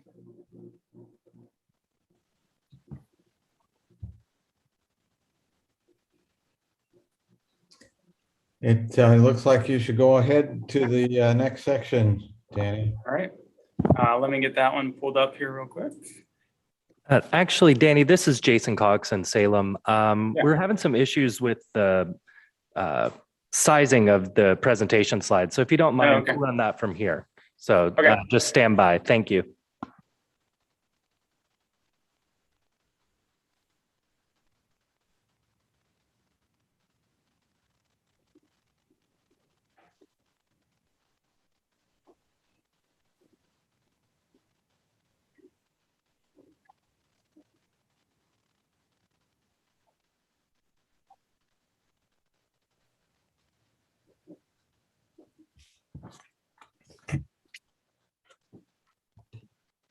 Hey, Jason, I know what the issue was, if you want me to try again.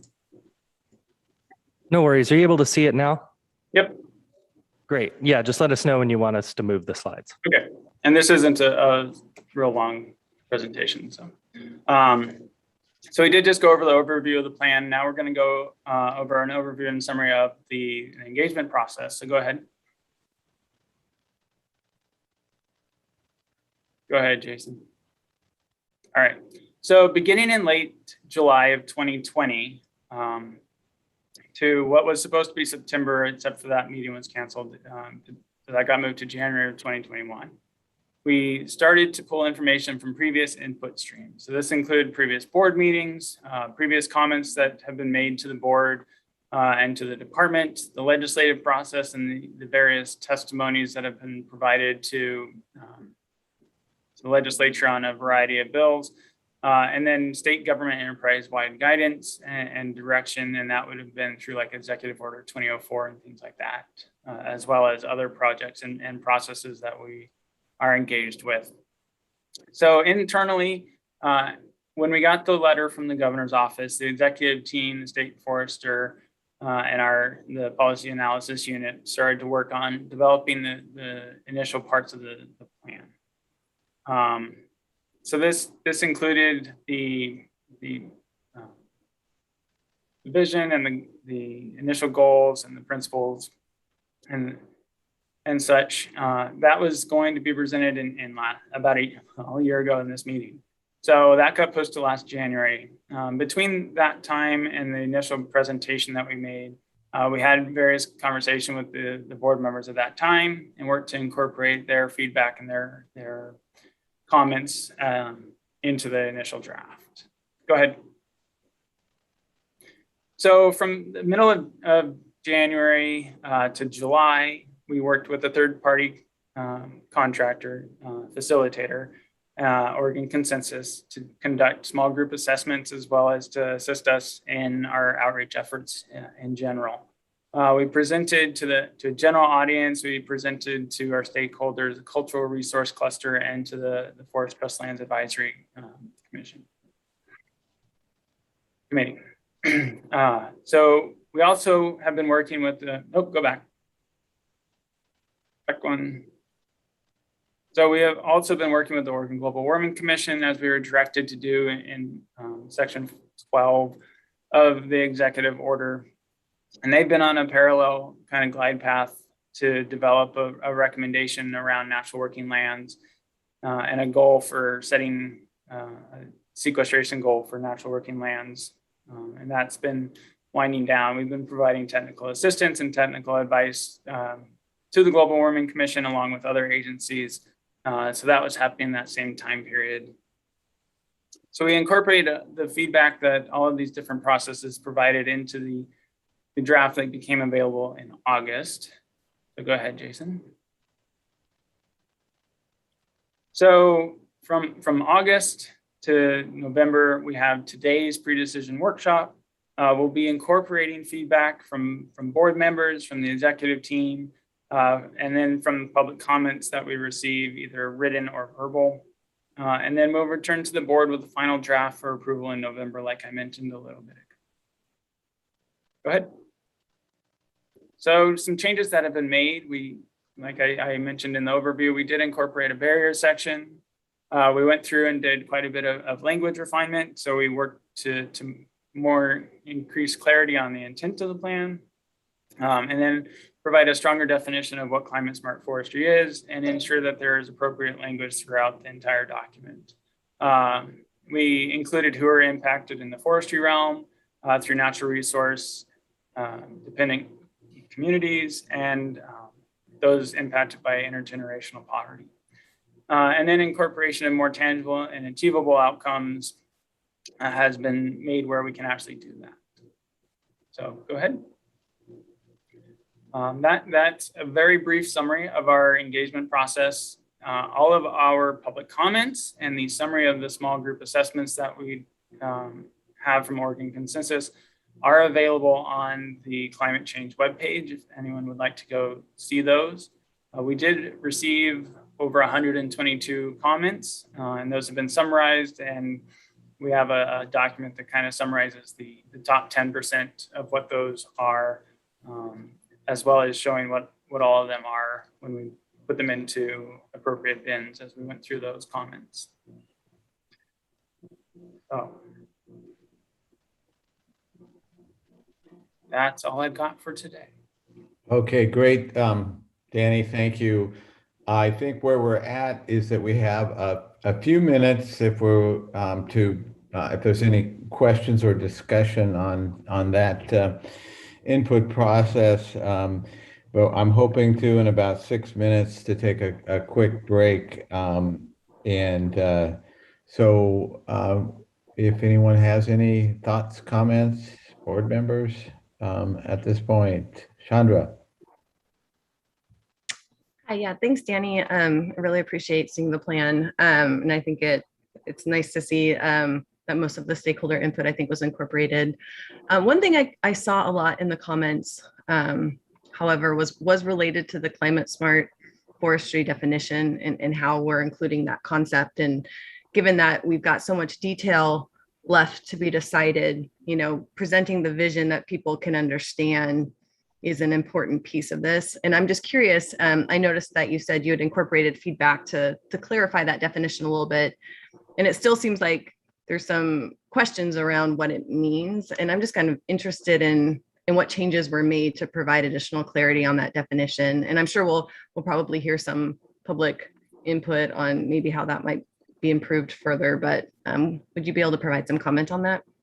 Yeah, we tried to emphasize a bit more what adaptation means, what mitigation means, and then increase the social side of things.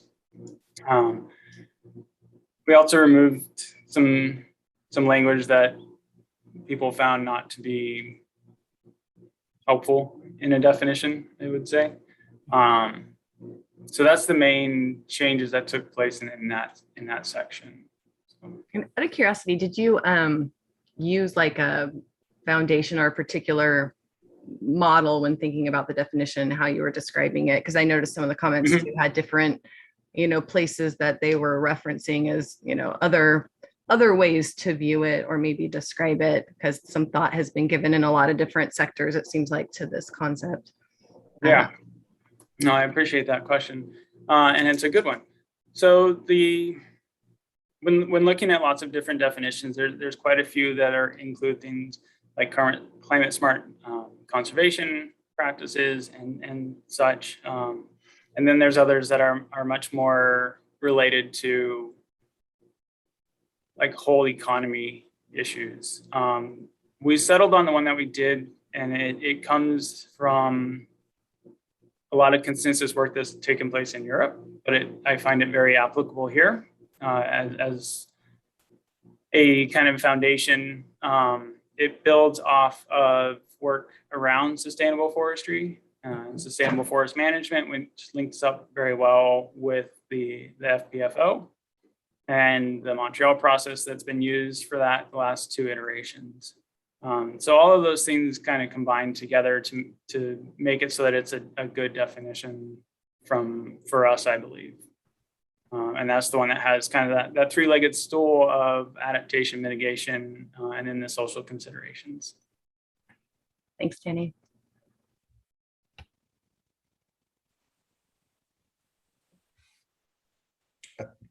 Any other comments or questions? Okay, in that case, we're going to take a quick break and we will reconvene at 1:55. And I'll see you all in a few minutes.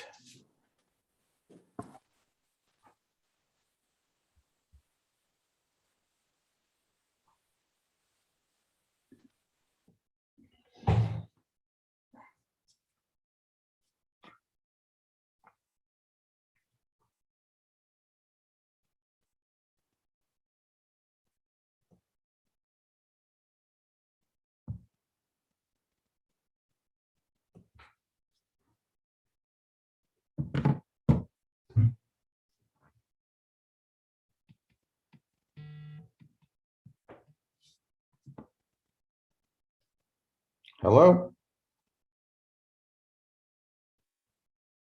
Hello?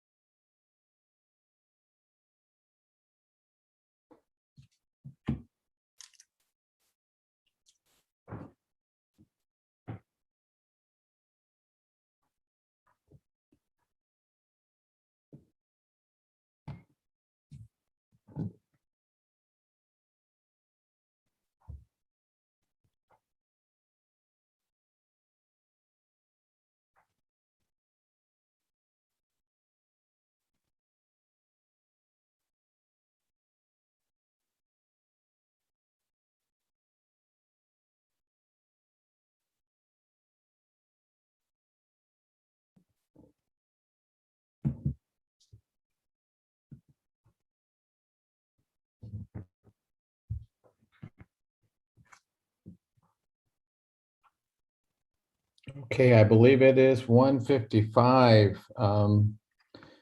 Hillary, are we ready to continue?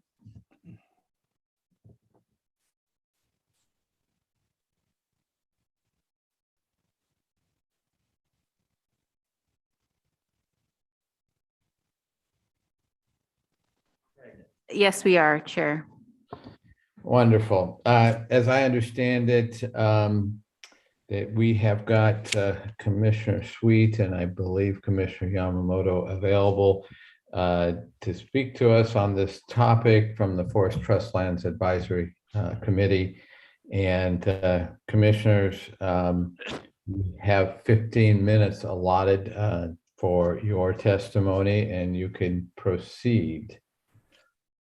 Thank you, Chair Kelly. This is John Sweet. I'm going to lead off. Acting State Forester Hirsch, members of the Board of Forestry. I'm John Sweet, Coos County Commissioner and Vice Chair of the Council of Forest Trust Lands and the Trust Lands Advisory Committee. I wish to welcome the newly appointed members of the Board of Forestry. I had the pleasure of working with Carla Chambers on the board of the Ford Family Foundation and really look forward to redoing that relationship. Chair Kelly, I really appreciate your clarifications of the CCCP document that you presented at the beginning of the session. I may be erring on the side of being a little too early in presenting what I'm going to present today, but better that than presenting too late. We have much to learn about the role our forests and our forest industry can play in dealing with CO2 emissions and carbon sequestration. I am afraid that conventional wisdom is that our forests' best role is simply to consume CO2 and store carbon in standing timber. And the best carbon-wise practice is therefore simply not to harvest. As David Yamamoto will discuss in a few minutes, there is a body of research that forests and forest products can play a much greater role than simply storing carbon in the forest. This research suggests that we can add significantly to the carbon benefits that standing forests provide by harvesting on a sustainable level, replanting, converting the harvested trees to building products, which not only continue to store the sequestered carbon, but also displace use of steel and concrete, the production of which puts massive amounts of CO2 into the atmosphere, way more than does the harvest and processing of logs into building materials. This then seems to beg the question, are we really maximizing the carbon-related benefits of our forests by setting aside 50% of our trust lands from harvest as proposed in our habitat conservation plan? I agree with the concept of including carbon protocol as part of our forest management plan, but it needs to be well researched. We've been at the creation of a new FMP now for over about 9 years. Certainly we can allow a bit more time to research and develop the best possible carbon protocol before committing to the proposed HCP. Respectfully submitted, John Sweet.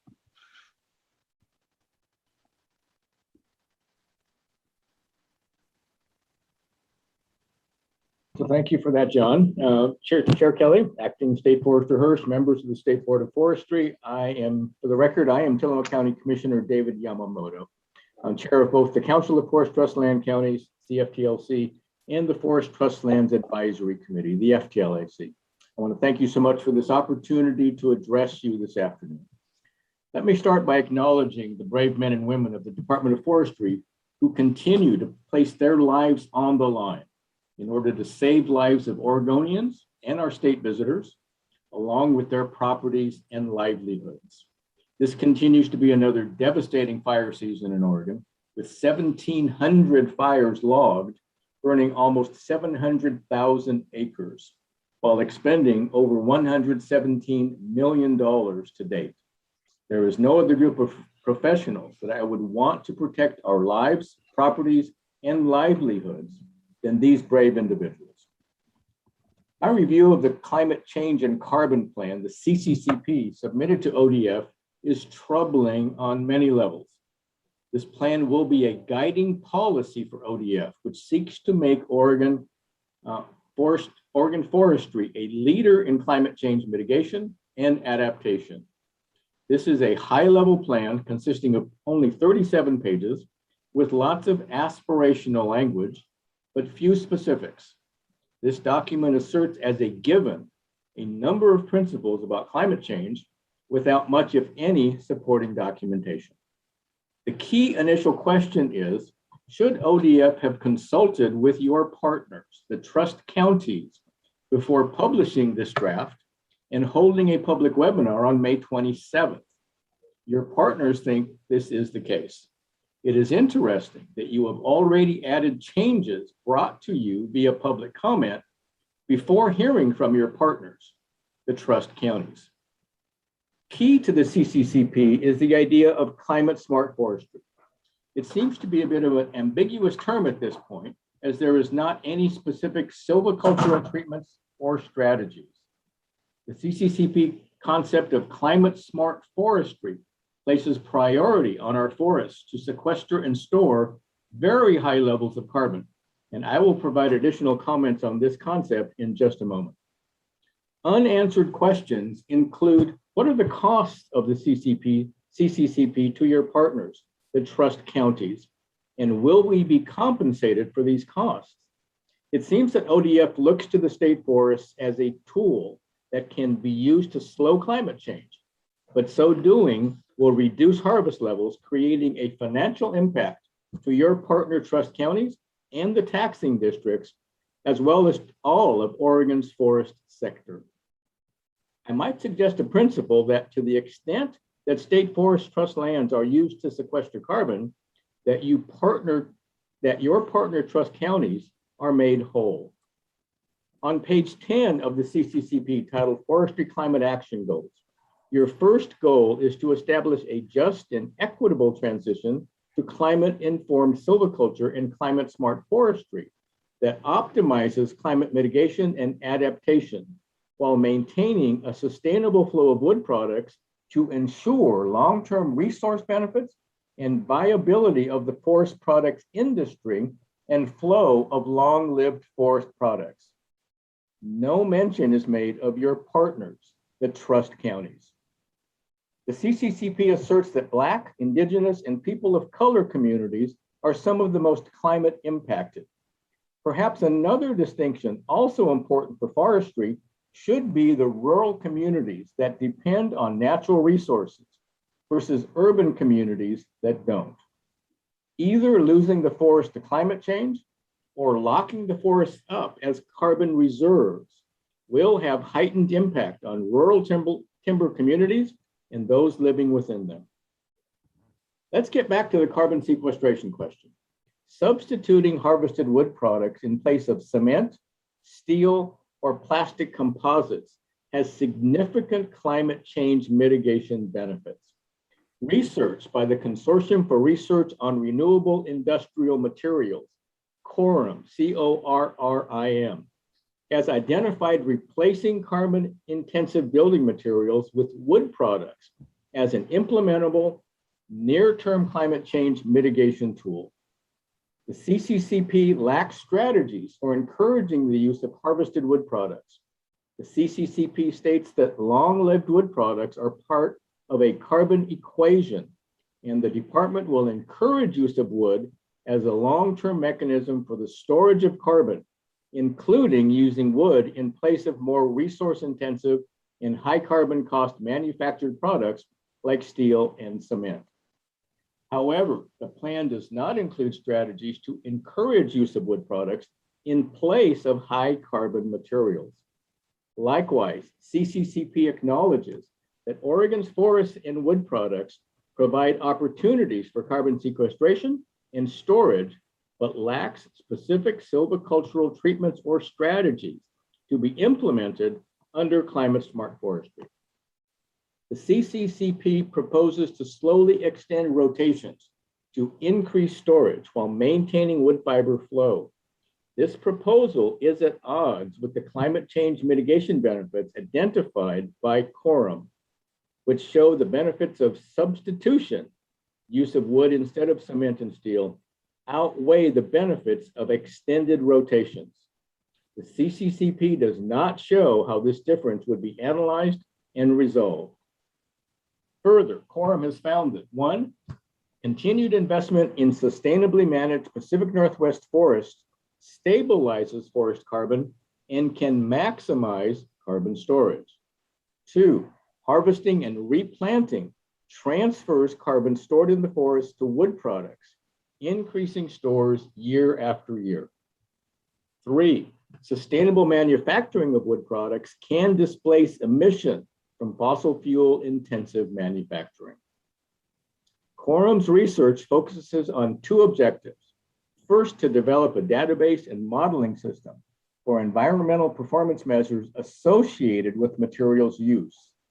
And second, to respond to specific questions and issues related to environmental performance and the cost effectiveness of alternative management and technology strategies. By comparing the results of life cycle analysis of different materials in different real-world uses, Quorum has found it possible to determine the environmental effects and trade-offs of using these materials.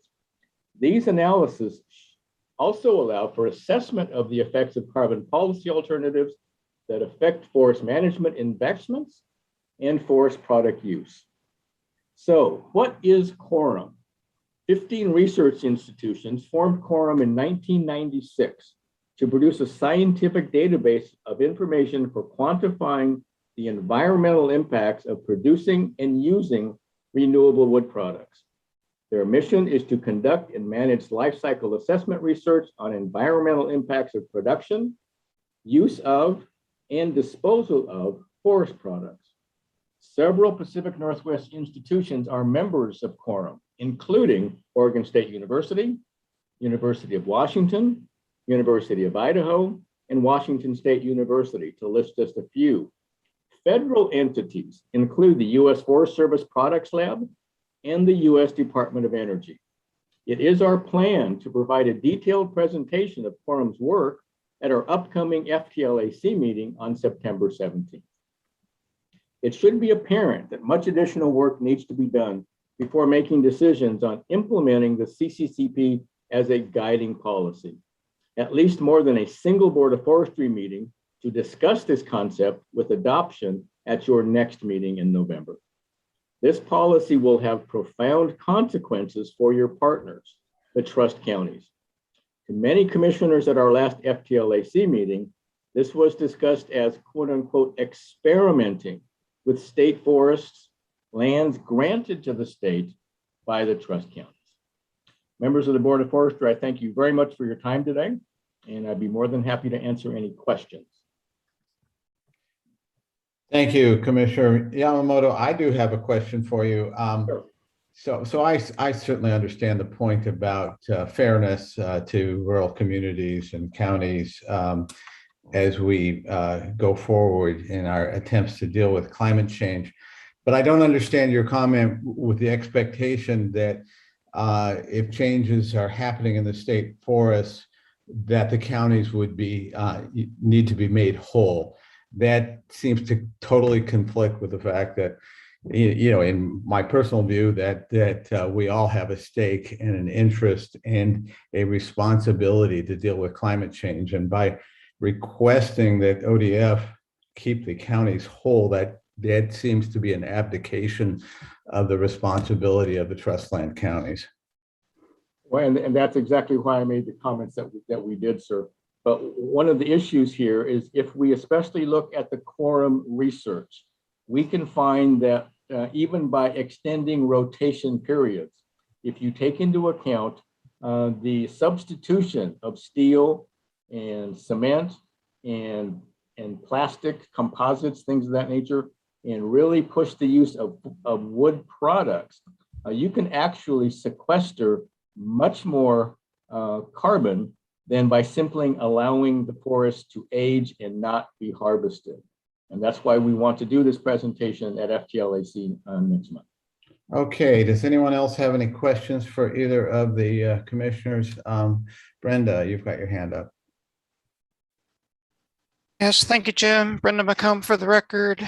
Commissioner Yamamoto, I think that it might be helpful to go back and review some of the quorum work, the life cycle analysis work, with respect to how they did or did not address reductions in greenhouse gas emissions associated with all aspects of forest management. I was involved in a workshop that they held here in Corvallis a few years ago. And my recollection at that time was that they did not specifically address that issue. So it might be helpful to go back and take a look at that. And I think one of the issues here, especially with the new carbon sequestration and forest products, it's one of the documents that came with my packet from the Oregon Department of Forestry, is that they're not taking into account the substitution issue of eliminating the use of steel and cement in building products. And that's when you look at the graphs, that is a huge portion. But I do recall seeing within the quorum work where they did take into account the fuel, et cetera, used in harvesting forest products and even at the mill level. Yeah. So I think that's in there. And again, I would invite you to attend our next FTLAC meeting if you can. Yeah, thank you. Presentation. Yeah, thank you for that. They do. I think they do address the carbon emissions from processing, but they do not address the carbon emissions associated with fire protection, planting, vegetation management, and a variety of other things. At least they didn't a few years ago. Again, might be useful to go back and take a look at that. Thank you. All right, thank you both of you commissioners for your testimony. We really appreciate it. We are now going to move on to the next step here, which is public testimony on the CCCP. Hillary, are we ready to move to that public testimony? Yes, Chair Kelly, we have 16 members who've signed up and are ready to engage. Great. Thank you for those who signed up to provide testimony to the board today. We ask that everyone in the Zoom queue to not exceed their allotted time of 3 minutes. I ask that before you start, you state your full name, obviously the agenda item you are commenting on, which I assume will be the CCCP, your associated affiliation, if you are representing a group or an organization. A timer will be provided to track your time, and each commenter will be called on by the board administrator. With limited time available, anyone who exceeds their time will be prompted to provide a closing statement. Are we ready to engage? Yes, Chair Kelly, we're ready to begin. Everyone in the queue, thank you very much for joining us today. To ensure we stay on track, I will list the names in a set order and call on each of you to begin your testimony.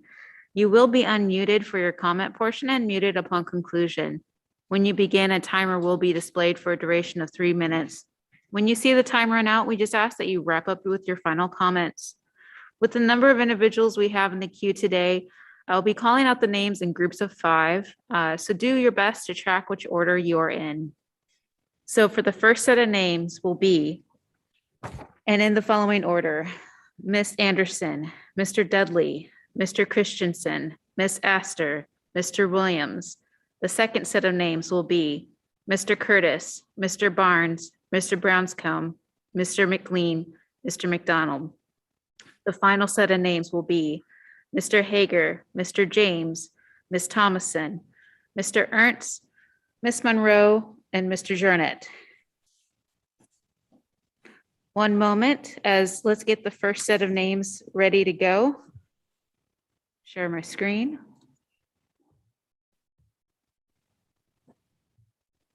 First up, I'd like to have Ms. Anderson. Acting State Forester Hirsch, Chair Kelly, members of the board, thank you for the opportunity to testify today. I very much appreciate the department's effort to expand and update its approach to climate smart forestry and the threat of climate change. ODF can and should be a model others look to, and the department should recognize its full potential to use Oregon's forests as a natural climate solution. This plan represents a first step. To highlight some of the strong points in the plan, thank you for stating the intention to shape forest policies through the lens of social justice and equity. All climate policies should be developed through an environmental justice lens, and it's clear in the current draft that ODF has strived to do so. Also in the supporting actions section, I appreciate ODF's note that the department will use the Oregon Global Warming Commission's natural and working lands goals to guide this work. These goals are truly ambitious, and it's clear from the science that a lot of this potential is going to come from the forestry sector. I also very much appreciate the department stating the need to better incorporate climate change into the forest management plan process, including through extending harvest rotations, identifying areas that have high carbon storage potential and establishing priorities for these areas that include long-term carbon storage, and establishing an internal carbon pricing process to inform future management planning and decisions. All of these are strong steps forward for the department.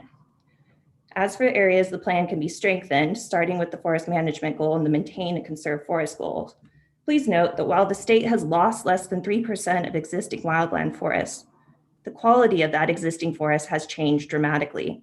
Very little intact old growth forest remains, and any that is left should be protected.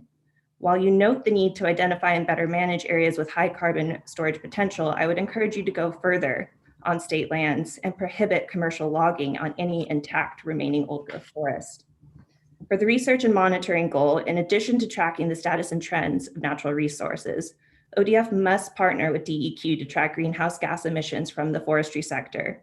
For addressing climate change, this effort should be central to ODF's research and monitoring efforts. I want to close by thanking the department and the board for all of your efforts around public engagement. It's clear a lot of work has been done to reach out to the public and get people's opinions and views on these issues. I also very much appreciate the focus on equity and justice. I want to be clear that the goals of reducing emissions and sequestering more carbon are not in conflict with economic goals and rural development. These objectives can and should be balanced against each other, and a business as usual approach is not going to work. We need to think in new and innovative ways for how best to move these objectives forward together. Thank you so much for the opportunity to testify today, and thank you for all your work on these issues. Thank you. Up next, Mr. Dudley.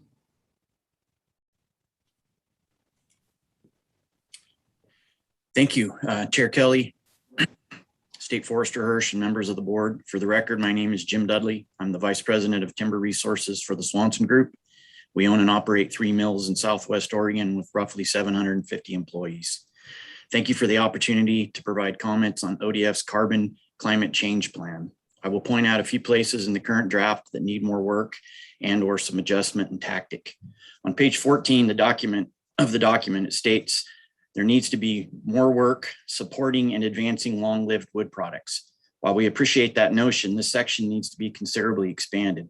The state needs to do more to both fund research and development of wood products and manufacturing, as well as marketing and promotion of these iconic and signature Oregon products. It's vital. It is a vital component of increasing net sequestration and storage, which should be an overarching goal of this plan, not simply a focus on carbon sequestration in the woods. OSU recently expanded their capacity to conduct this research, and in combination with other universities in the state, they are poised to continue their groundbreaking exploration into expanding the use of long-lived wood products. The plan should feature this more prominently and look for ways to amplify this work. Page 35 promotes midterm timber harvest deferral. Our forests are a great place to capture carbon, but they are not a safe place to store it long-term. Doubling down to promote the storage of carbon in the forest and hoping it will persist long-term while also planning for a future with elevated levels of drought and wildfires seem completely contradictory. Furthermore, deferred harvest in Oregon simply means decreased wood supplies to mills like ours, which, aside from putting us out of business, is simply a way to increase our nation's reliance on imported wood products, as well as the increased use of more carbon-intensive building supplies. The notion this would have an impact on net carbon mitigation is short-sighted at best. We've seen this experiment play out already in the state on our federal forest lands. It hasn't been pretty. Decreased harvest unavoidably means mill closures. We've had to close 2 mills in the last 20 years, and most recently one in 2019, our flagship plant that had been running since 1951. When these mill closures happen, they lead to joblessness, homelessness, domestic violence, stagnation of communities, and summers spent inside to avoid the worst air quality in the world. These outcomes are the result of this very concept, deferring proper forest management. And lastly, I'd like to end on reforestation after wildfire. We totally agree with this recommendation. Effective reforestation is vital for so many reasons. However, replanting will be far less effective or even feasible if not coupled with effective salvage of standing dead trees. Dead trees cease to sequester carbon and instead are emitting carbon as they decompose, not to mention the very real and documented probability of reburn.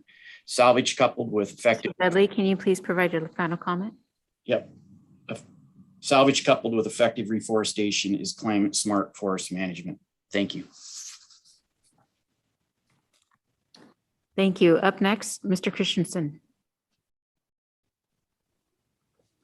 Chair Kelly and members of the board, I appreciate the opportunity to testify today. My name is John Christensen. I am a small woodland owner with over 30 years of actively managing our family forest. Recently, we entered into an agreement with the state of California to sequester carbon and sell carbon credits on their exchange.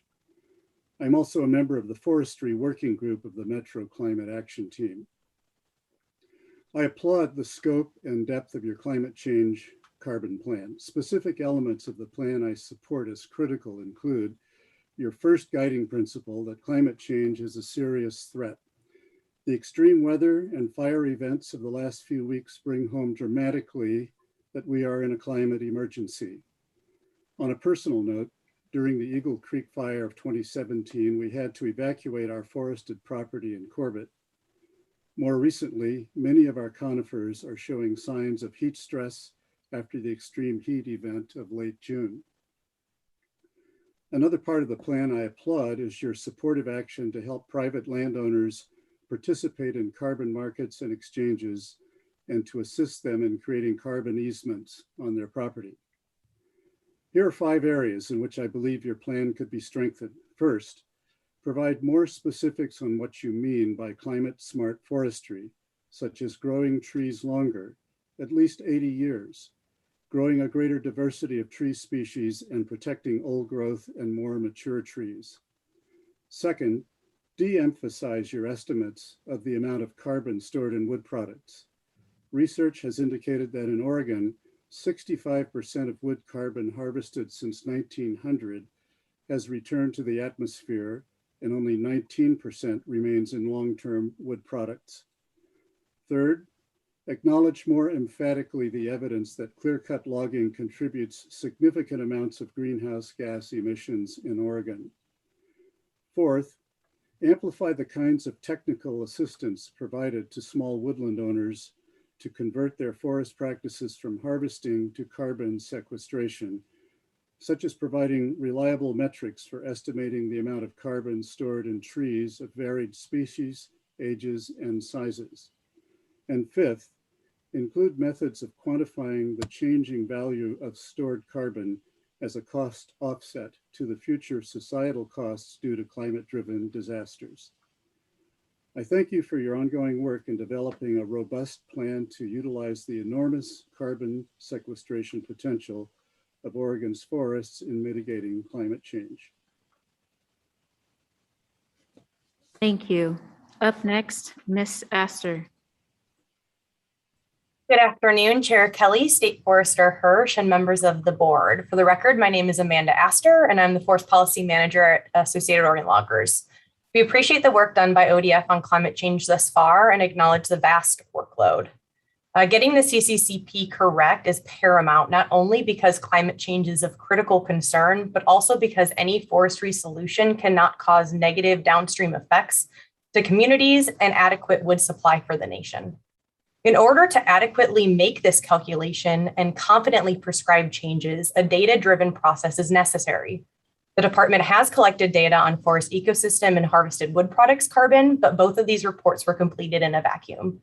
Thus, 2 additional studies to evaluate the net carbon sequestration consequences of different management scenarios are being implemented, one led by American Forests and another led by Pacific Northwest Research Station. In reviewing California's Natural and Working Lands Plan and getting to neutral report, AOL found that a large team of university researchers, interagency state employees, and private contractors came together to research and inform the range of economically viable possibilities for California. In contrast, Oregon's CCCP was developed by fewer state employees and limited specific research and modeling. With this in mind, AOL has some specific comments based on what is drafted in the current version of the CCCP. First, AOL supports the inclusion of active forest management and the linkage to jobs and community health under the explanation of climate smart forestry on page 12. We're also happy to see the earnest assessment of potential barriers in the CCCP. These barriers must be addressed before any meaningful action can be taken on natural and working lands. Wildfires continue to jeopardize forest carbon permanence and increase biogenic carbon emissions. Above all, climate smart forestry must focus on creation of landscape resiliency on all lands in the state and on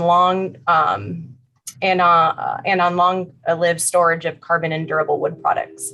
Although the CCCP does address wildfire in 2 goals, the emphasis and weight of these goals seem to be equal to other goals. The biggest wildfire risk and climate change opportunity is on federal lands. The department must follow through with the promise signed off on by this state with the federal government in the MOU on shared stewardship and outlined in the recommendations of the Governor's Council on Wildfire Response.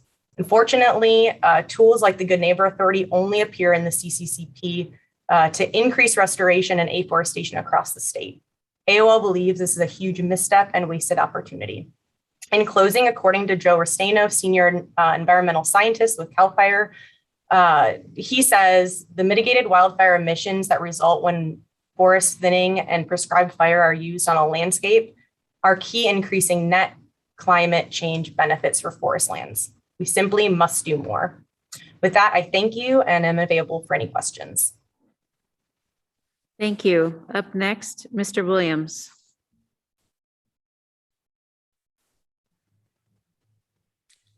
Chair Kelly, members of the Board of Forestry and State Forester Hirsch. For the record, my name is Kyle Williams, and I'm the Director of Forest Protection for the Oregon Forest and Industries Council. To begin, I'll say we strongly support addressing the growing wildfire risk in part through active management, including prescribed burning and fuel load treatments. It's well documented and widely accepted that active forest management contributes to reduce wildfire risk, and we appreciate the focus on this aspect and would suggest it be expanded.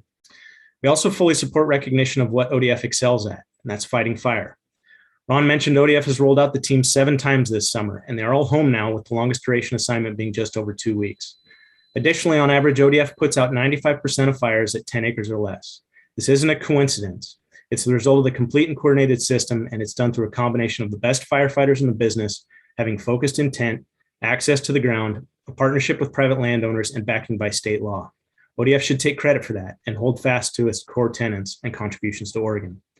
Next, I don't see where the science indicates extending rotation ages will have a meaningful impact on carbon storage, certainly not when paired with the increased fire risk that effectively parking a land base can create. We have decades of experience with what that approach means for increasing fuels for wildfire. It's not theoretical, it's real life. And this concept makes me very nervous. Extending rotation ages will inevitably increase fuel loads and drive additional challenges in suppression like we are seeing play out on U.S. Forest Service lands for the last 2 months. This seems counterproductive. On page 21, the draft vaguely alludes to other factors that could derail Oregon's forests as a climate change mitigation tool. Let's be honest, those other factors are lack of management on federal forests. And ironically, to some degree, that's what this document promotes for state and private lands. It is a widely held understanding by fire professionals that overstocked federal forests, which make up 60% of forest acres in Oregon, are the primary source of large, long-duration wildfires we endure every summer. Finally, this document is light on acknowledging the direct carbon emissions associated with wildfire, but instead leans to alternative strategies that stray from what is now a very clear mission of suppressing all nuisance fires. I fear this is a dangerous path to go down. One bad decision about a fire in August or September could wipe out any solutions proposed in this plan and then some. There isn't such a thing as a good fire during the summer months in Oregon. One large fire year, this summer, for example, can emit twice as much carbon as all the cars in Portland emit in 1 year. In fact, it's estimated the 2020 Oregon wildfires emitted more carbon than both our energy and transportation sectors, which are Oregon's largest sources of emissions. To me, it's incredibly clear. If there's one thing we can do to reduce carbon emissions in Oregon, it's to do everything in our power to reduce emissions from wildfire in the first place. This means aggressively suppressing unplanned fires, actively managing our forests, and not allowing them to store themselves into a threat to our communities. Thank you for the time and focus on this important issue. Thank you very much. Up next, our second set of names. Mr. Curtis, you're up next. Chair Kelly, Acting Forester Hirsch, members of the board. My name is Heath Curtis. I'm here on behalf of Hampton Lumber. It's plain that the board is motivated to use its authorities to meaningfully address the impacts of climate change, and we support you in that effort. I only ask is that you take the time necessary to ensure your actions are meaningful. We're concerned that the policies that delay harvest on Oregon's forest lands will likely result in increased carbon dioxide emissions and further compound Oregon's challenges with rural poverty. I'll take these points in turn. First, as is widely reported, the United States and most developed countries across the globe are facing acute housing affordability crises, driven principally by lack of supply. The global population is expected to increase by 2 billion over the next 30 years. Unless we intend to further impoverish vulnerable communities, there will be no meaningful curtailment in housing development. So, if we're going to build houses, the question becomes, what are we going to build them with? Wood products are universally understood to be the best answer. Contrary to the statement on page 14 of the CCCP, absent a curtailment in development, the emissions associated with manufacturing and transporting building materials will be suffered either way. It is for that reason that most international protocols assess transportation and energy generation emissions separate and apart from manufacturing emissions. The use of wood products may involve industrial emissions, but so too do all other building materials, and usually more. In that light, increasing the proportion of wood building materials, the only renewable building material, results in a net decrease in carbon emissions, not a net increase.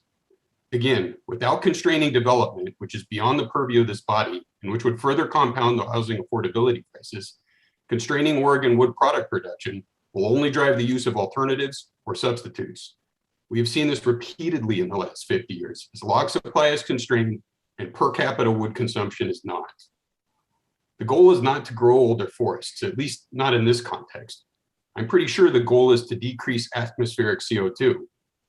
Given the foregoing, the first bullet on page 30, calling for extended harvest rotations, should be deleted, or at least modified to require no decrease in volumes of wood fiber flowing to sawmills. As to the second point, ODF rightly notes that any climate policy should be shaped through the lens of social justice and equity, with special regard for the needs and realities of our most climate impacted communities. Multiple state-level climate plans, like the OHA's Oregon Climate and Health Report and the State of Oregon Climate Equity Blueprint, include rural communities among those most vulnerable to the effects of climate change. And last month, the Oregon Global Warming Commission concurred. And yet, not only are rural communities not given special consideration in this document, there's no acknowledgement of the fact that they'll be forced to bear the brunt of the costs associated with any policy that delays or reduces timber harvests. This is a shocking omission given the historical, Mr. legal, Curtis, and can you please operational provide your relationships. closing comment? Like climate change, poverty imposes massive human costs. Thanks for your time. Thank you. Next up, Mr. Barnes. Thank you, Chair Kelly, members of the board, State Forester Hirsch. My name is Mike Barnes, and I reside on my family forest near Newburgh. I also serve as the vice president of the Oregon Small Woodlands Association, and as a consulting forester, I've been involved in a number of carbon projects on private and public lands. I will focus my brief remarks on some of the elements in the draft plan that will affect the viability of private forest owners and commend the department for undertaking this difficult task. The plan points to voluntary measures to incorporate changes to the management activities. However, the opening statement of this section indicates regulatory measures are within the department's authority.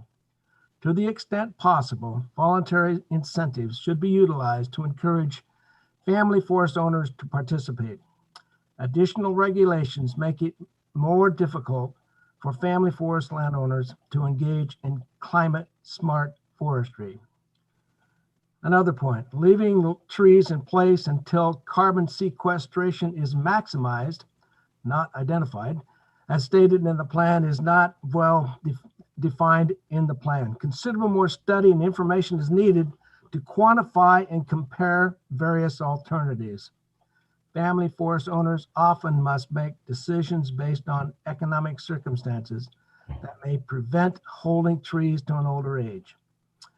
All forest management activities and alternatives have an impact on the health of the industry and the communities where they're located.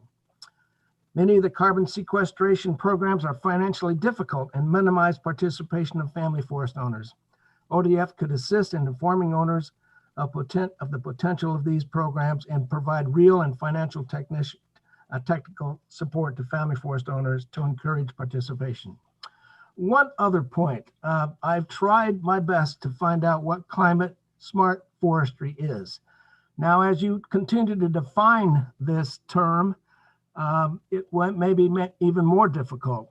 So if I don't comply to all of the climate smart forestry guidelines, I don't want to be considered as climate stupid. Perhaps another term might be more better used, something such as climate informed forestry. I know that there's changes that needed to be made.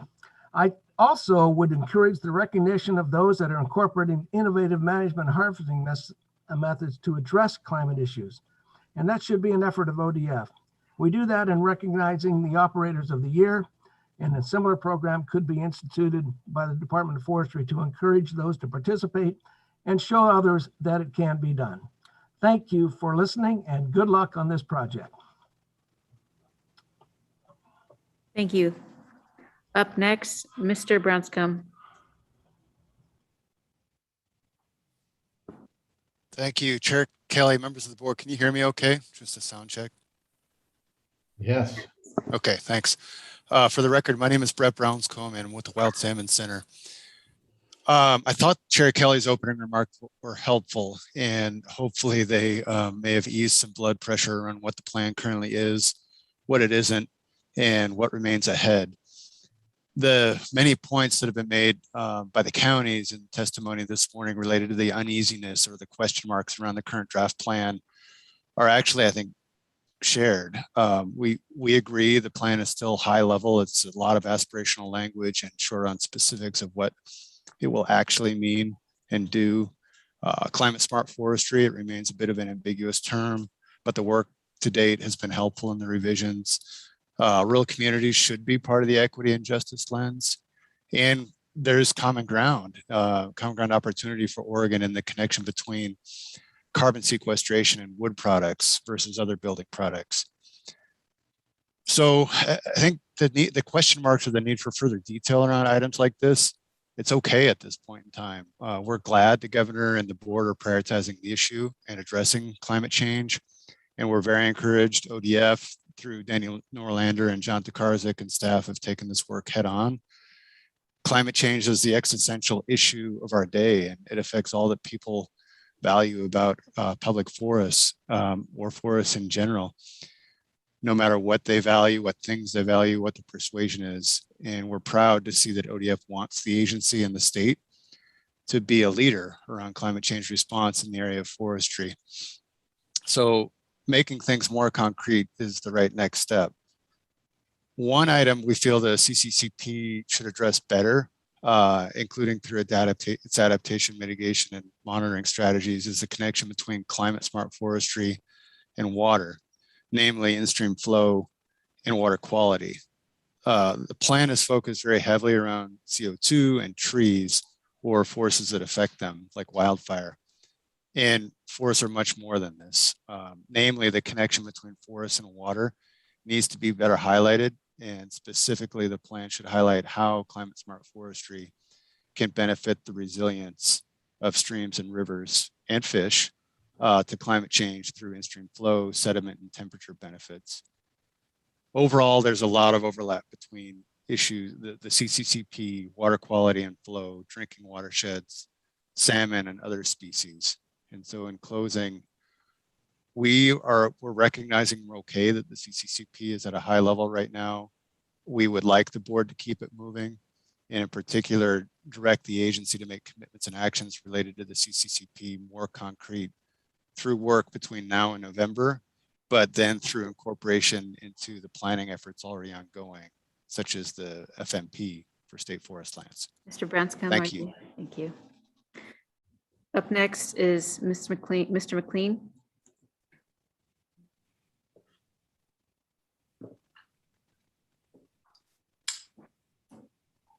Hi, can you hear me? Yes. Okay, great. Thank you, Chair Kelly and members of the board for the opportunity to provide comments on the 2021 CCCP. My name is Angus McLean. I'm the Policy Associate at Pacific Forest Trust. As a land trust, we have conserved tens of thousands of acres in Oregon and have been active in the development of state climate policy and legislation related to natural and working lands. This plan represents a significant step in articulating a vision, goals, and strategies to make the agency a model to other states on how we use our forests as a natural climate solution. And we appreciate the hard work that has gone into it. We hope the board will be bold in its approach and continue to improve the plan by incorporating the following recommendations. We're glad the plan highlights the importance of lengthening harvest rotations on private lands to increase net sequestration. This tool has been identified as having the highest potential of all natural climate solutions in Oregon. Underscoring the role of conservation easements as a way to accomplish this is an excellent step in ensuring that these gains are enduring, quantifiable, verifiable, and enforceable. Future versions of the plan could point specifically to the benefits of working forest conservation easements. By having provisions that increase sequestration through performance goals and management restrictions, these agreements underpin and enable active management to create the type of carbon-rich, climate-resilient, and adaptive forest structures that we must attain by mid-century. The plan also proposes the use of financial incentives, which working forest conservation easements are, as a way to encourage the adoption of climate-smart forestry. It must be ensured that these gains are lasting ones by underpinning them with permanent conservation of these land uses. Unless the carbon stored through these practices is permanently secured, as opposed to being lost when a given subsidy runs out, the benefit to the atmosphere will be lost at a critical time for the climate. We recognize that no funding was received from the legislature this session for additional capacity to build out a forest carbon offset program specifically. Clearly, more staffing will be needed to create such a program and ensure cooperation between DEQ and ODF on this. With that said, we appreciate the commitment to support forest carbon offsets within the current capacity and the emphasis on accountability, durability, and additionality. While carbon markets can add value in numerous ways, those that make a permanent or at least 100-year difference are the ones we need to support.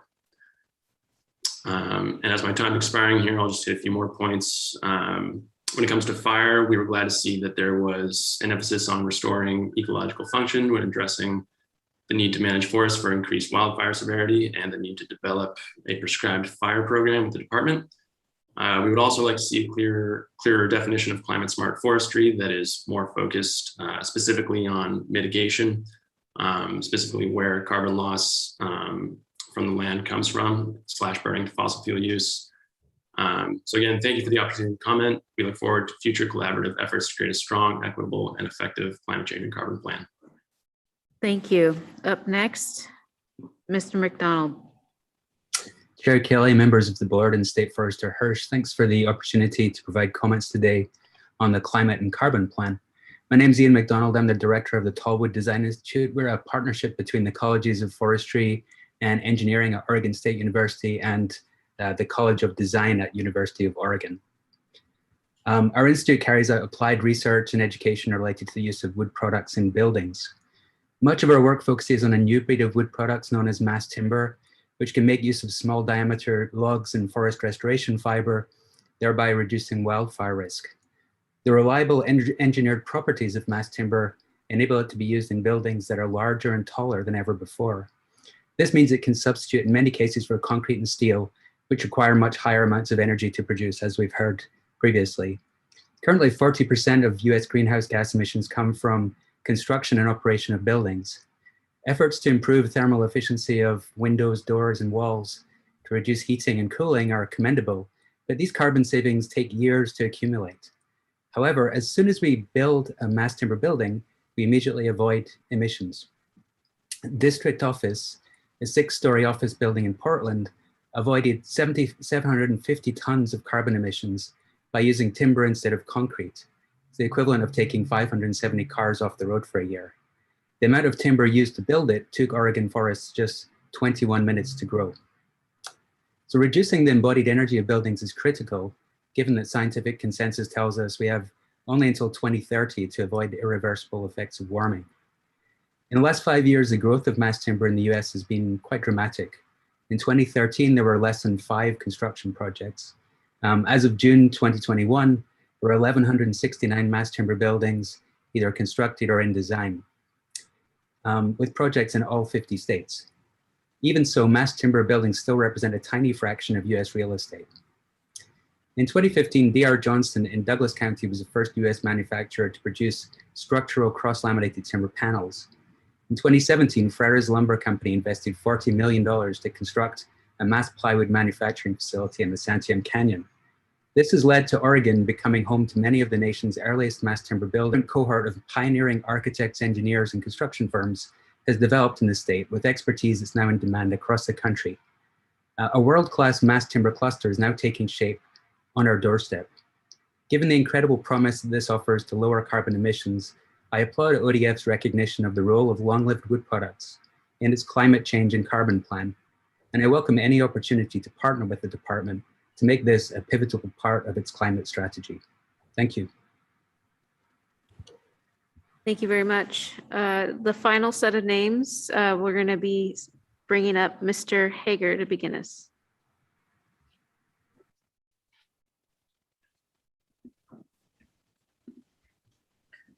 Awesome, thank you. Hello, Chair, members of the board. For the record, my name is Chris Hager, and I am the Executive Director of the Association of Northwest Steelheaders. Thank you for the opportunity to testify today on the CCP. Founded in 1960, the Steelheaders are anglers dedicated to enhancing and protecting fisheries for their habitats for today and tomorrow. Our programs include youth conservation education, angler education, protecting public access to waterways, and advocating for fish. In a time where Oregon's forests, fish, and wildlife have been critically affected with historic wildfires, heat waves, and drought, we are excited to see ODF take steps towards the expansion and modernization of the agency's approach to climate-smart forestry. We are pleased to see that the plan includes forest policies that will be shaped through the lens of social justice and equity.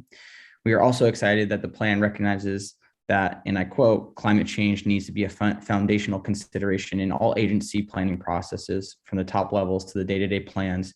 Climate change should inform the work that is prioritized. As advocates of fish and the conservation of their habitats, we'd like to see the following aspects of the plan strengthened, specifically outlining goals for climate-smart forestry practices around water quality and watershed resilience. We understand that this plan is currently written at a high level, but as warm water and drought threaten the recovery and resilience of endangered sunlighted species, a more specific outline on how the CCCP plans to address these issues would be greatly appreciated. We look forward to this plan's continued development. In closing, thank you for your work thus far, as well as your time and consideration. Thank you very much. Next up is Mr. James. Chair Kelly, State Forester Hirsch, board members. My name is Jim James. I'm the administrator of the Oregon Small Woodlands Association. I would like to acknowledge the value of the draft climate change carbon plan, and my comments on the CCP will focus on the role and impacts of Oregon's family forest landowners, 35% of Oregon's private forest, providing 12% of the raw material used by Oregon's wood products industry. OSWA supports all references to voluntary programs in the CCP. Voluntary actions can be the best way to get all forest owners to participate. As a group, family forest owners are very conservation minded. Many already practice climate smart forestry. However, like everyone else, family forest owners are influenced by their personal economics. At the end of the day, landowner decisions will be based on individual economic outcomes. Understanding these factors will be critical before policy changes should be made, particularly related to the conversion of forest lands to another use. Land use laws are the cornerstone of maintaining Oregon's forests, as mentioned on page 25. However, why it has been successful needs more understanding and clarification. I believe it is understated in the CCCP. It is not just land use laws that conserve forests. It's been the combination of land use laws, Oregon statutes, Measure 49, and Oregon tax policies that keep conversion rates low. Many of these are mentioned as barriers to climate smart forestry. The true risk of conversion of forest lands to other uses must be clearly understood, particularly the risk to family forest landowners. Such conversions should have been mentioned on page 13. And there needs to be additional clarity about the 3% conversion of forest lands since land use laws were implemented. 10% of Western Oregon's family forest landowners have been converted to other uses through that same period of time. This factor should not be ignored. I believe family forest landowners can be great partners in implementing carbon smart forestry. It would take landowner education, promotion of voluntary actions, carbon markets for small players, and the recognition programs mentioned on page 29. There also needs to be a new focus on wildfires. ODF does a fantastic job of protecting state, private, and BLM lands, and restoration is done effectively. The Forest Service does neither.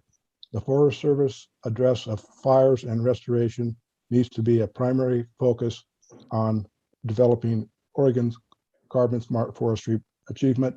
Thank you for the opportunity to comment, and please review my written comments where I give clarity and definitions of my statements. Thank you.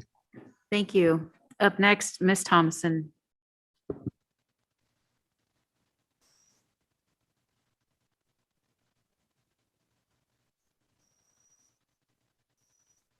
Whenever you're ready, Catherine.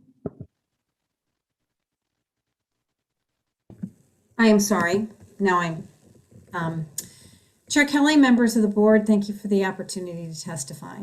My name is Catherine Thomason, and I'm speaking as chair of the Environmental Caucus of the DPO. I greatly appreciate ODF's desire to increase the role of Oregon's forest in sequestering carbon. As a physician, it was chilling to hear the call to action by 200 medical journals this week to protect the current and future health and survival of the human species. We are pleased to see that the current draft includes the Global Warming Commission goals. I was heartened to hear that you recognize the need to revise the Oregon Forest Practices Act to better prioritize climate change.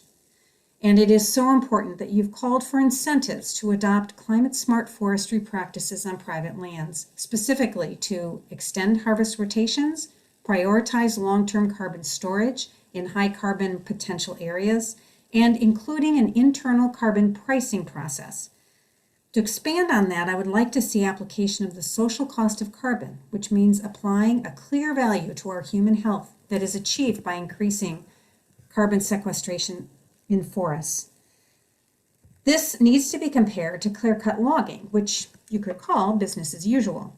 But it also needs to be compared to forest stewardship certified management, which is not mentioned in this document.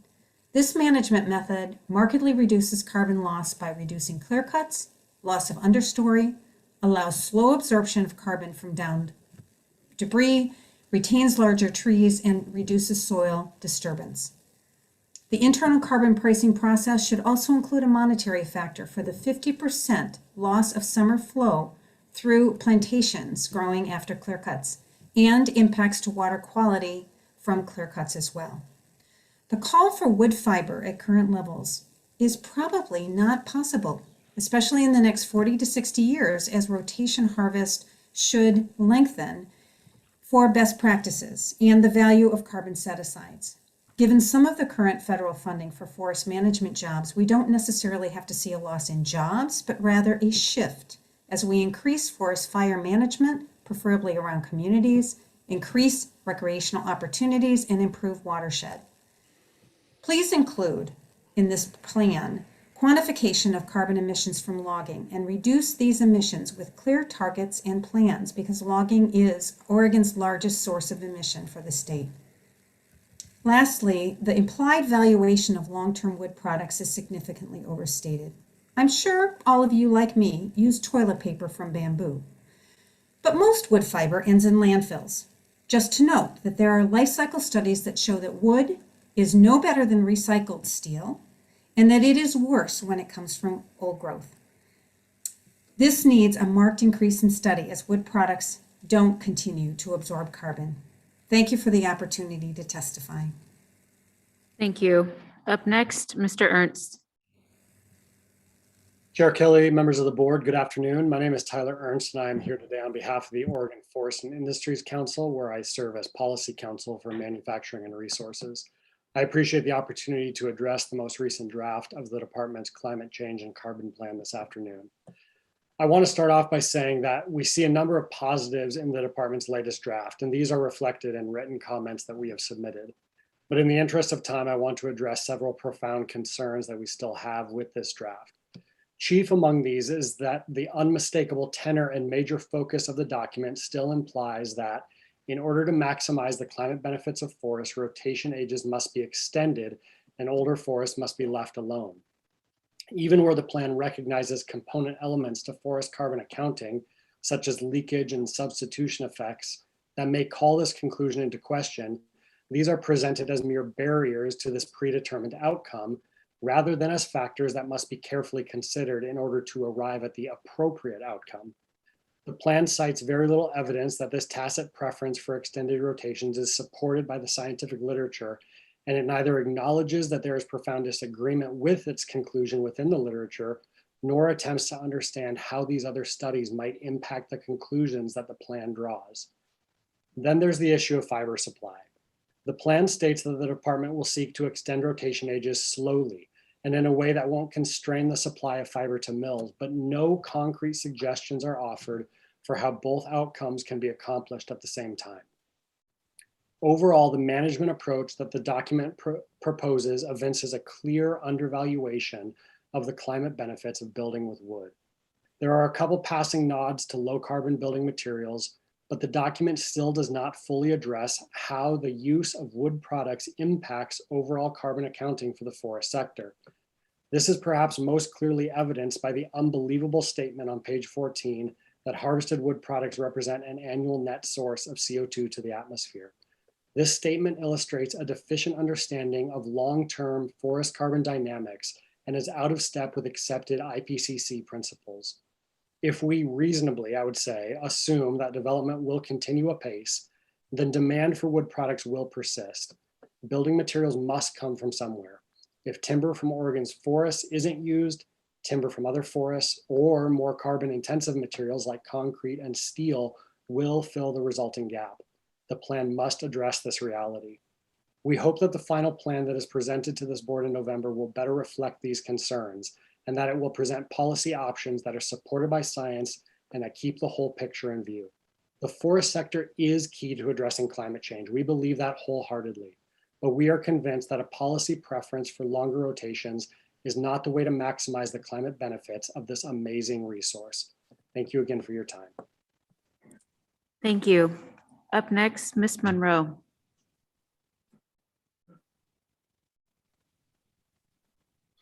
For the record, Tiffany Harper Monroe, Lane County, representing Harper Farms.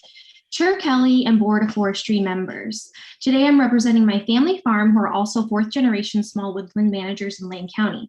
I would like to thank you all for providing a voice for rural small woodland owners like my family, and particularly Black, Indigenous, and people of color who work in natural resources like myself. There are many BIPOC individuals, like my family, who work and depend on the timber industry all over the state.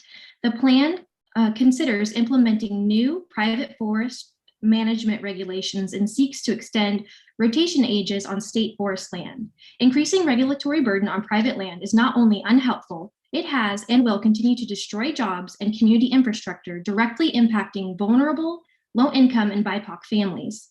The same can be considered for extending rotational ages. There is simply not enough scientific evidence to establish this as a viable, carbon mitigation principle and will lead to wood shortages and mill closures. Extending rotation will, without doubt, decrease job availability for some of our state's most vulnerable populations. In addition, shortages will make it even more challenging and expensive to solve some of our state's biggest problem, which is affordable housing, which should be done with wood products made from here in Oregon. If we go on this path, we will continue to make more disparities for BIPOC, vulnerable, and rural communities. My family also asks for you to consider the following. If we're using a climate mitigation lens, we should recognize and actively invest in innovative and carbon storage opportunities in harvested wood. We need to continue to establish Oregon as a national and international leader by promoting the building materials made from forest products that have smaller carbon footprint than alternatives like cement and steel. We need to address the major wildfire risk that exists in extending rotations in an attempt to store long-term carbon in forests. We ask that this plan instead effectively invest in public management and private management opportunities to reduce wildfire risk. We would like to have this program also address the massive fuel loading that occurs in federal lands, which make up 2/3 of our state's forests, and look at innovative ways to help address any canceling out that federal efforts are not making at this time. I will close with this. BIPOC and vulnerable individuals in Oregon continue to be hit the hardest. We ask that this plan and all future efforts of the board consider unintended consequences on vulnerable and BIPOC populations, particularly in rural Oregon. If we want to truly be leaders, we need to take the time to do this right and work together. This plan should uplift communities to the very best of our abilities and avoid creating even more generational disparities, which unfortunately our state has a track record of doing. I offer any support I can give the board, and I'd like to give a shout out to Carla Chambers for inspiring me as a young girl in my corduroy jacket, and Brenda McComb for supporting BIPOC students in the College of Forestry. Thank you. Thank you very much. For our final name is Mr. Jarnett. Chair Kelly and members of the Board of Forestry. My name is Alan Journay. I am co-facilitator of Southern Oregon Climate Action Now, an organization of some 1,500 rural Oregonians who are concerned about climate change and supportive of strong action to address the current climate crisis. It is in this context that I offer these comments. On a personal level, I am also a small woodlot owner.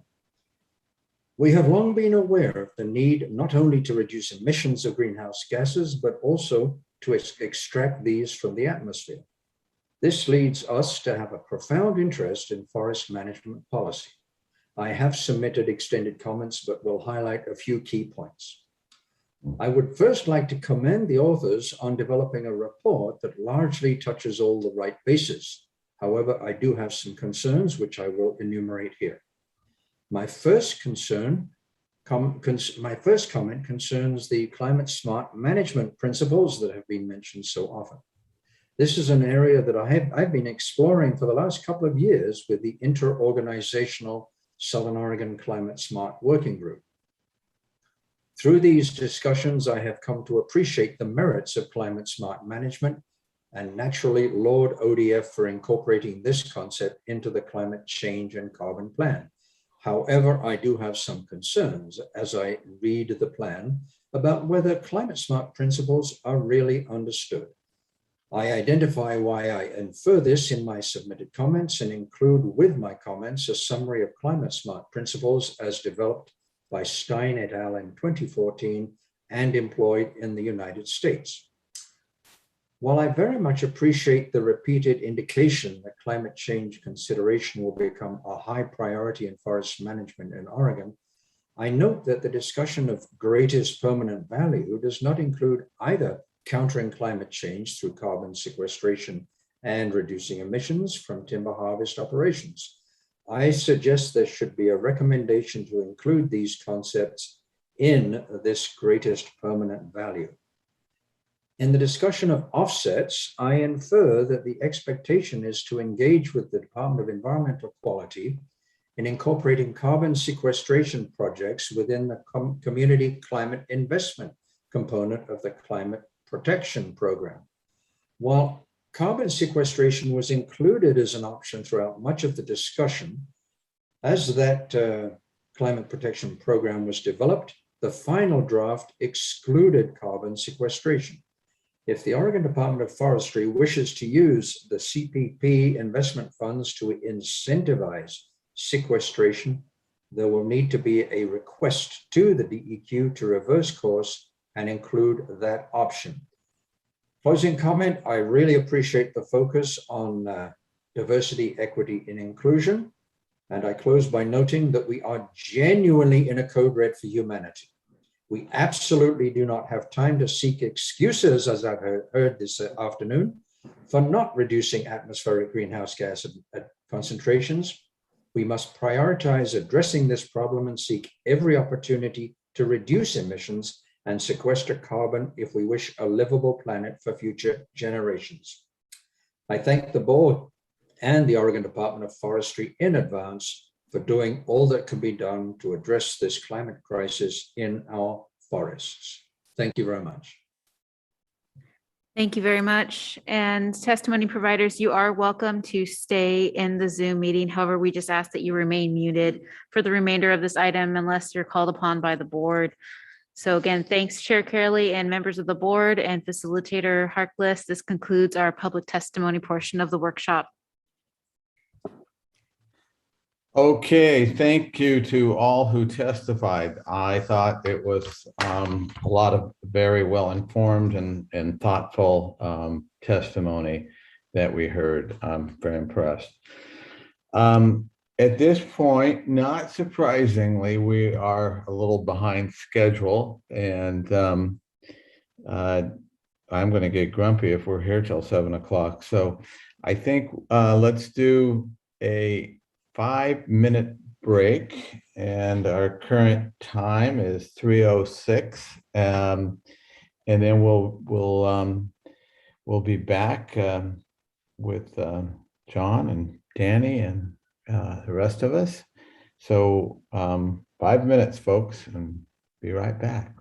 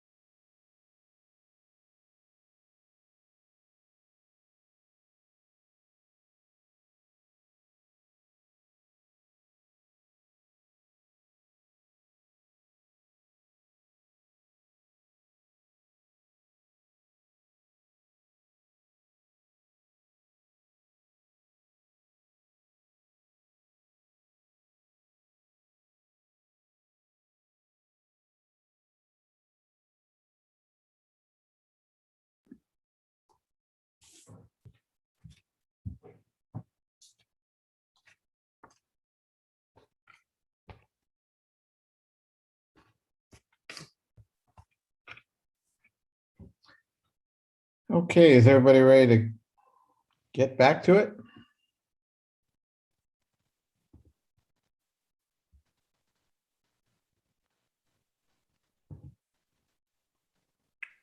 The next item up, our lead, will be John Takorza. Are you ready, John?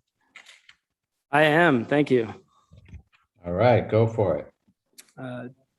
Chair Kelly, members of the board, State Forester Hirsch, we are interested in sharing how department leadership will, through collective action and shared engagement, integrate and realize the plan's interests across the agency and begin translation of this roadmap into action.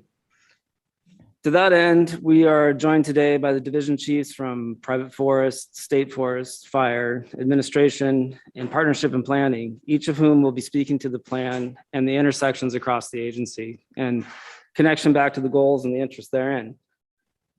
Following the opportunity to speak, we would request to hear from the board your questions and ideas about additional ways in which we might be able to further the plan and advance the goals. With that, I will turn it over to Josh Bernard, Acting Division Chief of Private Forest. Great, thank you, John. Good afternoon, Chair Kelly, members of the board, and State Forester Hirsch. I'm Josh Bernard, Interim Division Chief for the Private Forest Division. First, I wanted to note that myself and others in the division were able to review and provide input on early drafts of the climate change and carbon plan, and that we support the vision provided by the draft document.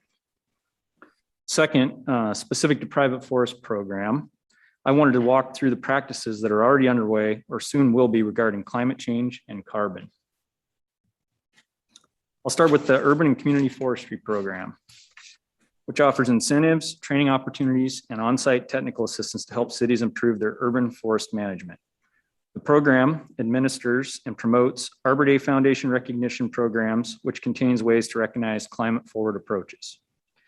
The program is purchased and is promoting the use of a statewide tree mapping and inventory software that can assist city staff in responding to climate change-related weather extremes and invasive insects. The program is also a charter partner with the fledgling Oregon Urban Wood Network, which is seeking ways to recognize, identify, and utilize trees and logs removed from urban forests and promote ways to keep the carbon stored in the urban wood products. The Urban and Community Forestry Program and Oregon Community Trees are looking for ways to increase the engagement of low-income, marginalized communities in tree planting. Program staff and some Oregon community tree directors have participated in environmental justice training. Efforts are currently underway in translating our most used brochures into Spanish and offering conference scholarships preferentially to cities with the highest Black, Indigenous, and people of color populations. Relative to the Forest Practices Act, the draft document notes integration of climate change in the Forest Practices Act rule revision process. This would take place as we conduct future rule analysis under our existing processes in statute where possible resource conflict or degradation is identified and further rule analysis is needed. On reforestation and afforestation, the J.E. Schroeder Seed Orchard has been supporting tree improvement efforts in the Pacific Northwest for many years, making improved seed available to state and large industrial landowners. Over time, the zones for which seed can be used has expanded due to the tree improvement efforts. The seed orchard continues to participate in tree improvement and is currently engaged in third cycle selective breeding for hemlock and Douglas fir, which includes samples planted in the wild to test performance. Each cycle of tree improvement is expected to result in growth gains and be more ecologically resilient by introducing a wider range of elite characteristics. Tree seed currently being deployed that is sourced from the seed orchard is mostly from first generation breeding efforts, with the bulk of second generation seed 8 to 10 years out for deployment, and third generation seed being about 15 years out. Also, it is important to note that through the Oregon Seed Bank program, family forest landowners have access to the latest selections. Looking ahead, we will soon be developing a statewide plan for reforestation following the 2020 wildfires. An additional challenge and opportunity for reforestation is considering climate change and resilience for future disturbance. Given the wide range of climates across the burned areas in Oregon, we will be looking for ways to integrate climate adaptation strategies into reforestation plans. Key elements of such a plan would include priority landscapes, watershed health and drinking water, climate change and adaptation, disturbance resilient forests, and critical social interactions. The draft document also notes climate smart forestry incentives on private forest land, which includes a note about a climate smart recognition program. I think as a next step, we as the division can work towards establishing a program for landowners/operators this biennium who practice climate smart forestry, thinking of something similar to the process for Operator of the Year program, but using the goals in the draft climate change and carbon plan. And with that, that's kind of a summary of private forest practices currently. I'll now turn it over to my colleague, Liz Dent.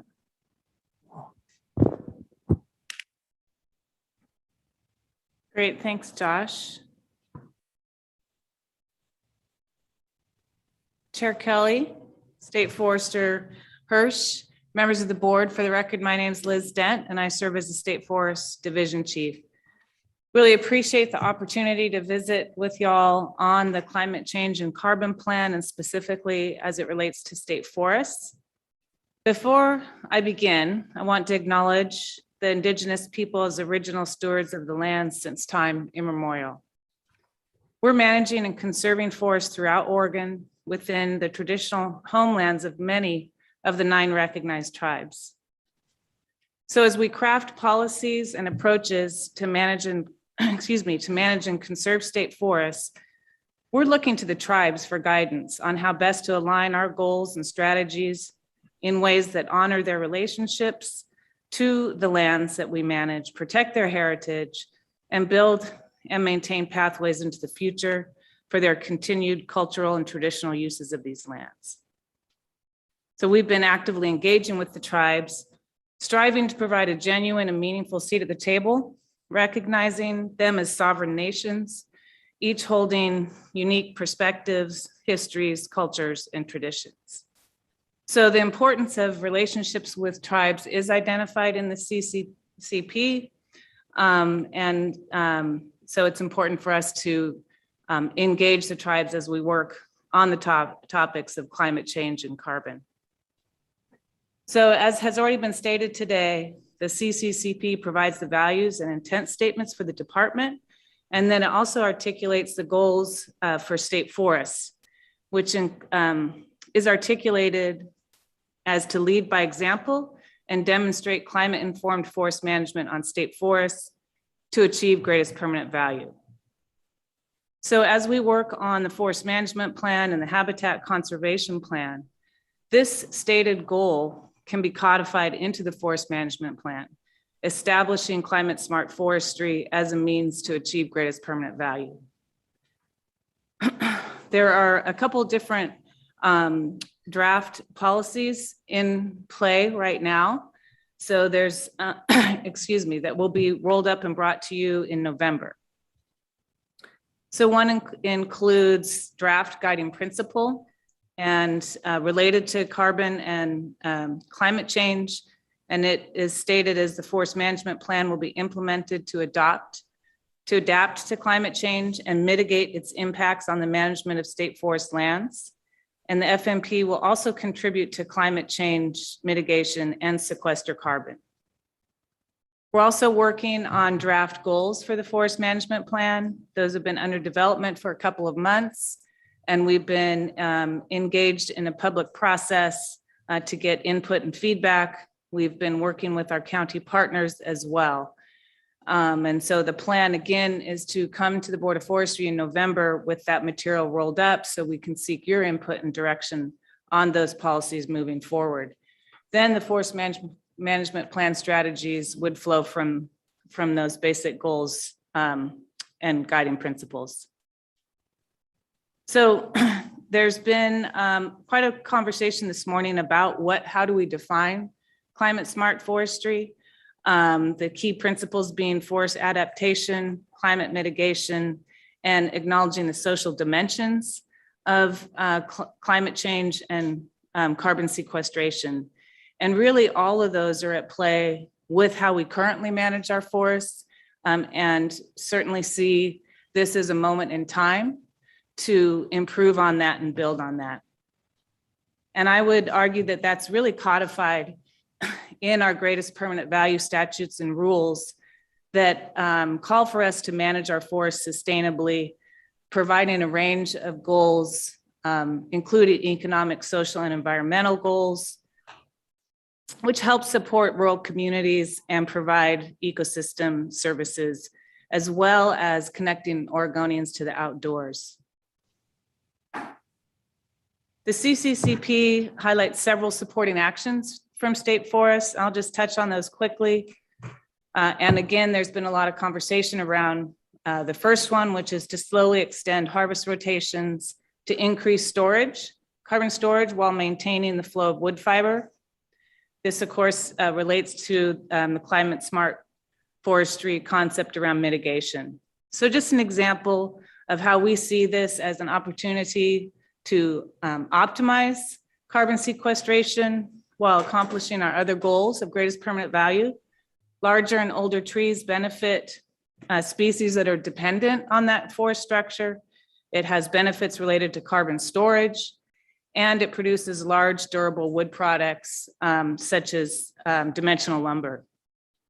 In addition, just as a reminder, timber harvest from state forests is not exported, so it truly supports Oregon jobs in rural communities.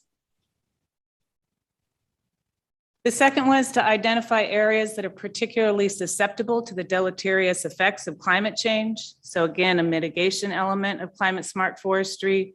Examples would include wetlands, streams, high elevation lakes, areas of the forest that are currently in poor health and vulnerable to hotter and drier climate.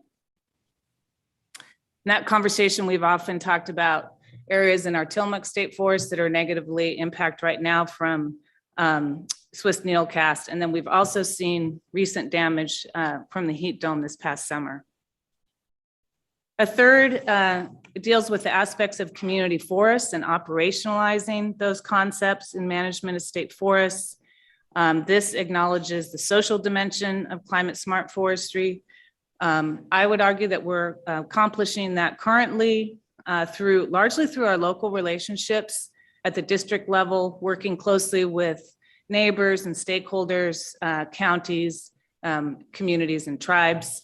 Again, I want to emphasize that there's always room for improvement, and I think this supporting action is a perfect example of that. The fourth is about resilient forests, and so this falls into the restoration category and mitigating component of climate smart forestry. So these areas can be managed and conserved with a goal to restore ecosystem services, which also includes carbon sequestration. This action again tends to call out Swiss needlecast areas that have slowed or actually ceased any measurable growth. So their benefits for carbon sequestration are minimal. And then the fifth one is to identify areas that have high carbon storage potential, especially those that can also provide benefits to threatened and endangered species. So the Habitat Conservation Plan provides a good opportunity for that, particularly with the strategies associated with the habitat conservation areas and the riparian conservation areas. And finally, identify and operationalize carbon storage in harvest operations. And so there's elements of this described as looking for alternatives to burning slash. Some of those would be leaving the debris on the forest floor after harvest. There's also some interest in looking at biomass and biochar.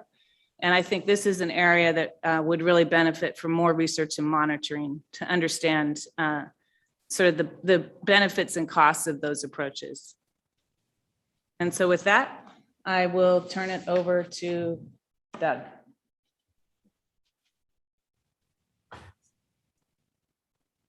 Good afternoon, Chair Kelly, members of the board, State Forester Hirsch. For the record, my name is Doug Graff. I serve as Chief of Fire Protection for the Department of Forestry. Similar to my colleagues, I've enjoyed the opportunity to be on the front end of this document and influence the writing. This has been a great partnership in the department to think holistically about our climate change and carbon plan. And a significant portion of this and the testimony we heard earlier was targeted towards the increasing wildfire condition in Oregon's landscape. And the stated goal for fire readiness and response on page 18 is to modernize Oregon's complete and coordinated wildfire protection system to respond to the increased severity of wildfire, and also to promote fire and smoke adapted communities in the wildland urban interface and beyond to mitigate the impacts of climate induced increases in wildfire severity. And the department and the board and the legislature and the governor's office really have partnered on this conversation for several years and recognized the challenges before us in Oregon. And I'm proud to say we're very much in line and on a pathway to effect change and align efforts consistent with this plan moving forward. And that's really embodied in the work of the Governor's Wildfire Council a couple of years ago that was completed, and then really was executed with the approval of the agency's budget, 21-23 budget, which included Senate Bill 762, which largely incorporated the recommendations from that council's work. So as we think about that council's work and the implementation of climate change and carbon plan, I'll look to page 28 and beyond, and you'll see many of the themes and the supporting actions that relate to advancing fire protection systems for Oregon. And they're all under the tenets of the National Cohesive Strategy, which has 3 tenets and really define the foundation of the council's work and the work that culminated with the agency's budget and passage of 762 addressing these issues. Begins with adequate response, and I'll speak specifically a few components there that you'll see across many of the supporting actions starting on page 29 of the report. Move to fire adapted communities. I'll speak to a few of those highlights, and you certainly heard one this morning in the wildland urban interface definition, and then close with resilient landscapes. Investments in Oregon's protection system across all of those tenets, and it has to be successful to really mitigate the challenge we have before us, consistent with how this plan also lays it out. For adequate response, the department has seen an increase in capacity for adequate response at the aviation level. And we discussed many of those severity resources this morning and how they played a critical role already in the 2021 fire season, with close to 1,300 hours flown, keeping fires small, minimizing costs, and minimizing loss. We also spoke this morning on advanced leadership made available through those investments and identified in the plan relative to adequate response. And that included fire line leadership on the seasonal capacity for our firefighters. There's a recognition that fire seasons are longer than they have been in the decades prior.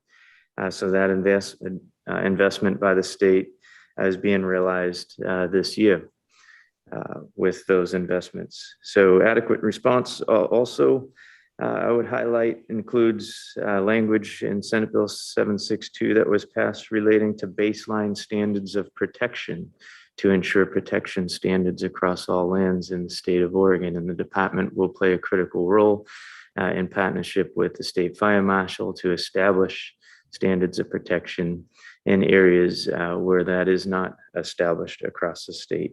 Again, on the first tenet of the cohesive strategy related to adequate response. The second tenet of the cohesive strategy and consistent with this plan is the fire adapted communities.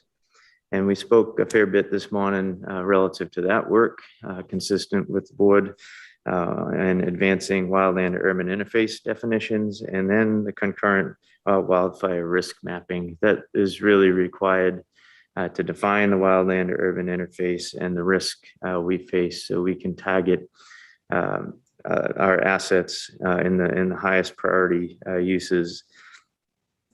The final tenet of the cohesive strategy is the resilient landscapes. And we see in this plan and in investments from the legislature into the agency's budget, along with the passage of 762, specifically for fire protection. I'd speak to the advancing this prescribed fire program, establishing that program officially within law, and adequately resourcing that program.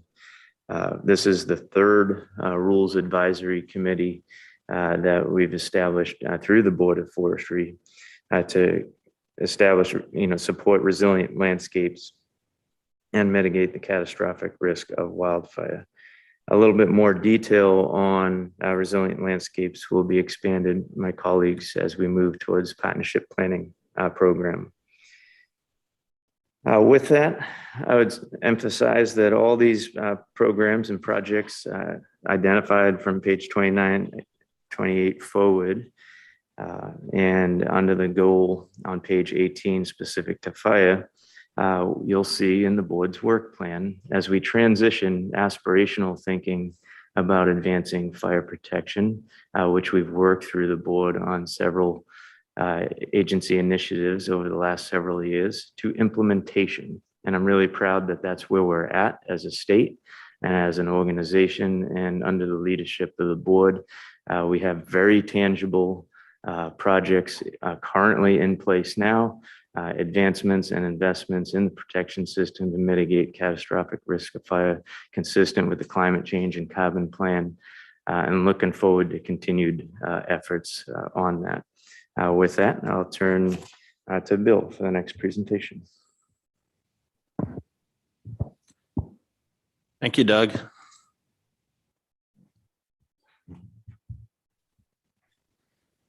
Once again, good afternoon, Chair Kelly, State Forester Hirsch, members of the board. For the record, my name is Bill Herber, Deputy Director for Administration. So administration has a unique nexus to the goals in the plan. As Danny noted earlier, the governor released Executive Order 2004 in March 10, 2020. This executive order put administrative branch in motion due to its outlining greenhouse gas emission reduction goals and directing the department to begin reducing those emissions. We've been undertaking efforts along those lines in several of our administrative programs, focusing on energy reduction and efficiencies in areas such as facilities, motor pool, and information technology. Along these lines, the administrative branch supports all goals within the CCCP by its inherent mission of supporting the department's operations, both directly and indirectly. Those direct support areas are, like I mentioned, vehicles, where we're exploring opportunities to utilize zero emission vehicles in charging infrastructure in our various needs, such as our core work in the field, fire suppression, and standard vehicle usage. In fact, EV charging infrastructure installation is beginning within a week or two here on the Salem campus.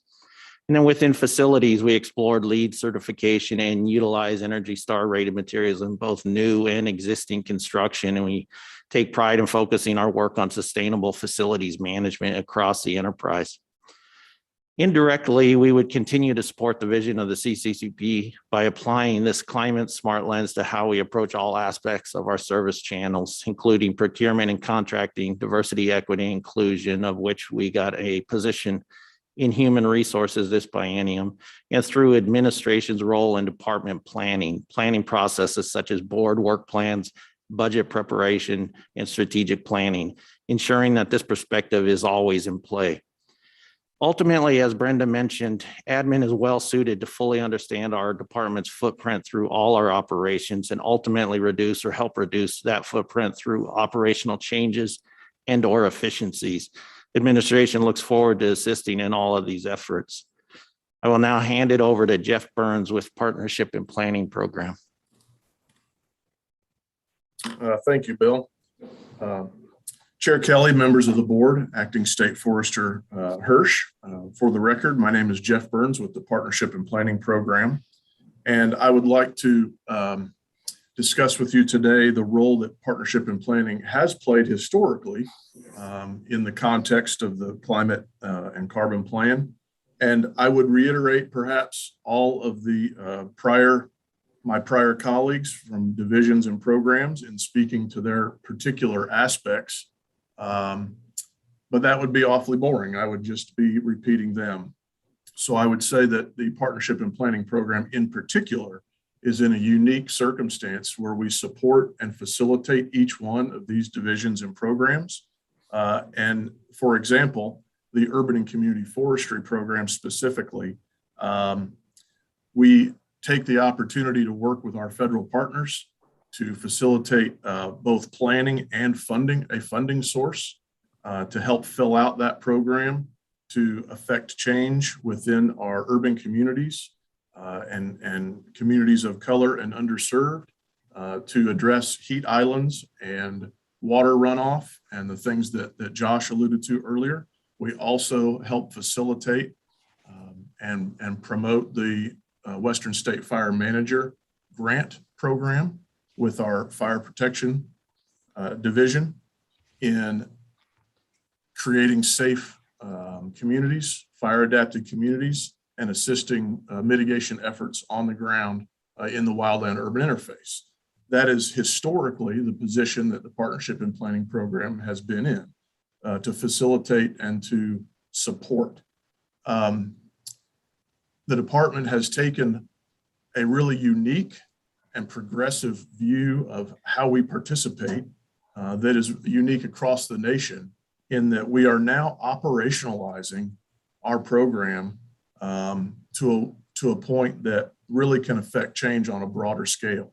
And that is not just tracking and facilitating agreements and federal funding, but is also providing outreach and operationalizing to some degree new programs with the context of shared stewardship and a very progressive lens from this plan informing how we do business across the landscape at a landscape scale. And a couple of examples of that Doug specifically referenced is SB 762. And we are not only participating, but really leading the charge in wildfire response and mitigation within our communities in high priority landscapes. And we are also building out and continuing the good work of our federal forest restoration program, which includes our Good Neighbor Authority and other tools to work on federal lands. And so as we really look at the broader context of where partnership and planning fits in the larger scheme of things, we are moving, like I say, more into an operational role that really can affect change across the landscape, which just by that very work really can and will be informed and influenced by our DEI staff and our carbon and climate plan. And as we move forward into these new programs and projects across the state, we are looking forward to building that out with new partners in a sense of shared stewardship and reaching constituents that we have not reached in the past, and also continuing to facilitate and support our divisions and programs, but building out new and exciting ways of doing business as well. So I'll leave it at that with our partnership and planning program. And if there are questions or want to wrap up with anything, John, that's fine. Thank you. Thank you very much, Jeff. And thank you to everyone else for your comments, your support, and your engagement in the process here today and in the development of the plan as we move forward. At this point, I would like to push back to the board and ask for questions and input, and I will turn it to Robin to provide that facilitation in terms of that conversation. Thanks, John. Yeah, so I think where we're headed for today is we want to really kind of put a fine point on the question back to the board around this plan, this vision, this roadmap, however you want to describe it, how well it aligns with the board's, through a policy perspective, with the board's priorities. So we really want to get to that question. But I know that there's also an interest in getting some feedback, either questions or ideas from the board on what you've heard today, both from public testimony as well as from the executive leadership of the department around different ideas, ways to actualize this plan, to actually turn it into implementation. So just let's start with some sort of general feedback in that realm around the ideas that have been shared today about how you move this to action, and any ideas that you haven't heard yet that you'd really like the department to consider as we take the next step in all of this. And I will make sure we leave time to really kind of close in on that dialogue amongst the board about how you see this plan as it's written aligning, and where there might be gaps that you'd really like the department to be aware of, so they can try to better align this before November when they bring it back to you for an approval. So let's talk about the concretizing of the plan ideas first. And I think just because the way it's flowed today, we didn't use like our formal hand raising. I can see you all, so there aren't too many of you. So I would just say, without talking over each other, go ahead, just take yourself off mute if you've got some ideas or questions. And I see Brenda's hand up. Yeah, just a couple of very quick things.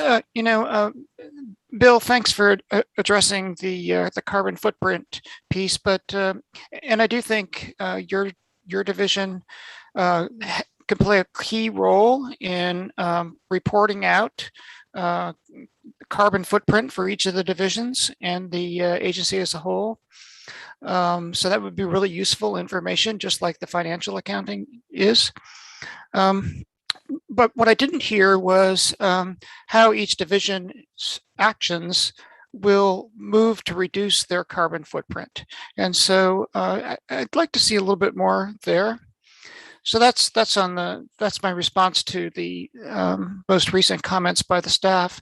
What I heard this morning was both encouraging in that I heard a lot of common ground. I heard a lot of people identifying things that they had in common, even though they may approach it differently. But I also heard, and it's my own belief, that we're no longer looking at business as usual. We're going to have to make some changes. And we're going to have to make some changes if we're going to continue to maintain the values that we have that come from our forests. So again, I'm going to come back to my very first comments from this morning and just ask people to think about how you can work together to come to solutions to this problem. I think that's going to be how we can advance here. Thank you. I would also like to just earlier, Brenda talked about not enough focus in the plan on emissions. And, I really agree with Brenda on that. I think, we can only do so much with offsets and so much, not that they're both with sequestration, not that they're both really important. But we're not going to be out of this mess until we deal with emissions. And so, I think we have a ways to go there, and it certainly starts with the department and including all the operations, including fire for the department. But also, we really do need to be able to start with a baseline understanding of the emissions of all forestry operations in the state. And that said, I get in trouble with saying to people that I don't think that our industrial tree plantations are examples of climate smart forestry. I think I can get in trouble with just about everybody by saying, if you look at it through an emissions lens, there's not much forestry going on in Oregon that you could call climate smart. Now, the technology is not all there. I understand we don't have the chainsaws we need and the bulldozers that are electric, but we are moving in that direction very fast. And the department should be able to buy electric Ford 150s in no time, as well as timber operators. And before long, we're going to have a lot more equipment such as heavy trucks that will be electric. And it just made me think about the fact that as we heard timber industry voices saying that wood compares favorably to steel and concrete in terms of a less of a carbon footprint. Well, if we reduced it even further, look how much greener it would be if we could reduce the emissions to all of those forest harvest operations. So, I would like to see some strengthening of the focus on emissions, as Brenda brought up originally. Ben, I see your hand up. Ben Doimling for the record. I'll save my sort of general comments about the plan for a little bit later, but specifically, I really appreciated the division chiefs laying out their thoughts and ideas for this. And one thing I wanted to just sort of highlight, I appreciated Liz mentioning biochar as an opportunity, and the technology, like electric vehicles and machines, the technology is coming online. It exists. It needs some helping along, I think, to really get it to a place where it is cost effective. And I feel like the state can play a role in that. ODF can play a role in providing a platform for biochar to be rolled out, to provide pilot projects, to provide incentives, to provide a place where we can help that industry along, because it has huge benefits and ramifications for carbon sequestration, very long-term carbon sequestration. And I am really interested in what role the department across can play in sort of helping that. Joe Justice. This is Joe Justice, board member. Thanks, Jim, for your initial comments about how this is a vision and for Oregon. And we heard a lot of talk or conversations about extensions of rotations. And I think, in the document, it talks about voluntary extensions of rotations on private lands and so on, which I support. But I think we also need to be, I guess I would like that document to have, and you spoke about unintended consequences. And this is one of those things that there can be things that can happen as a result of extension of rotation. It sounds like a simple thing, right? But it depends on the forest type, the forest condition, a number of things. And extensions of rotations also in very fragile communities with very fragile infrastructure could potentially be extremely impactful. And that's, of course, I'm very sensitive to that. So I guess I understand it needs to be in the plan. I understand it needs to be something that we need to be thinking about, considering as a potential, because Oregon's forests do have a great ability to store carbon in the form of a tree and in the form of a forest product. But that decision, or as we generate policy related to extension rotation, I guess I would like to see some more language that makes sure that we understand that we're going to be thinking about what are those unintended consequences related to replacement or leakage, et cetera, as a result of that sort of policy decision. Thanks. Brenda. Yeah, thank you. Brenda McComb for the record. Just following up on Joe's comment, and he makes a really good point, I think, and I just want to agree with that, well, first of all, extending rotation can be a way of sequestering more carbon. So we do have a lot of information about how trees grow. And we can project what that tree growth rate is out through time. But we also have a lot of information that different tree species grow at different rates on different sites. And so consequently, the kind of the simple solution of extending rotations could work fine in some places and may not work very well in others. So I think there's a more nuanced approach that I think needs to be addressed in the document. Carla. Well, I heard some things today that I'd really like to hear more about or learn more about. And, I'm new to this board, so I apologize if I'm really lagging. One of the things that I talked to Dr. DeLuca, our Dean of Forestry, and he said there's a broader equation than just looking at the trees above the soil. He's a soil scientist, and he said the math really has to include what's going on below the soil, as well as, a very linear equation. And I think I would like to hear more about taking this from now more of an aspirational document. And I'd like to see better math. And I think that OSU, we're just so fortunate to have OSU here. And I think he would be a key resource for us. The second thing I heard today that really resonated with me was the CLT mass timber and the wood products and the building material. I thought Ian McDonald made a very good point. Our family's involved in building a CLT project right now. We learned in New Zealand on a forestry tour that CLT is also more fire resilient than steel, and they showed us, their research and results on that. I was involved early on in creating the organic and certified sustainable food markets. It takes years to do this. So it's really worth asking the toughest question. Only when you move the market in the economy, behavior. And I thought, being on four recent forestry tours, I've asked the same question on all four of them. What would it take to move to 80-year rotations? And I heard the same exact response in just slightly different words, but there's too much fire risk right now. And until we address the economic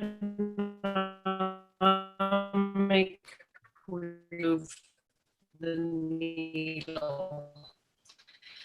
I'm also Carla, you're breaking up badly. Carbon markets really work and which ones don't. These carbon markets, they can be very expensive. I'm sorry. That's the benefit. Is that better? You might want to shut your camera off for a minute and see if we can hear you better. Okay. I think, Carla, go back to you were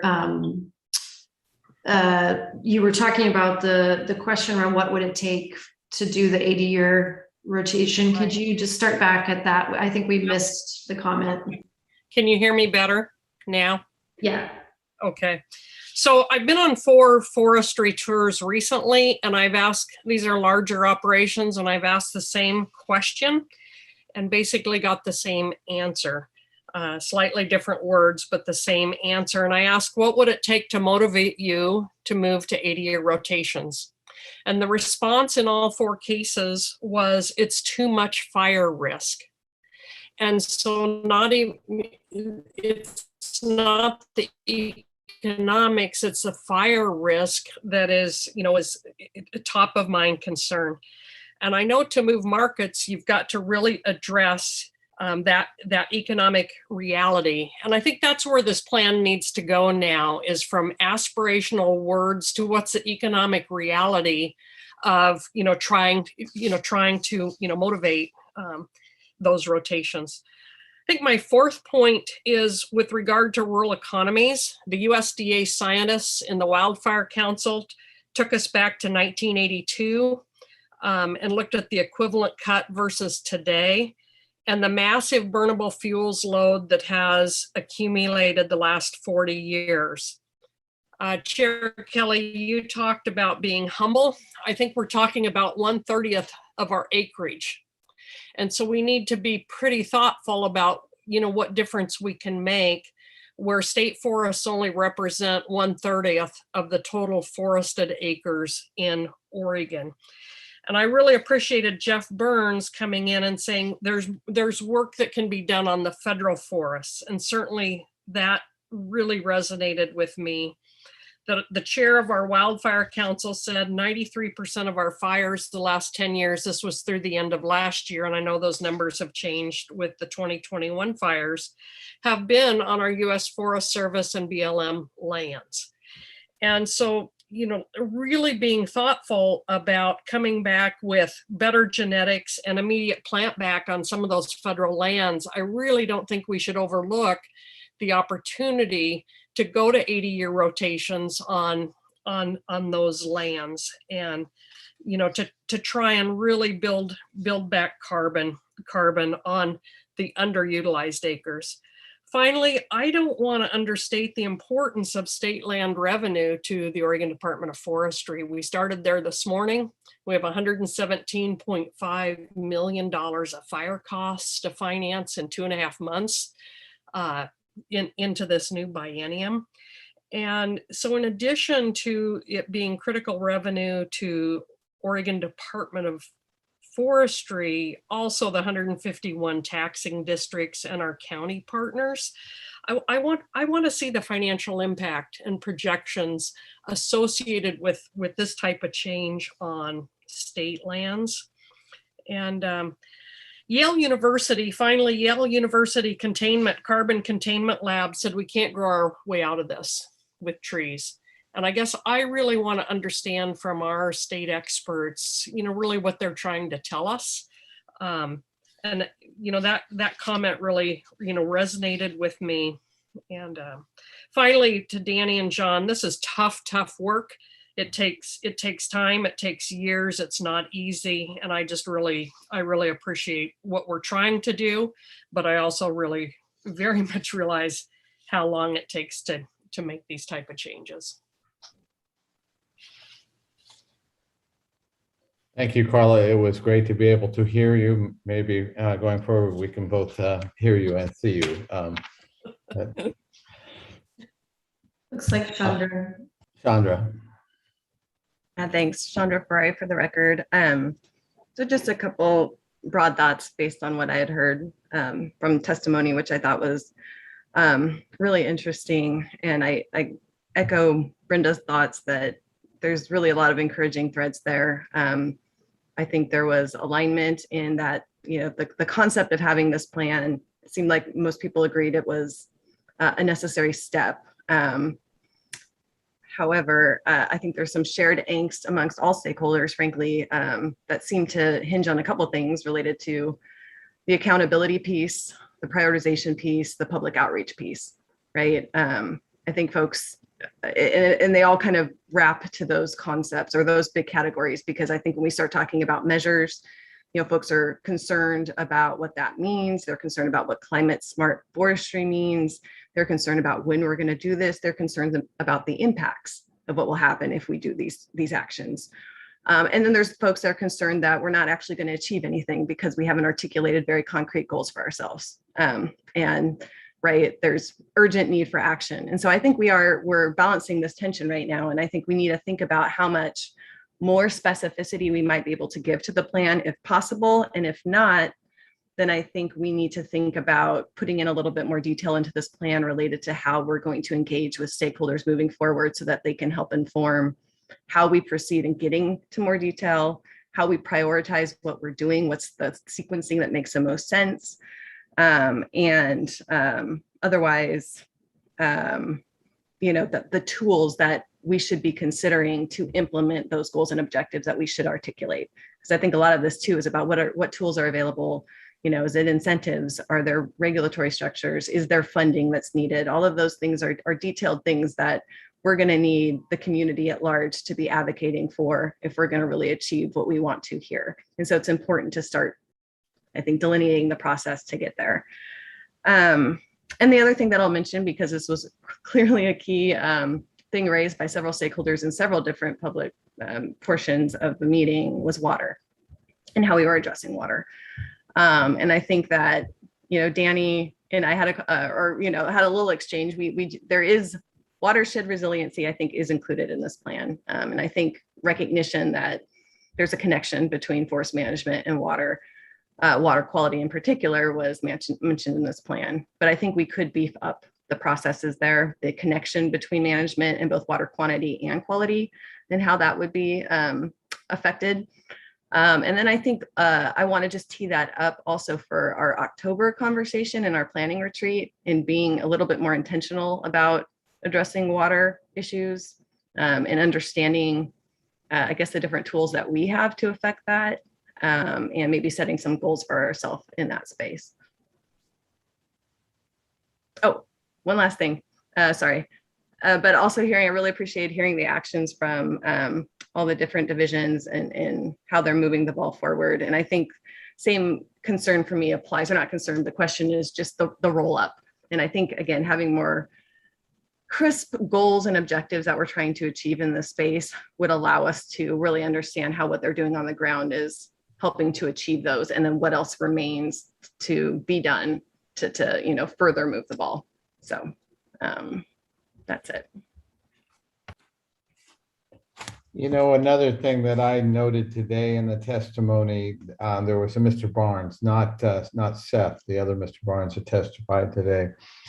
And, he talked about the wording of climate smart forestry, and saying, was that the opposite mean climate stupid forestry? And I think he has a real point. We do not need to turn off anyone. And the climate smart forestry term does have this basic sort of elitist feel to it.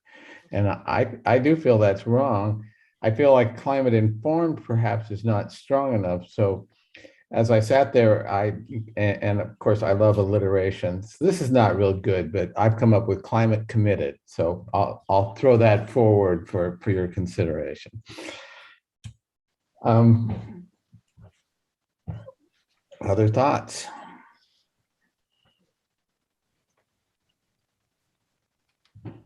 One thing I also, really hear that, this issue of concern about unintended consequences. And, I just really am hearing from all board members that I think we all see how complex this is, and how the solutions are going to have to be nuanced. I keep thinking about how politicians in the legislature all the time, they pass these laws, and sometimes they're dealing with really simple stuff. And at the same time, they pass these laws that have terrible unintended consequences. I mean, we look at our whole accounting industry. I mean, it's sort of built on unintended consequences in tax law. And here, we look at the complexity of what we are facing and the evolving science and all of this. And this is why I go back and started with those comments that where we do have to be humble, but we have to combine that with an ability and a willingness to act, and to act in significant ways. And I really hope to see us start to do that next year. And I think, Chandra, you were saying essentially we've got people on one side, very concerned that we're not going to act in any ways that will have significant impact. And I get that and agree. And on the other side, we have, I think mostly industry, what I'm hearing, the big concern is sort of an edict around 80-year rotations. And I think that there's a lot of room and a lot of different directions short of an edict. As Joe points out, I totally agree. Having lived in Eastern Oregon and seeing all these different forests and forest conditions, and I know nothing compared to Joe's wealth of knowledge, but those kinds of simple approaches will bite us in the butt in a lot of areas. I think Ben was trying to get in the queue. Okay, Ben.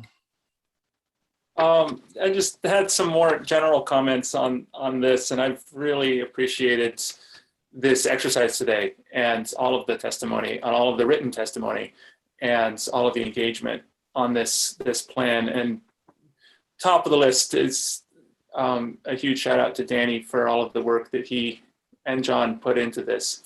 And this is not an easy task. And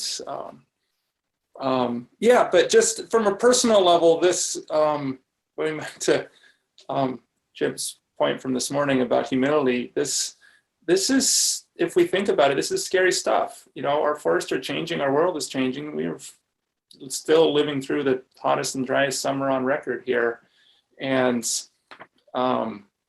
you know, in the face of that, it's a little bit deer in the headlights sometimes of, you know, how do we take on, how do we, in our little corner of the world, try to tackle such a monumental problem?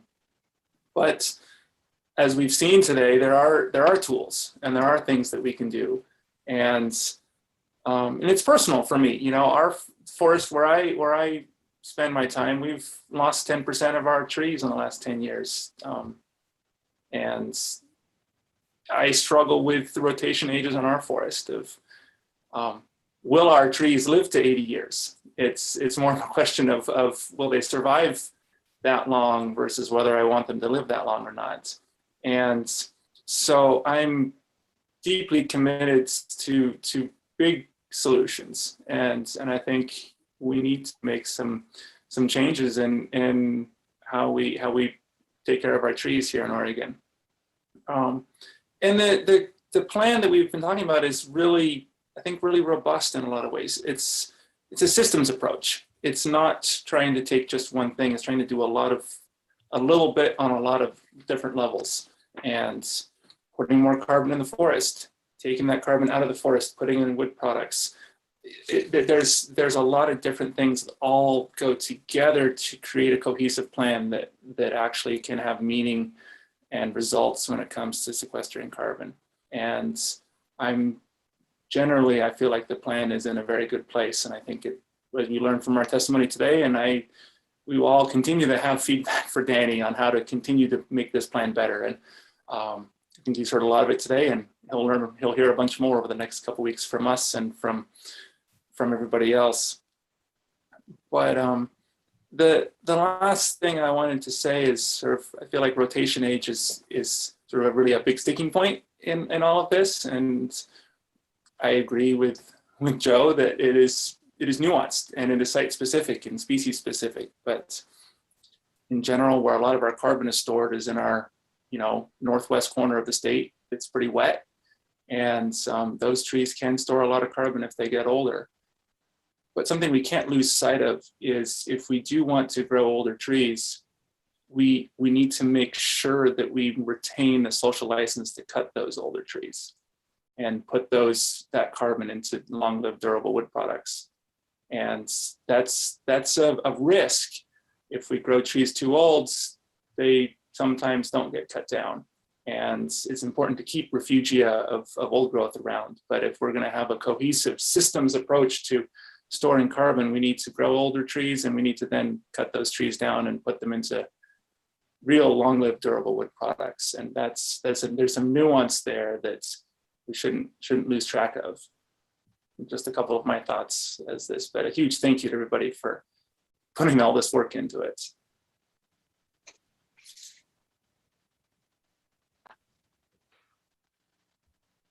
Brenda and Joe.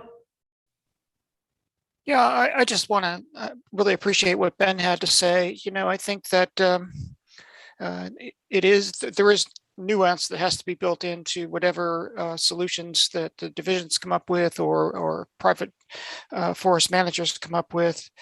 And I do agree to some degree with what Carla said about the Yale study saying that we can't grow trees enough to overcome the problem, but that it's making the assumption that our carbon footprint is going to remain the way it is now, which hopefully that will be addressed at some point. But in the near term, we're seeing pretty dramatic changes as a function of climate change. and the urgency to adapt to new climate conditions, the urgency to reduce our carbon footprint, the urgency to store carbon in as many forms as we can, wood being one of them, both living and dead, both in the woods and in buildings, is in front of us. And so, I've heard several folks mention this is complicated work and it's going to take a long time to solve this. And it's true. But there are some things we probably have a pretty good idea that we can do with a minimum chance of unintended consequences and at least get started to make a difference. And I'd really like to see us make some of those decisions pretty early on and not drag this thing out too far, because quite frankly, we're going to be fiddling while the earth burns.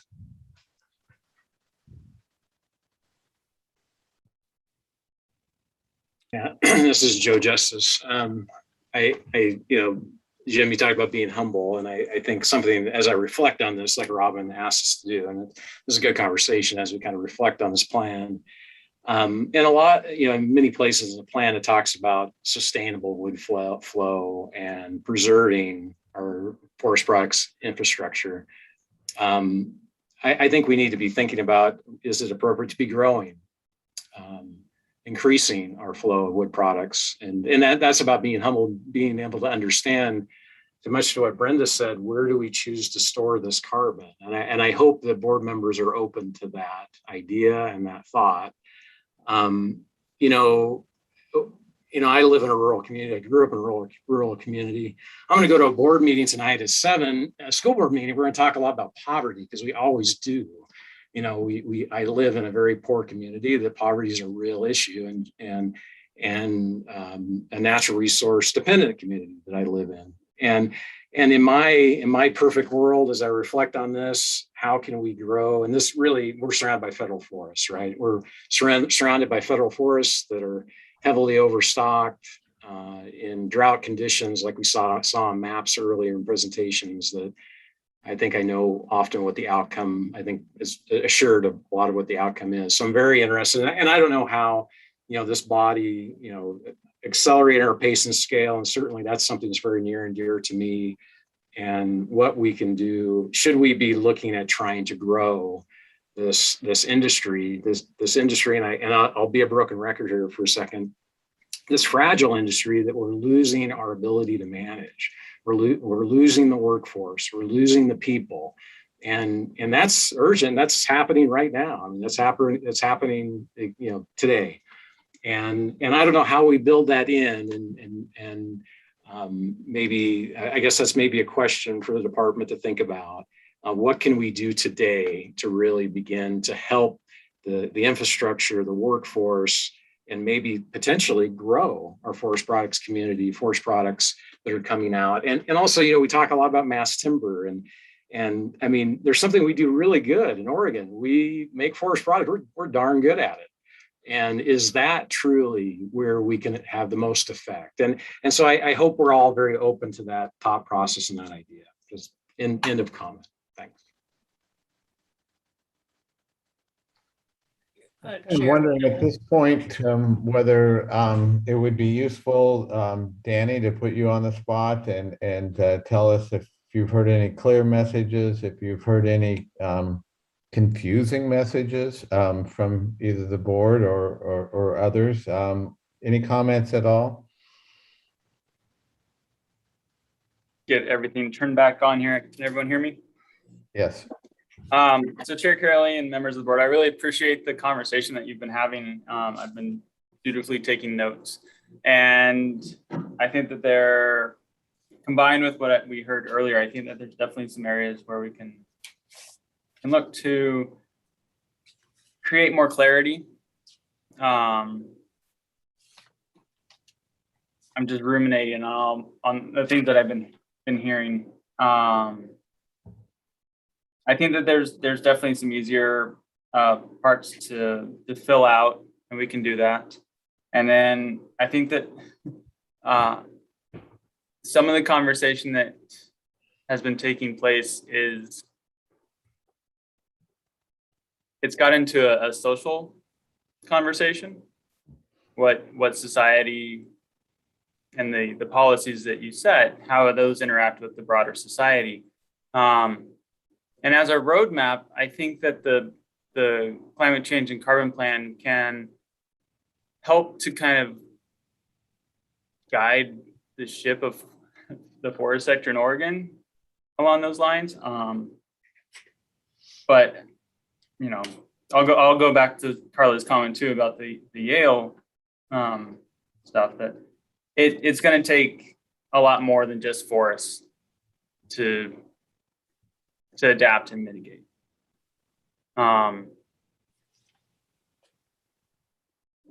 So yes, there's definitely some stuff that we can utilize and can incorporate, and I look forward to more conversations. As I work through this, I'll probably be contacting each of you for some clarification. Danny, we encourage you to do that as you do need clarification, following up with any of us, or certainly any of those who have provided testimony, obviously. Also, Nancy, not to put you on the spot, but you've been listening a lot. Any reactions? Well, thanks. I have been striving to listen a lot today and learning a lot. Yeah, I'm struck by a few things. One is, and it's not to say that there aren't other examples, but as I've listened to the discussion, particularly this afternoon, the department having a climate change carbon plan is somewhat unique in that it's, a department-wide look. And a lot of the work that the board does or the agency does is really driven by the governance around the statutes that have us looking more specifically and working with the board on state forests or private forests. And so this is, to me, just, the challenge for the opportunities to make improvements here is, I think we're doing something that's kind of unique for the department as well, to have this broad of a look and to be that interdependent and collaborative across, which is super inspiring. And I think you really see that in how it's resonating with the executive team here today. I think there are some of the conversations here that it's a lot to digest, but I will be honest and say that as I recently went back and read through the executive order, I think that we can strengthen and should strengthen what really the vision is around reducing greenhouse gases. And so, I've been hearing that theme, but I also get it in that, the executive order was pretty clear there. I was struck, with there's this desire to have more specificity or targets or goals, right? I do believe, and I think, Jim, you set that up well this morning, where it's really going to be in future decisions that the board will have in your normal processes of your work plan. And in all of those, which I think would get at, in part, a little bit of Chandra's comments, and that we could probably make that clear perhaps in this document. And that is, decisions that really trigger change will always include a public involvement process, consistent with public meeting law, et cetera. And, honestly, the richness of this discussion, I hope, encourages and builds trust with the public and stakeholders that this board is engaging, and that this type of engagement will continue as decisions are teed up to be made. There's definitely been a lot here, and it's also exciting. I could reflect on a number of places that the divisions and programs reported on, that they're, the notion of attention to and thinking about our work through the lens of climate change, it actually has been going on. And I hope you heard that in some of what the folks talked about, the team members talked about here today. And yet we know we have in front of us, working and supporting you, bigger policy decisions that would create perhaps greater hope relative to, really mitigating and or adapting to climate change and reducing the greenhouse gases. So I think we look forward to your work, and we want to support Danny and John going forward. And it's a short timeline between now and November. And I would expect that we'll continue to have a lot of dialogue internally as well as with our stakeholder and public. So thanks, Jim. Thank you. So I'm thinking where we're at here is we're not running out of time. We may be running out of energy after doing our Zoom since 8 o'clock this morning. And so I'm open to further comments on this particular topic and to suggestions from Robin. I also would love to just after that, we're getting to that point in the day where we discuss or have an opportunity to discuss what all's happened in the whole day and how that's gone. And so we also had other testimony this morning, and we had other subjects that we dealt with, and we had testimony around from the Beyond Toxics people making a specific request. So again, we kind of like to complete the conversation on our climate change and carbon plan, and then see if anybody's got any comments on anything else that's gone on today. Robin? Yeah, I guess I would just suggest that we can make some space at the board retreat to drop back into this discussion of how this climate, the CCCP actually informs a lens or whatever it does to kind of inform the work ahead of you. I guess I would also ask Danny if there's, do you feel like you have enough to go on to kind of make the updates based on input today? Or from board members, is there anything still burning for you that you'd really like to see out of this plan that you haven't already suggested that Danny can take into consideration as he's doing updates? And then thirdly, just to confirm that there is an opportunity for the board members to do a last pass at the document. Is that right, Danny, to kind of offer some of those strength and clarity components, things that will help just improve the overall sort of communication of the plan, not necessarily major substantive changes, but ways to make it user friendly and clear. So that piece can happen, I think, after today and as we get closer to November. But are there any kind of big kind of policy frame issues that you see that you'd really like to see addressed in this that you haven't already shared with Danny at this point? Sure. Kelly or Robin, can you hear me? Yes. Yeah. One area that I didn't share earlier, but I think is really important. And Econ Northwest has done a lot of work on our rural economies and the health of our rural economies the last 40 years. And I think they've got a really good picture.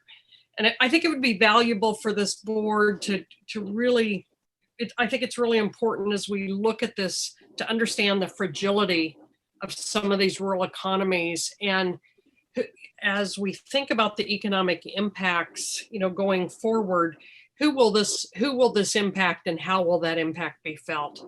And I think Econ Northwest could really help us see that very quickly and clearly. They've done that work. They know where the hot spots are, and I think it would be a valuable resource to us.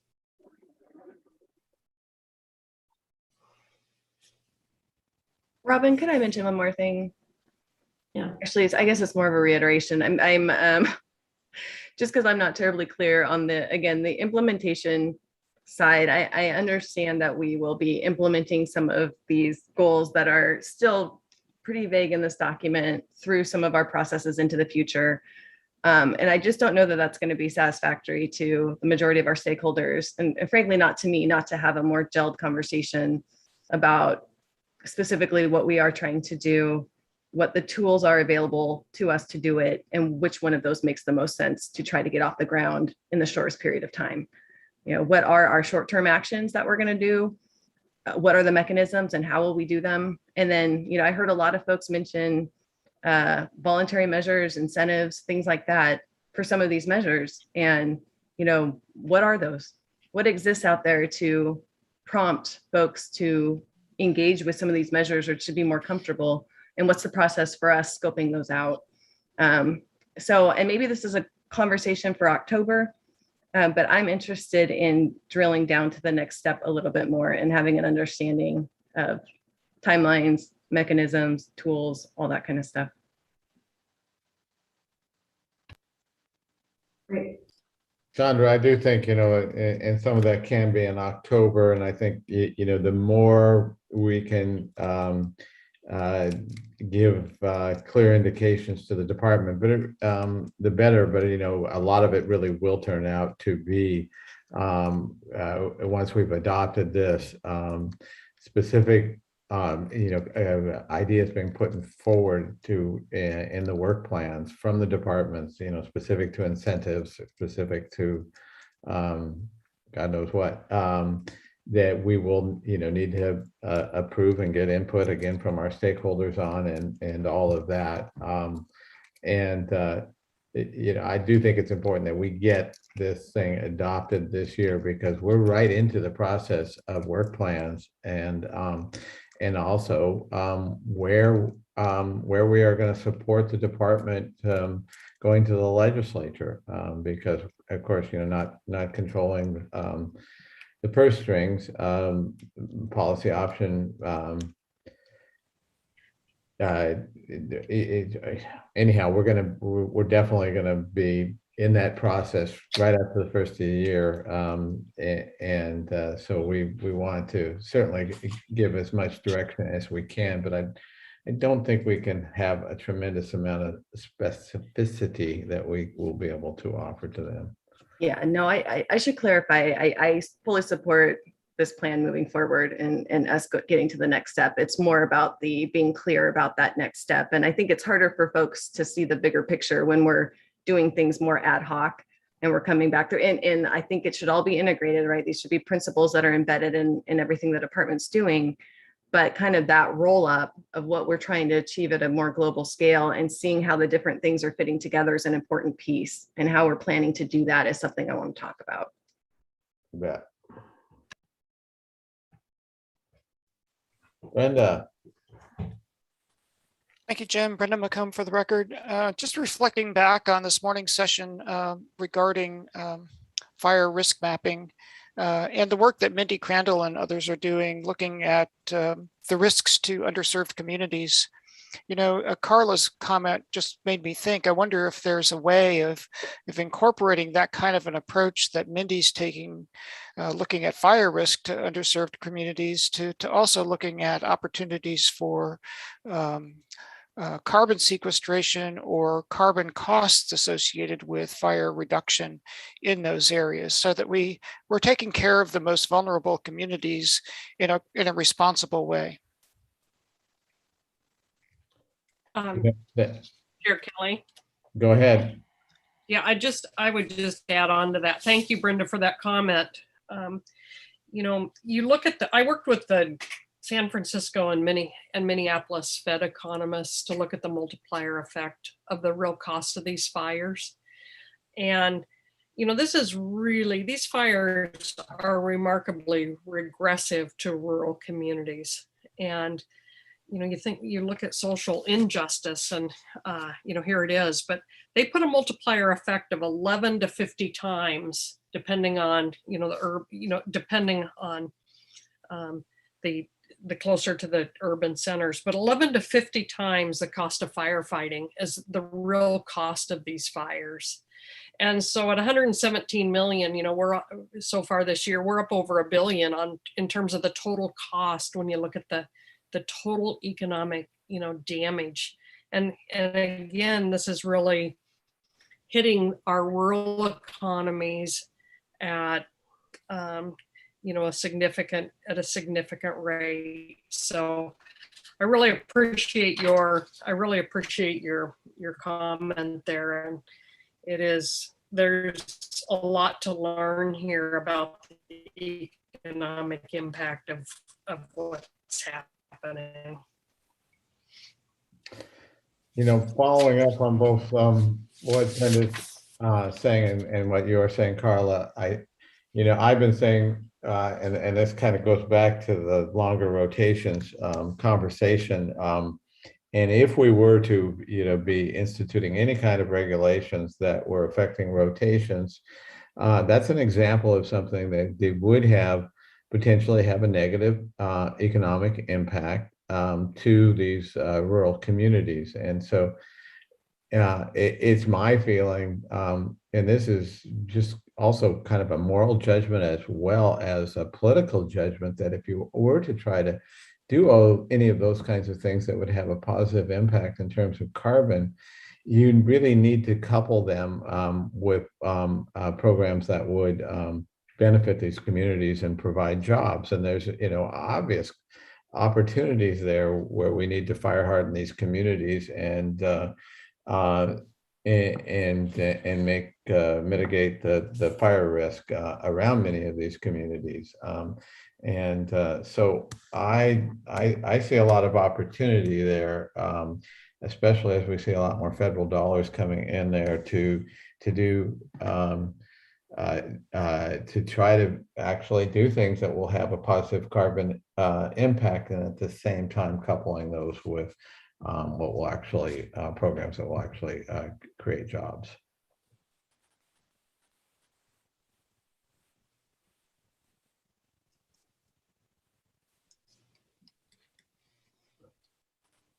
Okay, any other comments on the day?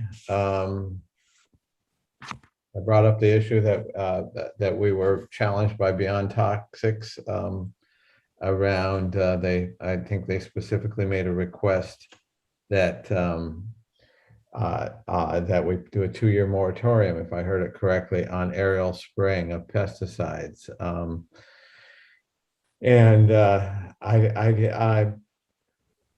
I don't know what other reactions are to that. I was struck by the fact that any actions that we take, we have to have the science to defend those actions, and it appeared to me that we would, from my knowledge of things, we would struggle to be able to justify that kind of action out of the box today. Any other thoughts on that? The way I heard that was, I think the ask was specific to state forests. Am I correct? I'm not sure. Does anybody? I think that was the case. Yeah. Yeah, I think that's what I heard too. Okay. Any thoughts about that?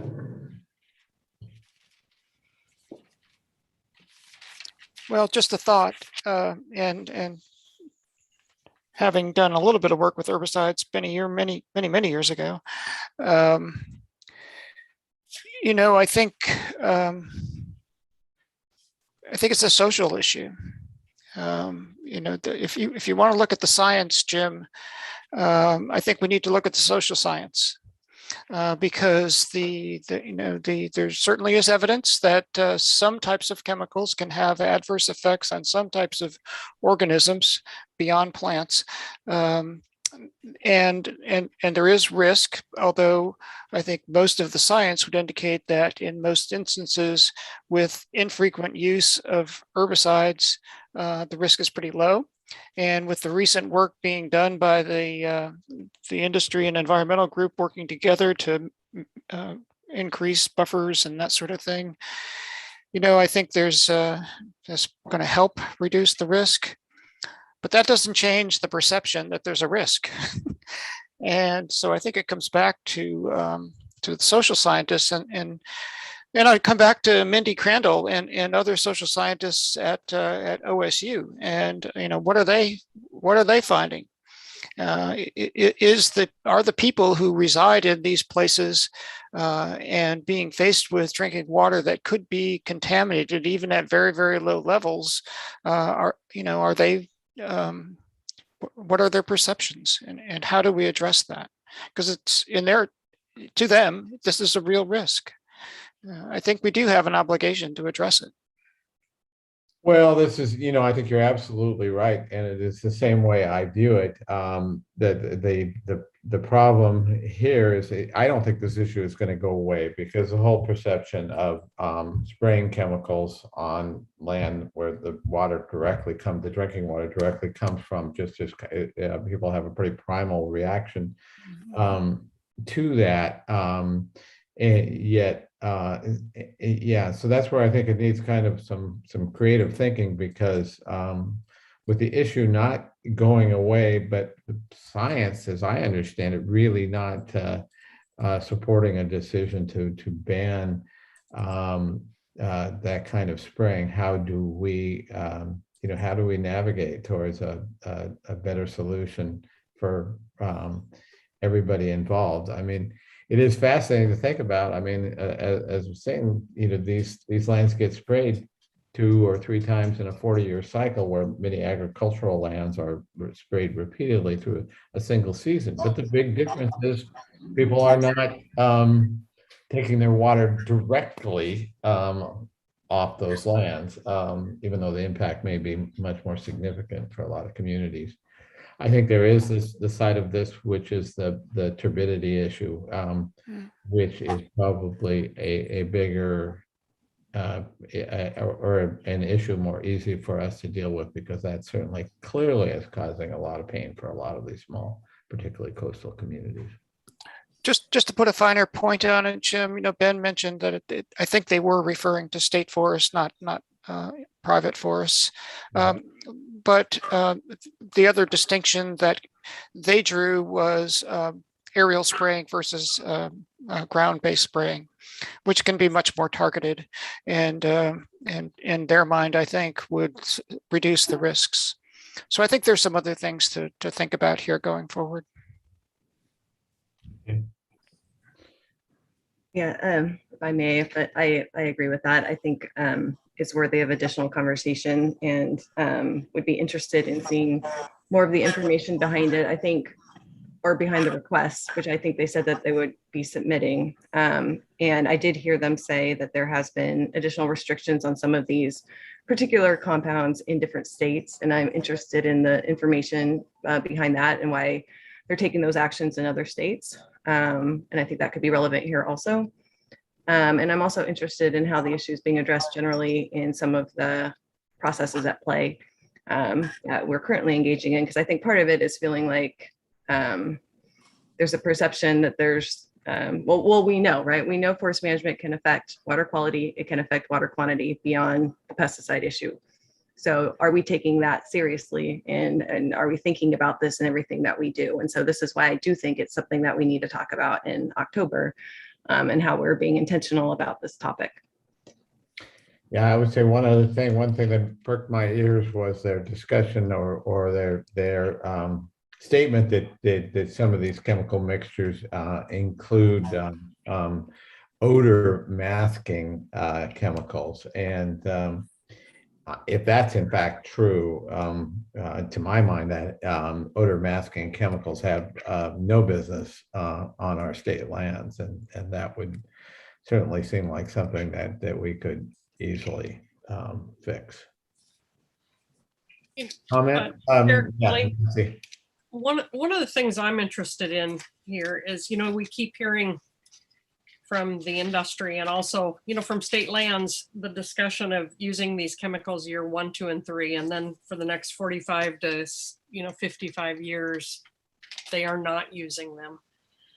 And so, the alternative of trying to get those trees up and growing, that's not clear to me what the alternatives are. But I would like to, we've got all the spray records for state, and we've got all those, we've got all the immediate reporting. And I'd like to see the results of the actual testing. I mean, we test our water all the time. I'd like to, in some of the early testing, that we have seen prove pretty clean. And so I'd like more information from, really understanding the test results that we're getting. My other comment is I wonder if we have given 762 enough time, before we start looking at additional measures. There's a lot of changes in 762 that haven't really, played out yet. And I think we don't want to overlook that. Okay. Any other end of the long day comments, thoughts, summaries? Chair Kelly, it appears State Forester Hirsch has her hand up. Okay. Yeah, thank you. I just wanted to appreciate the conversation here. And I do, I think that State Forest leadership with Liz Dent and others would probably, and I think I would as well, appreciate the opportunity to come back and visit with you in regards to, the spray concerns that were raised this morning. And I'd just probably like to leave it at that, but I know that we'll be having a debrief here real soon with the executive team, and we would appreciate having the opportunity to follow up on that topic. We would love to have you follow up on that topic, I think. Thank you. Yeah, Jim, this is Joe. I would hope that board members, if you get a chance to go out and actually see the protection measures that Liz's team, I've done a lot of herbicide spraying myself personally as a forester, and know I'm very acutely aware of the protection measures that are required associated with applying herbicides to label and to all the laws that regulate the use of those products. So I would encourage board members, if we can ever get to a chance where you can go out and tour state forests or a private timberland and talk to them about what they're doing, I think that'd be very, very informative to really understand what the rules, what the laws are. I think that's another piece that I think is very important for an understanding of what's truly happening on the landscape. Great. So would any of our other department executives want to weigh in on this or anything else before we wrap up? Yeah, sure. This is Liz. For the record, Liz Dent, State Forest Division Chief. So particularly as long as we're on this conversation, just echo what Nancy said, happy to come back and visit with the board on the topic. It'll be really helpful to frame up the type of information that the board would like to have that conversation. And then we can sort of figure out timelines and how we make that happen. Couple thoughts. I do want to 100% agree, Brenda, with what you said. This is a social dynamic. It's a social conversation. I've done herbicide monitoring in the past, familiar with some of those data and what that looks like. We recognize that as a division. And so we have been moving more and more to hand spraying. And you actually saw some of those data presented today in Beyond Toxics presentation. That comes with trade-offs for sure. The workers being out there doing the hand spraying and making sure that they are safe is critically important. We also have a lot of measures in place to protect the public. We'll block roads, for example, put up do everything we can to keep the public away from areas so that they're not exposed unintentionally. And we are continuously looking at new techniques, and new herbicides are coming online all the time that are safer. For example, we see a really important use being with invasive species as well. So I think what I would want to offer is the importance of having a suite of tools and finding the sort of having some sideboards that are really transparent for the public in terms of what we're using, which tools we're using, and when, and for what reasons. So I just wanted to put those ideas on the table for y'all to chew on. And then I guess so there's the herbicide topic. Pause for a minute and then I'll offer one more thought. that makes sense? So just overarchingly reflecting on the day and picking up on a thread there that Nancy offered is really seeing this climate change and carbon sequestration as a unifying topic for the agency as a whole. And we're in a really important moment in time and really have the privilege as leaders in forestry in Oregon and working with you as the governing body to really make a difference. And I just wanted to make sure that we're all working together and are excited and committed to the process. Thank you, Liz. Josh, you're got your hand up. Yes, thank you, Chair Kelly. Just wanted to follow up on the comment. There was a reference to the Senate bill. I believe the intention was Senate Bill 1602. That did increase aerial pesticide buffers this year along type F streams and other buffers as well. Also on December 15th, the actual ferns functionality, the e-notification system will go live, which will add 300-foot buffers to any identified points of diversion for domestic use water intakes. So just as part of this conversation, that piece of regulation will go into effect December 15th and has not yet, but just for awareness. So thank you.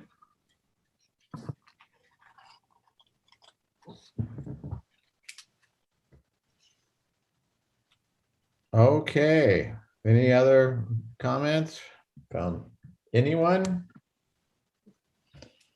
In that case, we are about 10 minutes ahead of schedule, and I just got to thank board members especially. I mean, doing this long a day on Zoom, oh my God, this is why we get paid big bucks, right? As we love to say. Thank you all. And with that, this meeting is adjourned. Thank you. Thank you. Everybody.